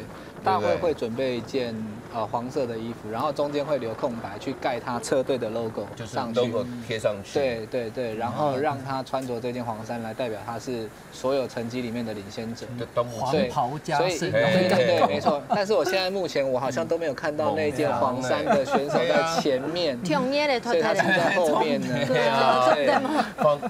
黄衫穿在身上，然后大家就一定看得到你。这里绿的、红的、蓝的都有，就是没有黄的。黄衫躲到哪里去？绿的代表什么意思？绿色是强胜。绿衫代表是什么意思呢？绿衫就是它是所有冲刺点的积分里面的排行的第1名。我们前面有提到过，在台山线是2个冲刺点嘛，对不对？这个是所谓的冲刺点积分是绿色的，强赛绿衫。今天我们有看到那个米捷亚车队的选手拿了2个冲刺点的第1名，也就是他拿了10分。那如果假设他前几天，对，我们可以来等一下可以 check 一下米捷亚车队他前几天的那个冲刺积分。如果他加上今天的分数10分的话，他应该是可以把他的那个积分排往前。这个就是草莓园了。我们超吃婆哎。那个草莓的客家话叫做吃婆哎。吃婆哎。吃婆哎，这也现在有一条讲法，是讲吃婆哎，是讲头白那种野草莓比较少的，小颗的。对，所以可能现在也因就会吃夹公，我都臭沫，没有你那种吃夹公，应该会把好吃的。因为啦，你看很多人在讲说到底要怎么讲，因为有的係聽另一本書台嘅，就係講法留下來講嘅，有的人是講，咁厲害書台是應該找厲害書台講，所以親切。嘛，冇我嘛講，你講嘅唔錯，佢講嘅就唔錯，而是講吼，你只系統，佢嘅名稱係冇恐龍嘅。不過，咱嘛的李維呢，嗰種可能因為發覺到文化動盛起嘅地方是在李維呢，哈，大家因談嘅嗰種講，就是啊，它是屬於什麼文化的一個階層在那邊動盛起，對不對？哦，那你看那種李維呢，對啊，加油點，對啊，哇。個對李雲呢，阿媽老大家少解下是講，那現在講吼，該台山縣當個吼到底幹到，那講當到好食嘅、好料嘅，吼，該到底你要該治療而去那邊念清吼，其實當簡單，其實吼當然因為種苗路當個清，可是苗路當個嘅治療吼嘛又臭嘛又唔臭嘅東西，韓國我唔記得是講，又到苗路嘅治療係像民主好嘅，然後愛好嘅冇恐龍哦，所以愛食嘅愛吃到冇賣健康，我一定對民主來講，佢吃到當聖經，佢吃到當好食嘅東西，對我來講吃到講，佢走得是安樣甜哈，所以我是吃到講，你樣個治療，那大家清到嘢哈，你係想想啊，乜嘅對你結果係吃到最有用處嘅，你就係聽醫生講乜呢？那合肥飛機呵一直在發展你的推山前呢，客家種嘅一個資訊的改變呢，做更多嘅努力，像這些民主講更多嘅嘛，後生人嘛轉移都該做啲資料。我唔記得講，其他轉移嘅，其他嘛為到大家地方農會啊，合作，所以也請更多嘅賦權嘅模式，財團也好啲嘅資料吧，農會地部嘅資料，也是一個蠻不錯的一個選擇的改變呢，那當然呢，韓國緊啲哪間店啊，緊設家係請該間店啊。佢嘅家係對佢治療呢。不過我最我從我老當朋友講是講，因為老聽人講嘅慢程嘛，所以喺度裡面呢，因為老佢家買嘅腳步要放慢咁我只有跟人家是講喺度裡面 A 點打卡好是這樣，再過去 B 點但是可惜咧，所以喺度裡啊好好來聊，好好休息呀，好好來看大家這麼文化一樣蠻有就好誒啦。還有一個很快的方法，就是你可以網絡上搜尋打客莊好味道，好從後咪西我節目，譬如說你到苗栗市，你可以打客莊好味道苗栗市，你就會出來那一集。然後而且我們在 Google Map 上有定位，所以可以而且網絡上有一個評論，就是說跟着民族的客莊好味道去吃的話，絕對沒有地雷。哎呦，真的，這是打包票的。客家好，客莊後咪西，客莊後咪西，就是味道的意思。那剛剛有講到那個農飛啊，農會各地的農會其實呢也是一直在積極的推出來，地方的一些觀光，包括吃的東西。那這邊是有那個農飛有推出冰淇淋。哦，對啊，剛剛有講到嘅鳳州嘅餅啊，鳳州嘅餅哦，苗栗有鳳州餅，還有苗栗公館很有名的就是烏誒，有時候公館芋頭會跟大甲芋頭大車拼，會說，哎呀，你大甲芋頭都是你苗栗松溝耶，確實，我相信也有一些這種狀況，但是要強調就是說，你如果來到公館農會的話，你可以吃它的鳳州餅、老烏誒餅，我跟你說真的超好吃，那絕對在超商買不到的，因為它用全芋頭去做的，全紅棗去做，超好吃。對啊，真嘅，而且我是真的不好吃，我不會講那麼多。真嘅，然後是。我係咁講啊，因為咱民族你少改嘅節目，因為蠻多年的經驗咧嘛，係嘛，所以應該人哋客家種來回就講轉咧，哈，所以我想講一下，如果說你只有一個機會推薦一道你最推薦的客家料理美食的話，你會推薦什麼菜？我會推薦叫做牛板。牛板，對，那個讓教練知道一下，它就是中文可能可以叫做鹹板，或者叫做閩南語會叫做鹹粿。哦，那对，很贵。那我们客家人呢，就会大摆的勾年勾节的时间会大半的嘛。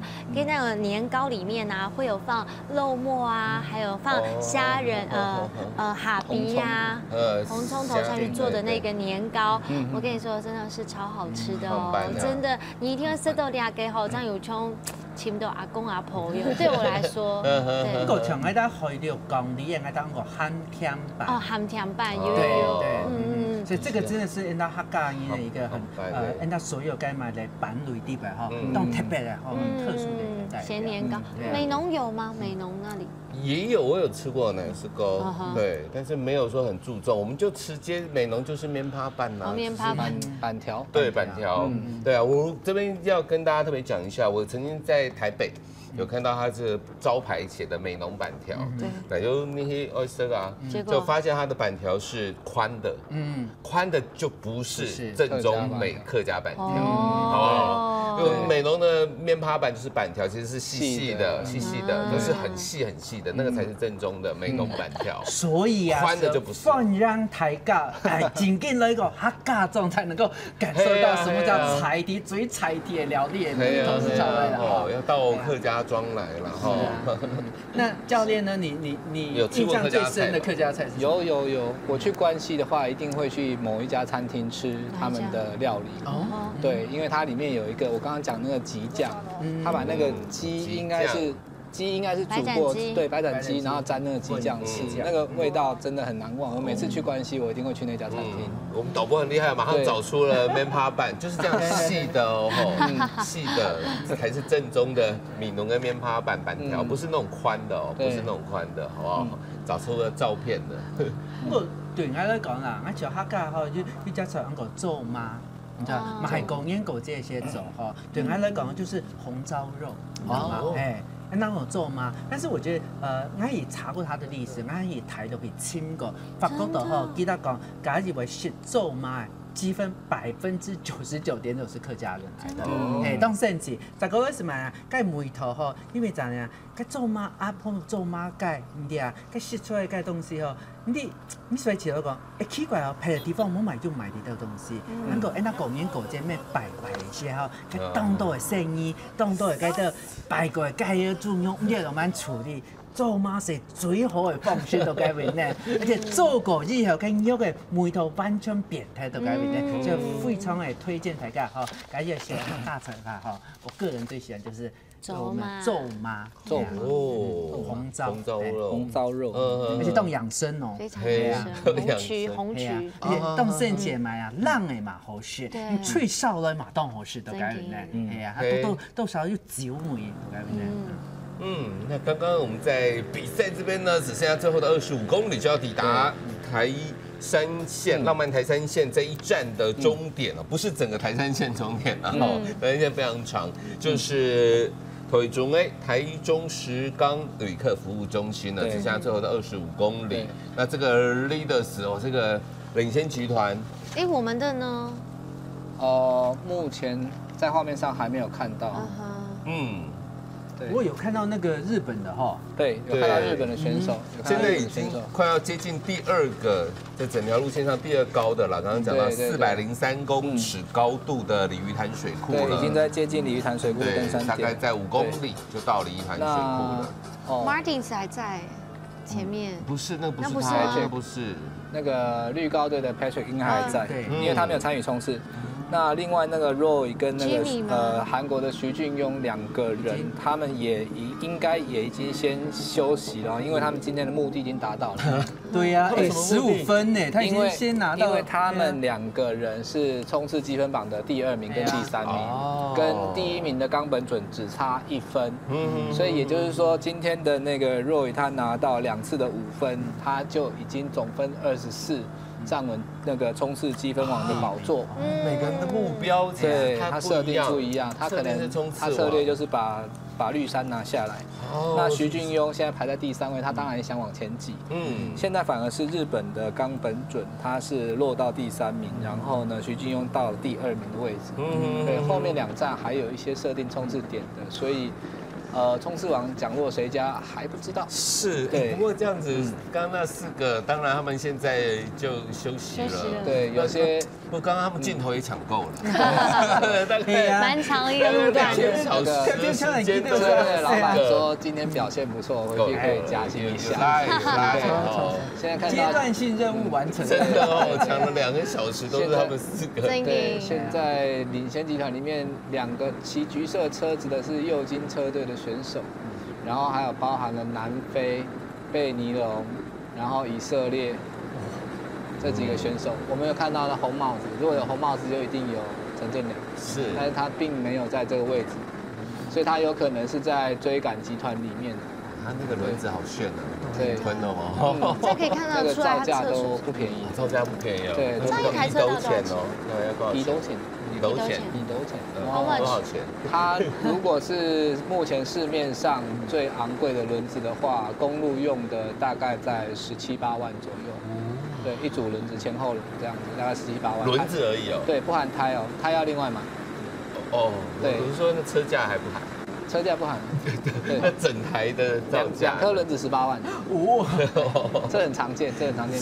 其实因为自行车运动它是一个，你说轮框而已，就意思就对了。2个轮前轮后轮2个轮子18万，包含车架、坐垫什么都要不含，18万都可以买重机了。对啊，所以整台车造价最高昂的可能会在20-30万以上。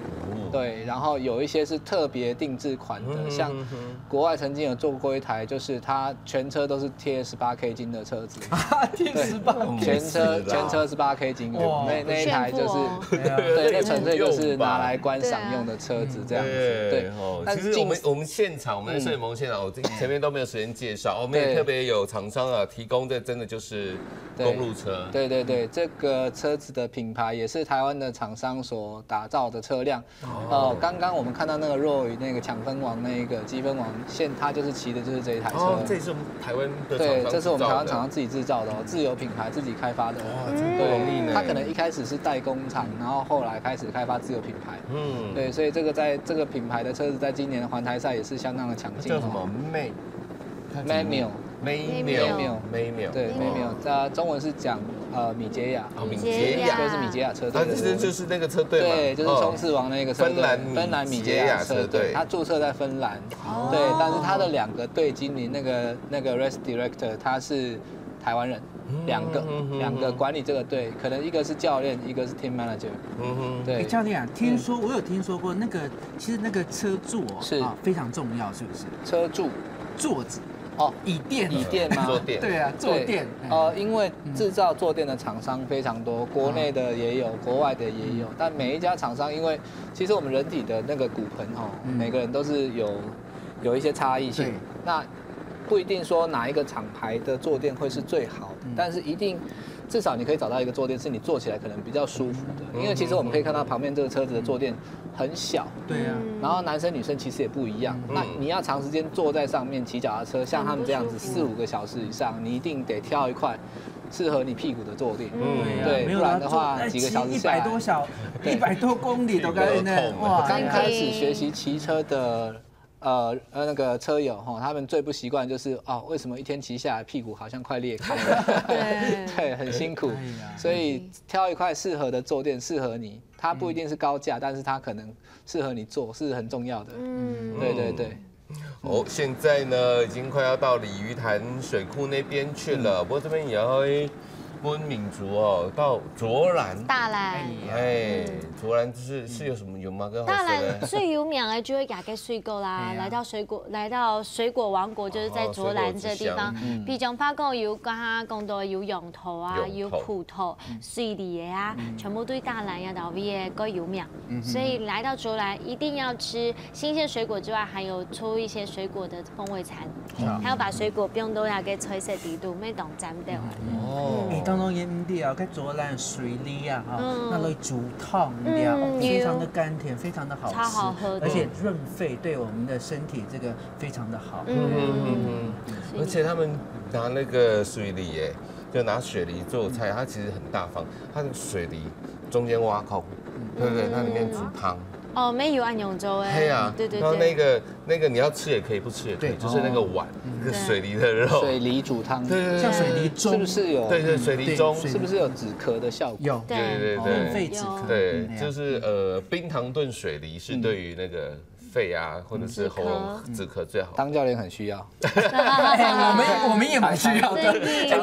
我那讲蛮久的时候，我们也蛮需要。像这个黄志英教练，他在西松高中当教练，教那个小朋友，在年轻人，哇，更难，对，很辛苦啦。对，有些小朋友就是当然练车很辛苦，对，会不练呐，或者是调皮捣蛋呐。对，都会有这种情况。可是我们最容易没声音的地方就是那个比赛的时候，比赛完我们的声音都是沙哑的。所以你们是跟着车子，然后一直喊给选手听。我们如果是场地赛，在比赛场地赛，对，那公路赛有可能有时候也会这样，不一定全程啊。但是就是说，那个讲开玩笑的话，就是每次比赛每次失声这样子。真的。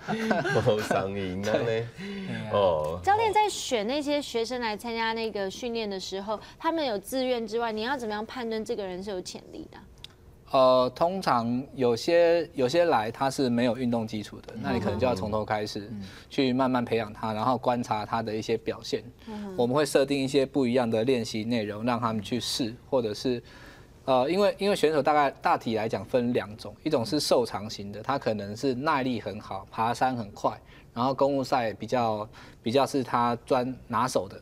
那另外还有一种就是他是比较强壮型的，对，强壮型的他就是可能比较快、比较壮，然后爆发力比较强，这种就是跑场地赛很适合的选手。所以，自由车运动，它除了像田径赛一样分长中短距离的选手之外，它就是看选手有没有天分的话，就是基本上就是他的身体的协调跟敏捷性也很好。这是什么？已经摇铃了，20公里嘞。这是。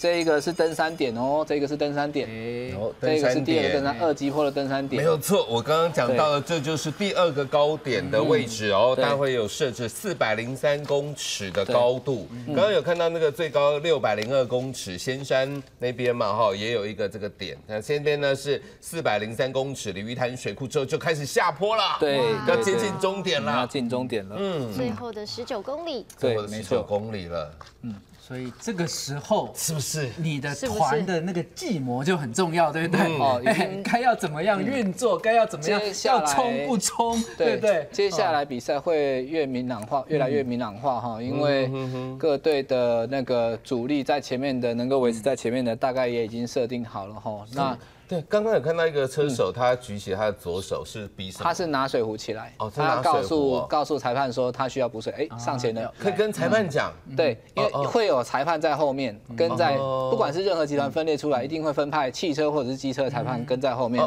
然后呢，对车要上来补给之前呢，一定要跟裁判打个招呼之后，你才可以上来补给。然后选手才可以从你的对车上拿东西。现在这个头探出来这位就是马丁裁判长，他是Com2裁判长2号。对，他是负责顾领先集团的。好，不过对，再怎么样哦，还是这个身为一个体育主播，还是得提啦。所以真的有点难过、有点遗憾的事情，就昨天第2站的时候，对，迪莫就是我们这个桃园站那边有工作人员指挥错方向，对，所以呢，领先集团的走直线过去了。那我们不是说有主集团吗？对，主集团人被指挥错的路了。哇。走错路了，而且呢，走错了大概5分钟啊。对，蛮长的一段时间哦，对，蛮长一段时间。这个真的是有点糗啦，老实说有点糗。不过呢，这所谓裁判长，毕竟这个叫依照国际上面，他有规定，他有停赛，大家停下来不能骑了。对。然后经过仔细计算秒数之后，就是在走错路之前的秒差，把它计算出来，重新再放行领先的集团跟主集团。这也是代表，就表示说我们国际赛主办的还不够多，我们要再多一点，对不对？多一点的话，正面思考。对，我们一定要记得说，我们要再多一点，这样大家对这个共识跟专业的知识会更再提升一些。犯了很大的一个错了哈。不过这边再要请教专业的洪教练，像昨天那个状况，这样的一个处置，当然还是会有一些，比如说领先集团的，我都已经快到终点，今天是快到终点了，还被这个在18公里的地方被强制停下来，大家都不要跑，不要骑。如果大家有看昨天的TVB TBS 网络直播，他们有一些镜头是领先的群的车手下来，裁判要他们下来之后，他们非常的生气，尤其是新人信也他非常的不满，对于裁判的这样的处置有一些很大的质疑。因为为什么他会这样子？因为第一个他已经在领先集团，他有可能可以趁着这个优势，搞不好领先集团其他人都已经很累，而且他体力还正好的时候，他要发挥，他可能要发动攻击，结果却被拦下来。那拦下来有什么问题？第一个，其他本来已经很累的选手，现在在心里面，哇，我可以休息一下，对，暗爽一下，哇，我可以休息一下。对，这对第一集团来讲是不公平的，因为所有人都获得休息之后，那比赛可能会拉回原点。那主集团当然是因为说，可能也许他被大会指挥错的路线而造成的这个秒差让他回来，但是问题是，第一集团他们还是有一些抗议，但是昨天裁判长他也讲了一句话，他非常的直接，他就说，你可以选择继续参加比赛，或者不参加，对，你要就是遵从我的决定，不然你就退赛，非常的强势，非常的强势。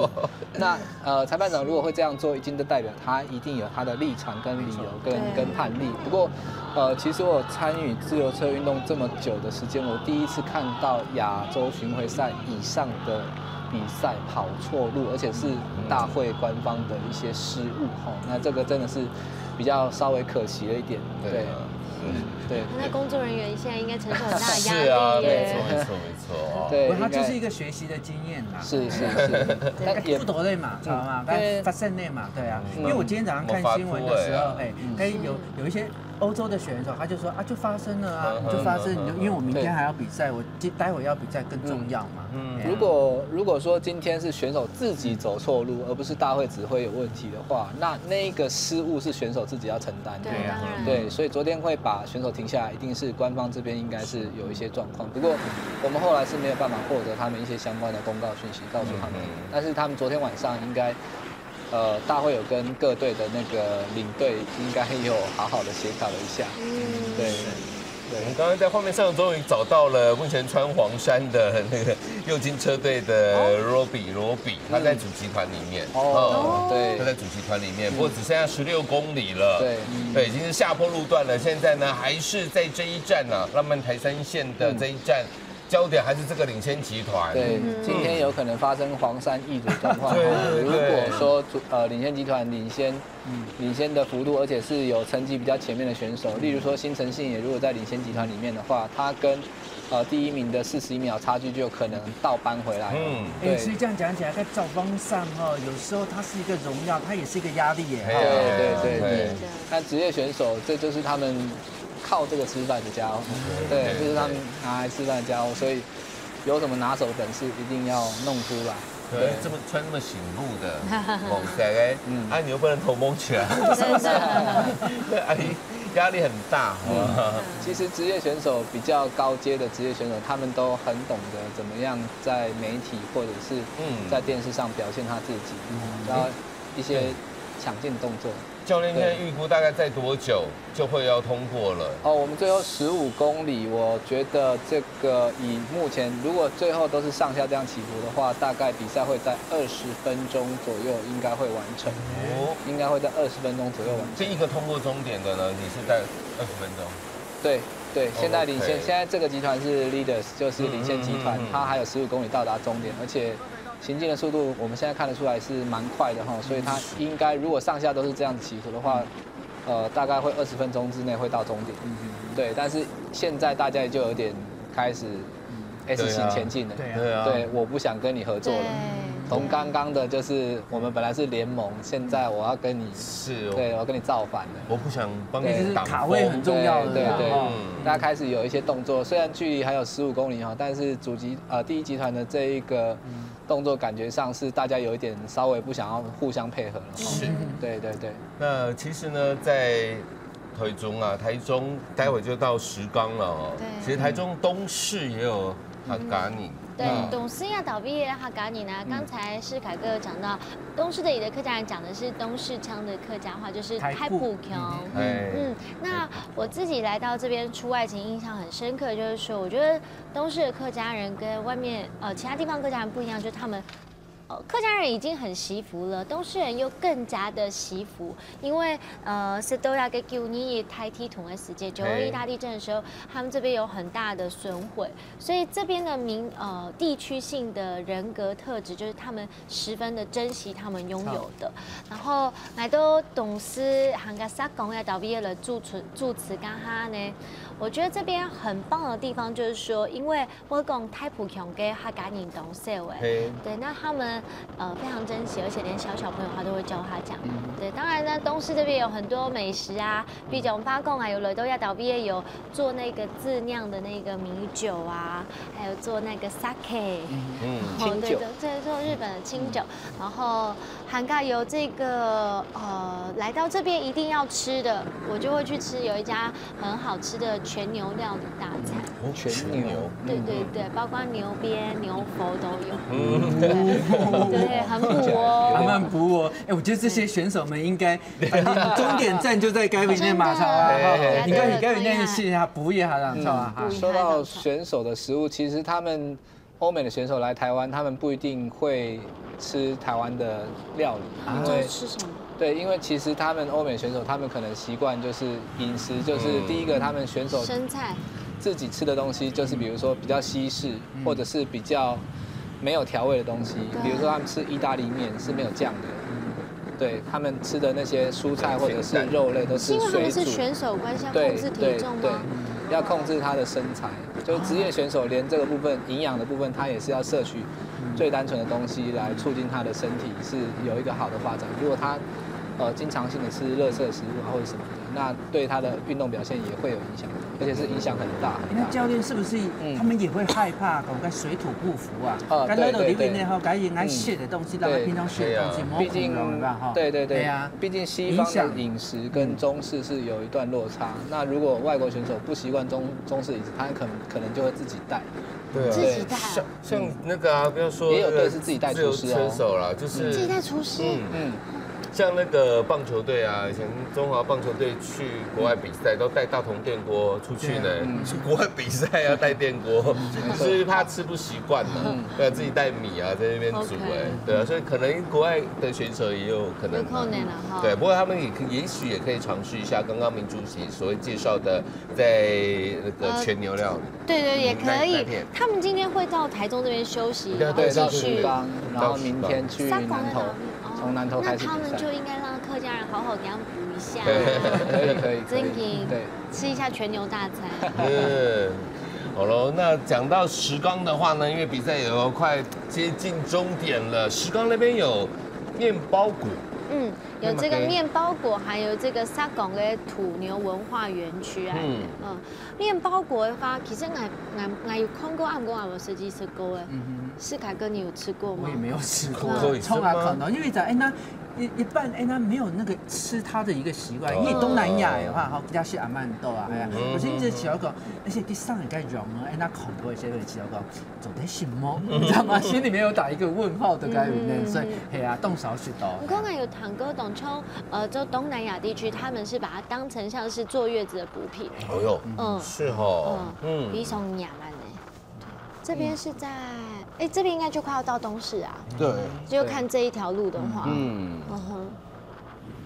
韩国的崔亨敏，昨天的第2名，也就是现在亚洲蓝山，他目前也是在主集团里面。然后黄山也在主集团里面，黄山的 Roby 也在。所以如果维持这个战况到结束，黄山跟蓝山都会丢，都会换人穿。哇，很严重，看。然后差距不远，只有相差大概1公里，1分40秒左右，差1分40秒。所以右金车队跟韩国车队现在应该是会有点紧张的哦。如果被这群选手领先到最后的话，那个就大翻风了。只剩11公里而已。对，猪羊变色哦。哎呀，而且这里好像还有人似乎想要想办法逃脱，因为你看他们没有骑在一起，各骑各的，都在打不同的。这个是日本选手的地方。对，现在目前在前面带头的是日本选手哦，不过很抱歉我没有办法看到他的号码，所以还不知道是哪一位。这边有一点小上坡。对，我在猜可能是新城信也，因为总成绩来讲，他目前是这个，这个是贝尼龙车队，对他爆胎了，贝尼龙车队的选手，来自澳洲的队伍哈，要推他哦，对对对，助他一臂教之力。练那个应该是机械师，机械师下来把他轮子换好，那个不是教练车，那是中立的维修车。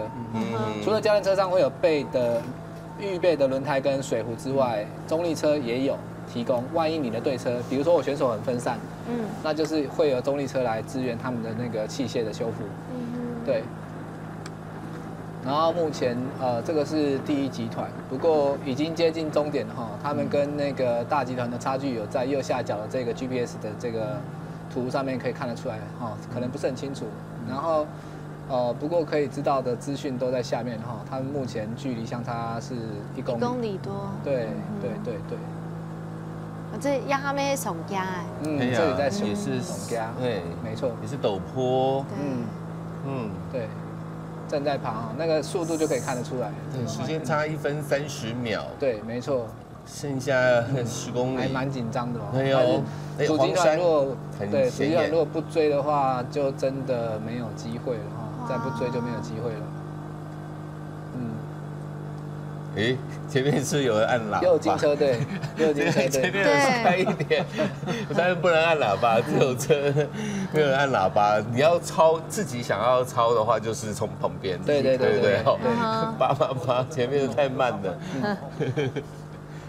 教练啊，这有没有像我们一般接力赛一样说，超车不可以，只能在外围超车，不可以在内部超车这件事？这个部分倒是没有详细的规定，因为其实路况的变化会很大。那选手他要从左侧超或右侧超，其实没有硬性规定说一定要从哪边，只要不要造成别人的困扰，你不要造成危险动作就可以了。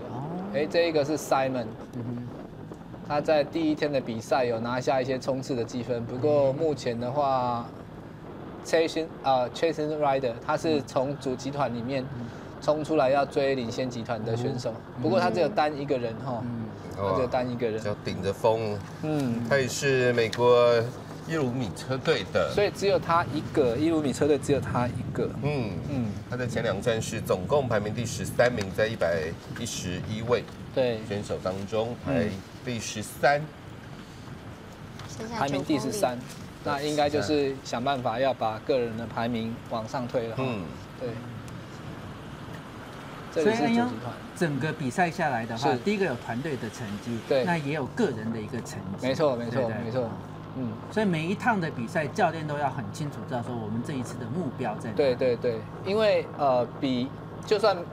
因为他们这些队友其实，在其他国家的比赛，搞不好大家都认识，常常一起比赛。我知道哪一个选手很会冲，我做的情报收集，我知道哪一个选手爬山很厉害。那我一开始就要先设定好我要怎么做，我的队伍当中有哪些专长的选手是可以让我去用战术来做分配，这样子。对，那再依照每天的战况不一样的情况来调整说，好吧，我今天总冠军可能拿不到，但是我绿山一定要留住，或者是我其他的代表山一定要留住，登山王要留住等等。对，就是会有不一样的变化，所以其实队经理或者教练他们的这一方面的应变的能力也很快，尤其是赛事选手在进行时变化是非常大的，对，随时都在变，然后所以他随时都要调整他的战术来让选手做一个配合，对。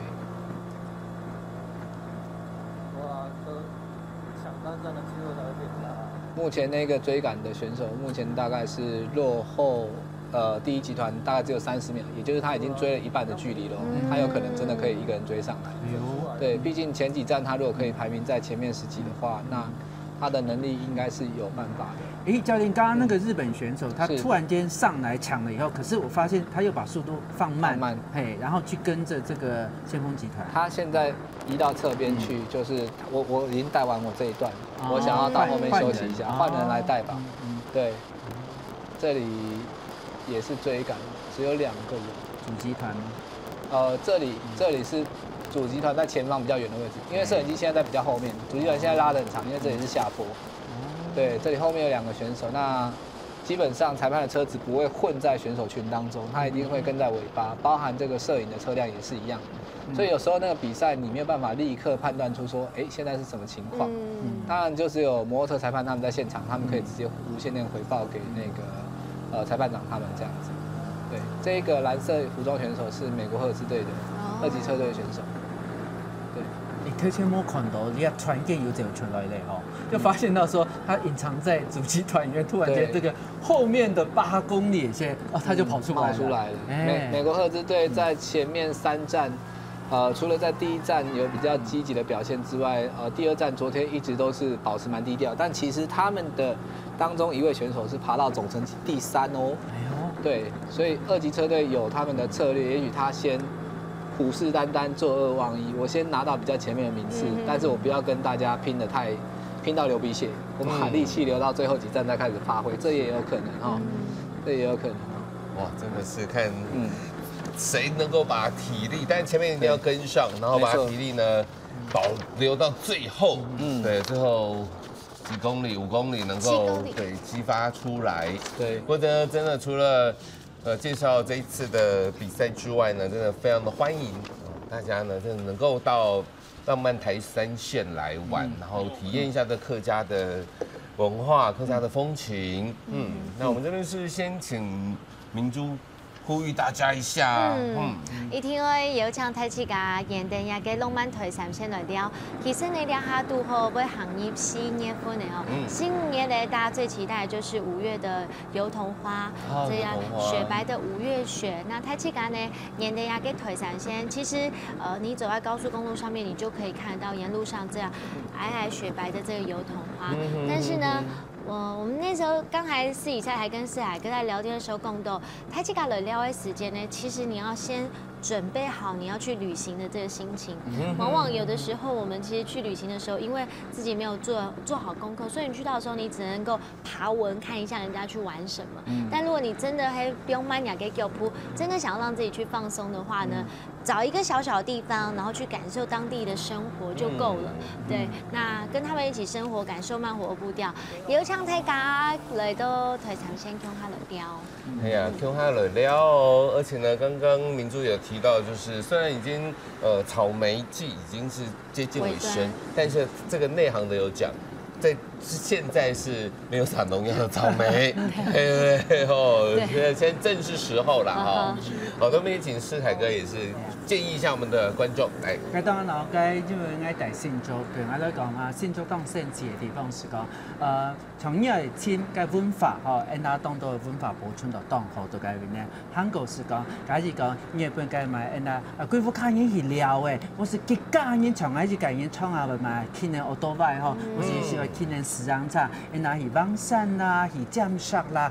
後上年嘅因看嘅凍降打卡景點嘅，啊，像因那買6號花園啊，吼，再個落去數碼天宮裡頭像凍聖地到嗰邊咧，請大家一定來裡邊嚟聊。咁廣東嘅朋友講，假如講，我一個人去，我對嗰邊交通唔係咁熟悉嘅話，吼，我唔記得，因那台3線裡邊咧要當重要，因台灣嘅嘅咪咧，因那鐵路，因那內灣裡頭嘅內灣線，然後就坐火車慢慢升至到嗰邊咧，韓國你對因那你比賽一開始，因那個新竹嘅個高鐵站裡邊咧，吼，竟然有台灣好行嘅觀光巴士，你在坐啲觀光巴士吼，直接到因那個咪去四散嘛做得啦，去因那竹東寮嘛做得，去到竹東咧，就個玩其他嘅車去聊吼，所以你發覺到吼，你啊唔係講真嘅搞啊是順利啦，太多東西好聊咧啦，慢慢的聊，慢慢的來行，哦，慢慢來欣賞因那台3線因那客家中嘅個咪最正嘅年輕妹，韓國因的文化認同。对，就是对我非常建议，我非常认同的是凯哥所讲的、哦，你可以跟可能那个哈嘎尼呢聊一聊，就是你就是除了去玩景点之外，你可以再跟当地在地的我们客家人的，就像交朋友一样嘛，我们非常的好客，来聊一聊哦，你要亲自跟人这个接触聊天。交谈之后，你才可以感受到什么叫做客家乡亲，然后什么客家的文化，不是只有去看景点哦，好不好？对啊，而且你看，该那主动哎，该买的西昌洞日喵啊，很多人都会说，哎，我要到你们竹东的市场去买东西。我说那一定能买。推班里亚哈竹日喵4大示范市场哈，主动是可以中奖，而且这些人家该买的展一哥讲，哎，去到该那容拜见到人家财体的朋友来互动，你要去卖东西卖菜嘛哈，让一个我上家门呀，说讲阿美家门呀，你也买个东西，他就会告诉你啦，你就有一个互动啊哈。韩国十过来哈，你也发觉到哈，方便哎，那就开始哈，跟民众嘛就讲有很多小农，其实小农怎么样去分辨到简单那个应价的该买的，应该说讲阿美，他就跟摆个小小的摊子在地上，然后就那几样东西卖完，他就要拜拜回家了。你是卖你的东西，等于是你把不给舔修，而且给他一个希望说，来好好的去种这些东西，去照顾你的东西啊，用因为欣赏，而且他很努力在去做，然后你洗的你嘛洗的话比较安心点。对啊，真的非常的欢迎大家呢 Q 他轮撩吼。好，现在比赛已经接近到最后的尾声了，刚刚通过了东势大桥，对，东势大桥已经是通过了，剩下最后的3公里，3公里，对，而且我们可以看到日本的新城信也，他是在这个领先集团当中，还有包括西贝尔车队的 Jimmy， 他也是在领先集团哈，而且他们的总成绩是如果以这样的方式结束比赛的话，他们会超前目前的黄山，也就是看，等一下我们看领先集团谁先冲进终点，谁应该就是今天的黄山。他们在拼了耶！对，已经在作战，开始卡位了，对，开始卡位了。哎呦，好可美哦！那个吉米想要一个人跑掉哈，那后面的右金车队绝对不能放过他，因为右金车队现在是领骑黄山的队伍。是。对，然后后面的美国赫兹队也有可能是现在排名第3的强纳森。然后日本队的那个新城信也，他的排名是相当前面，所以他只要在这里，然后最后能够拿到冲线的名次以及减秒的优惠的话，就有可能一跃登为那个总成绩第1名哦。是，现在只剩最后的2公里，我们当然要关注那个穿红色车衣的那个吉米，比利时西贝尔车队吉米。刚刚有提到为什么选手一直这样子扭来扭去，到处乱骑的，就是要摆脱其他的敌人了哈。现在那个停战协议正式宣告就是没有了，各凭本事了，要进终点了。我们本来都做那大团今天很可惜哈，罗比应该会丢掉他的领骑赛，因为已经没有在追了，他们已经放弃了。哎呦，这个人冲出来了。对，这一个是右金车队的选手，右金车队的选手有可能是罗比吗？因为罗比是昨天的登山王。然后包含去年的2个单站冠军艾德温也在这个集团里面哈，现在情况是相当的刺激啊！马上只剩2公里只剩2公里，很快就要到终点。而且现在是下坡嘛？现在是平路，他们骑很快。对，而且是想办法要摆脱一些选手。你看谁也不想带头，谁也不想带头，我不想带。平行了，对啊！哦，有人进攻了，这个是日本的整个西贝尔车队的吉米，红色车衣的吉米开始冲，那整个身体都已经变了。美国2支有2个选手在内哦，所以他们的可运用的策略是比较多的。一个选手出来冲，但是我另外一个选手就一直跟你那些跟我冲的选手，对，可以互相掩护哈。所以战况非常的焦灼哦，还不知道谁会拿到最后的黄山。这个时候各怀鬼胎哈，大概也想的东西差不多。如果没有讲解的话，观众一定很纳闷说，他们干嘛这样骑？为什么不好好骑？是酒醉了吗？想办法要把它甩掉，对，要甩开对方。然后新城信也果然是比较有经验车手哦，他都没有在前面带，但是呢，他都一直保持在这个集团内。对我个人，我想要猜那个新城信也会对。我刚从看到他因为爱动定义本因呢，干嘛走实现放弃哈，他们都有一套的完整计划，而且是他们的执行力是几乎90%以上。没错，你可以早夜该买的已经先分析的该种的计划都会走啊。对。2支队现在派了一个兔子在前面哈，就是领骑之外，就是顺便消耗其他那个像后面吉米的体力。然后但是右金车队又在侧面想要进攻哦，这个非常刺激哦。现在1.6公里，马上又过去了，各怀鬼胎。比赛在2分钟之内就会结束哦。对，但是我觉得现在在前面冲来冲去的，到最后一定拿不到。是哈。对，因为体力消耗光。然后绿色，荧光绿色的那是贝隆尼吗？贝尼龙。荧光绿是贝尼龙，然后还有一个绿高，奥地利绿高车队也是哈。我觉得他们在后面，对，他们在后面有一点就是，反正我就跟嘛，你们就尽量去，对，我们就尽量去消耗吧。这个澳洲贝尼龙也有可能，一直都没有什么动作。对，他都一直跟在后面，然后后面的那个现在在以色列队去年的2站冠军的艾德温也在里面，他的冲刺是非常厉害的，他去年台北站的绕圈赛冲刺他是第1名哦，对，而且技巧也非常好，然后个子不高，但是很厉害，对，很厉害。1.3公里。那右金车队也是有2名选手在这里哈，现在尔虞我诈，对。就还是都给 Jimmy 骑好了，对，前面 Jimmy 现在要想办法甩开，是因为他可能在冲刺上没有那么好。我们在前面的比赛有观察到，他可能是一个爬坡比较不错的选手，但是如果他跟这团人，右金车队的选手现在10公里左右 ，Jimmy 又不得不追哦，因为他如果不追，他就没有总成绩了，他排名就要被拿走了。对，威利尔、西贝尔、日本都有，还有绿高，最后面这个也是西贝尔。采访车都让开来让他们走了。对。现在就是终点镜头哦，看到了，来了，马上来了，250了。你看日本的，你看日本整个非常快。哇，美国队已经在前面冲了，艾德温来了，以色列的艾德温。已经过了吗？已经过吗？还没吧？还没。没错，应该是艾德温的。哇，超强！厉害！第1名是那个以色列队的艾德温，对，第2是日本的，非常的厉害，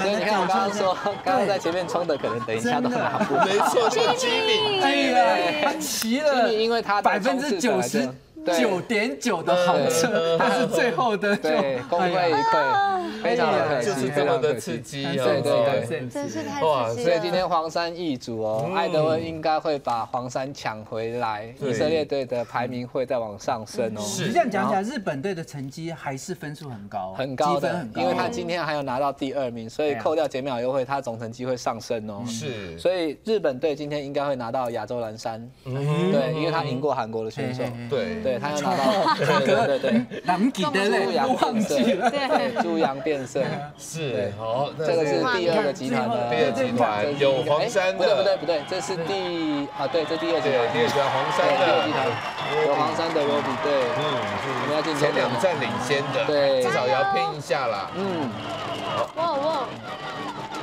不晓得这个时间差有没有让他的黄山可以保留住哦？就等待这个大会最后计算公布，大会公告的结果才能知道。后面呢，主集团呢？主集团。对，我们当然在接下来陆续会进来，也要关心一下台湾的车手、中华队的选手有没有对进入到终点。我这边呢，先跟大家说，在这一站的单站个人第1就是以色列车队的艾德温，他在先前2站是排名所有车手第18名，不过这一站拿到了第1之后，有机会往前，甚至是取得黄山。对，对。那至于刚刚看到第2名是日本队的，应该是新城信也，对，新城信也。不过新城信也原本的成绩是排名第6，对，他也有。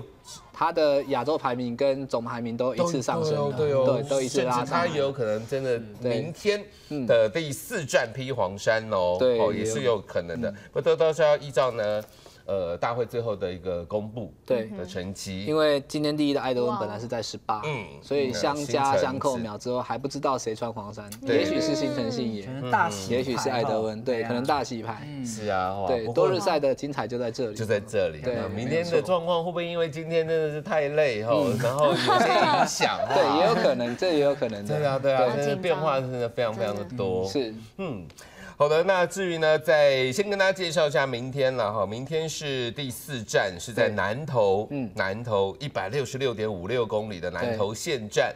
然后呢，第5天最后一天第5站呢，则是在192.8公里的屏东站哈。所以接下来的还是会有持续的比赛。对。哇，不过在今天呢，客家电视台、客家电视台，包括在电视频道、在网络 YouTube 频道为大家所转播的这一站，也是新设置的浪漫台三线站。其实，在整体的过程当中呢，也让大家呢真是了解很多啊。你可不可以讲一下你的感想啊？我第一次参与啊，而且可以在展元哥还有教练旁边，我真的觉得超级刺激的。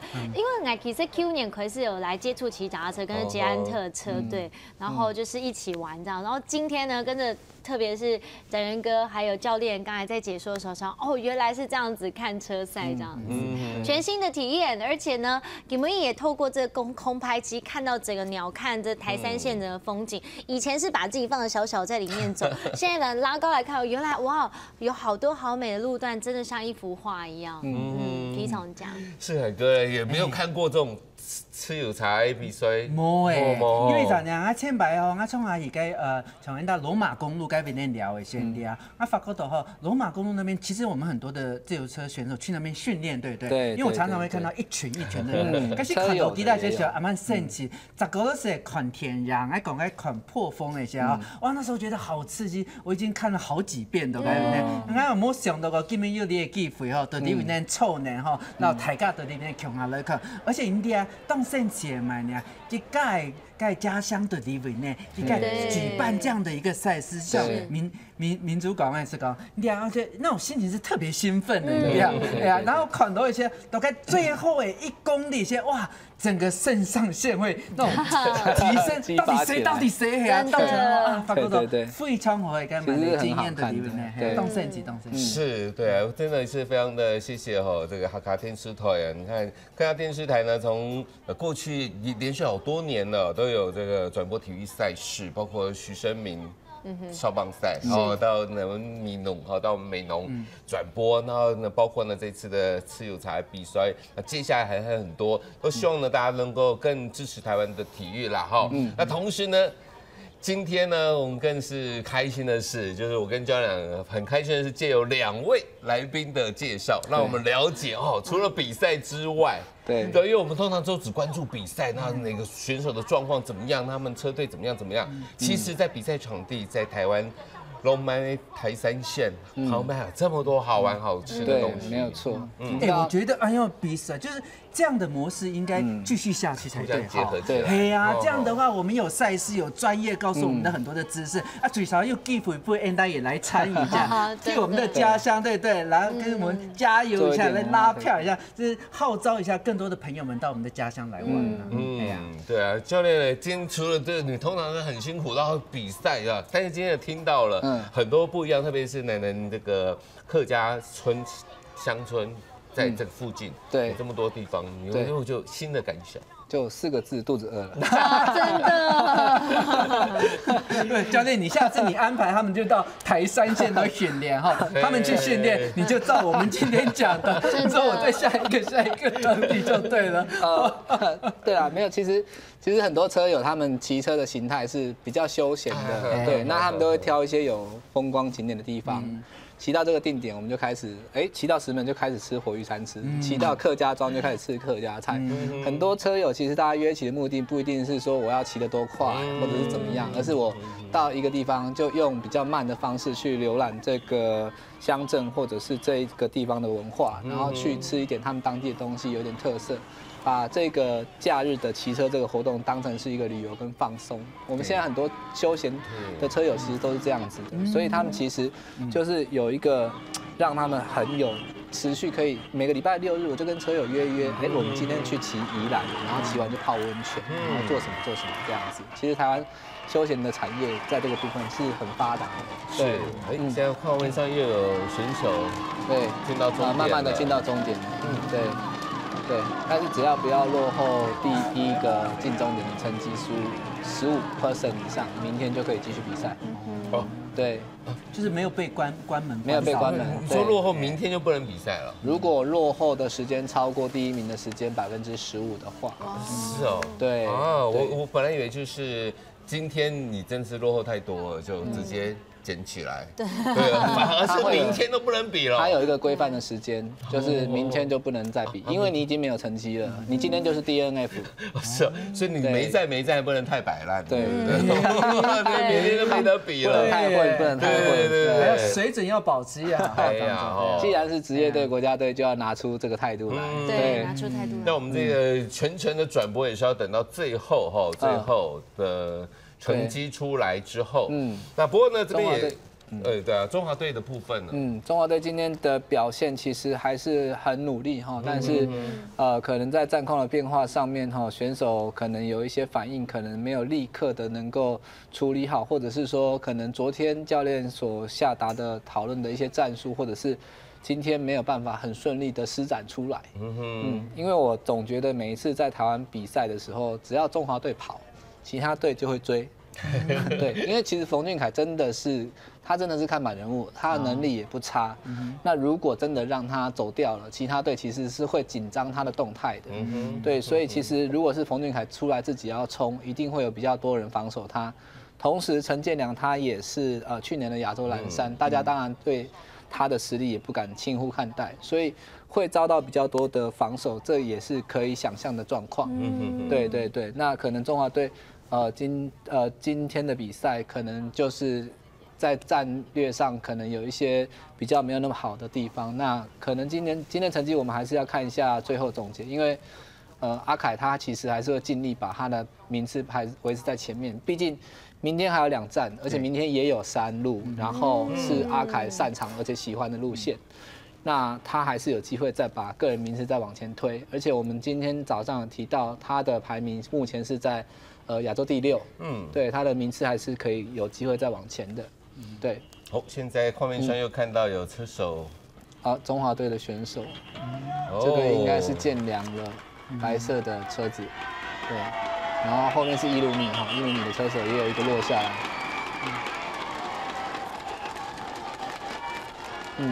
这一站结束之后，排名会有比较大的变动。包括黄山登山王的衣服，还有冲刺王的衣服都换。登山王今天是那个应该有换人。对，教练，我还蛮好奇的，今天台3线因为这个路况跟以往的赛事不太一样，对不对？所以因为你也是第一次看到台3线的比赛嘛。对，台3线今年是第1年，所以对你来讲的话，跟你当初的预估有没有推掉？是说你原来你觉得应该怎么样的成绩？可是实际上的成绩有很大的落差。其实环台赛今年的赛事都相当的精彩。为什么我这样讲？我刚刚前面有讲，就是我觉得前2站都是爆冷门，拿到冠军的都是不是我们预期的选手。然后包括第3站今天艾德温的话，我就我本来觉得说，他今年是不是状况特别不好，还是说他可能就是能力上今年真的其他选手比他还要优秀？但是没想到。他本来不在那4个人的领先集团里面，然后呢，他是后面爬山之后才爬上来。对，现在荧幕中这个就是艾德温哈，他的 last kilometer, I felt good, but everybody knows I'm a sprinter, so some guys attention behind my wheels, attack. I take the other guys, but. To last K, I say that I know nothing. If one guy go. Or when I ride everybody together, I sprint, but no take everybody because I ride tired. So I will try. I was try. I will. Is this your plan today for winning this stage? The plan, the briefing, so in the climb, start hard, many attack, but the more important was in the descent. After the down, up, down is the more attention because a small group go out. It's possible, so I try take everything. Did you see cheerleaders on the way? But you hear cheerleaders on the road. Cheerleaders cheer for you guys.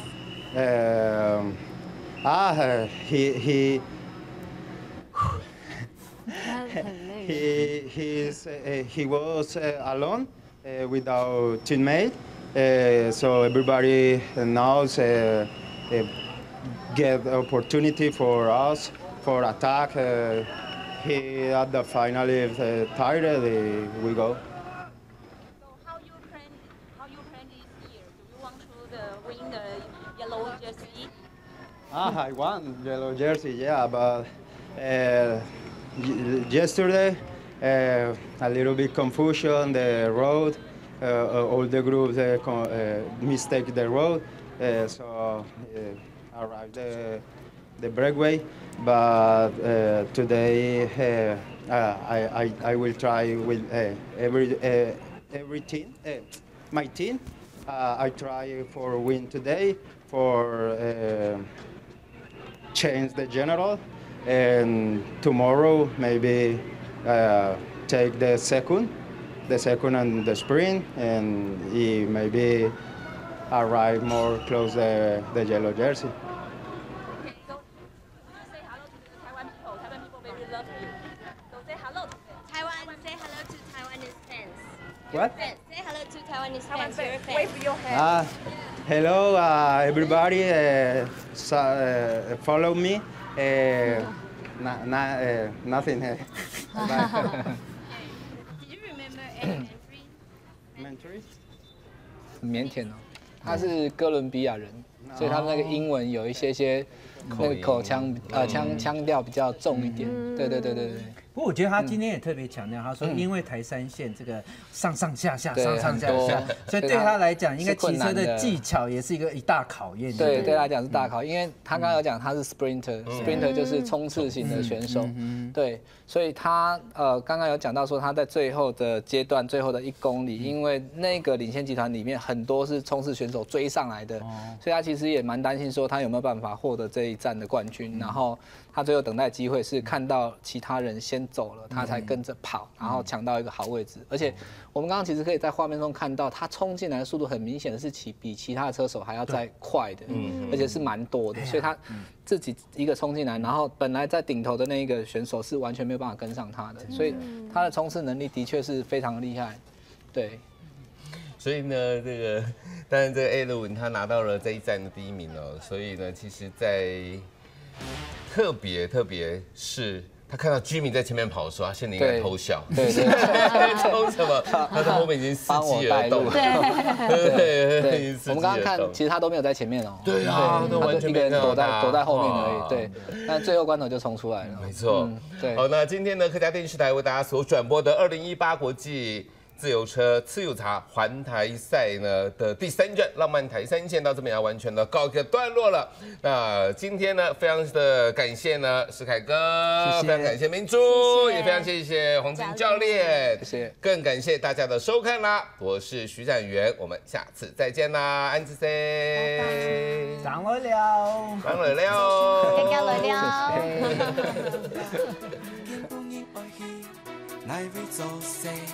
安做 everybody， 爱开用笑面哦。两下马路红，茶安多，用银行动家，有面无方向，安多故事随时发生。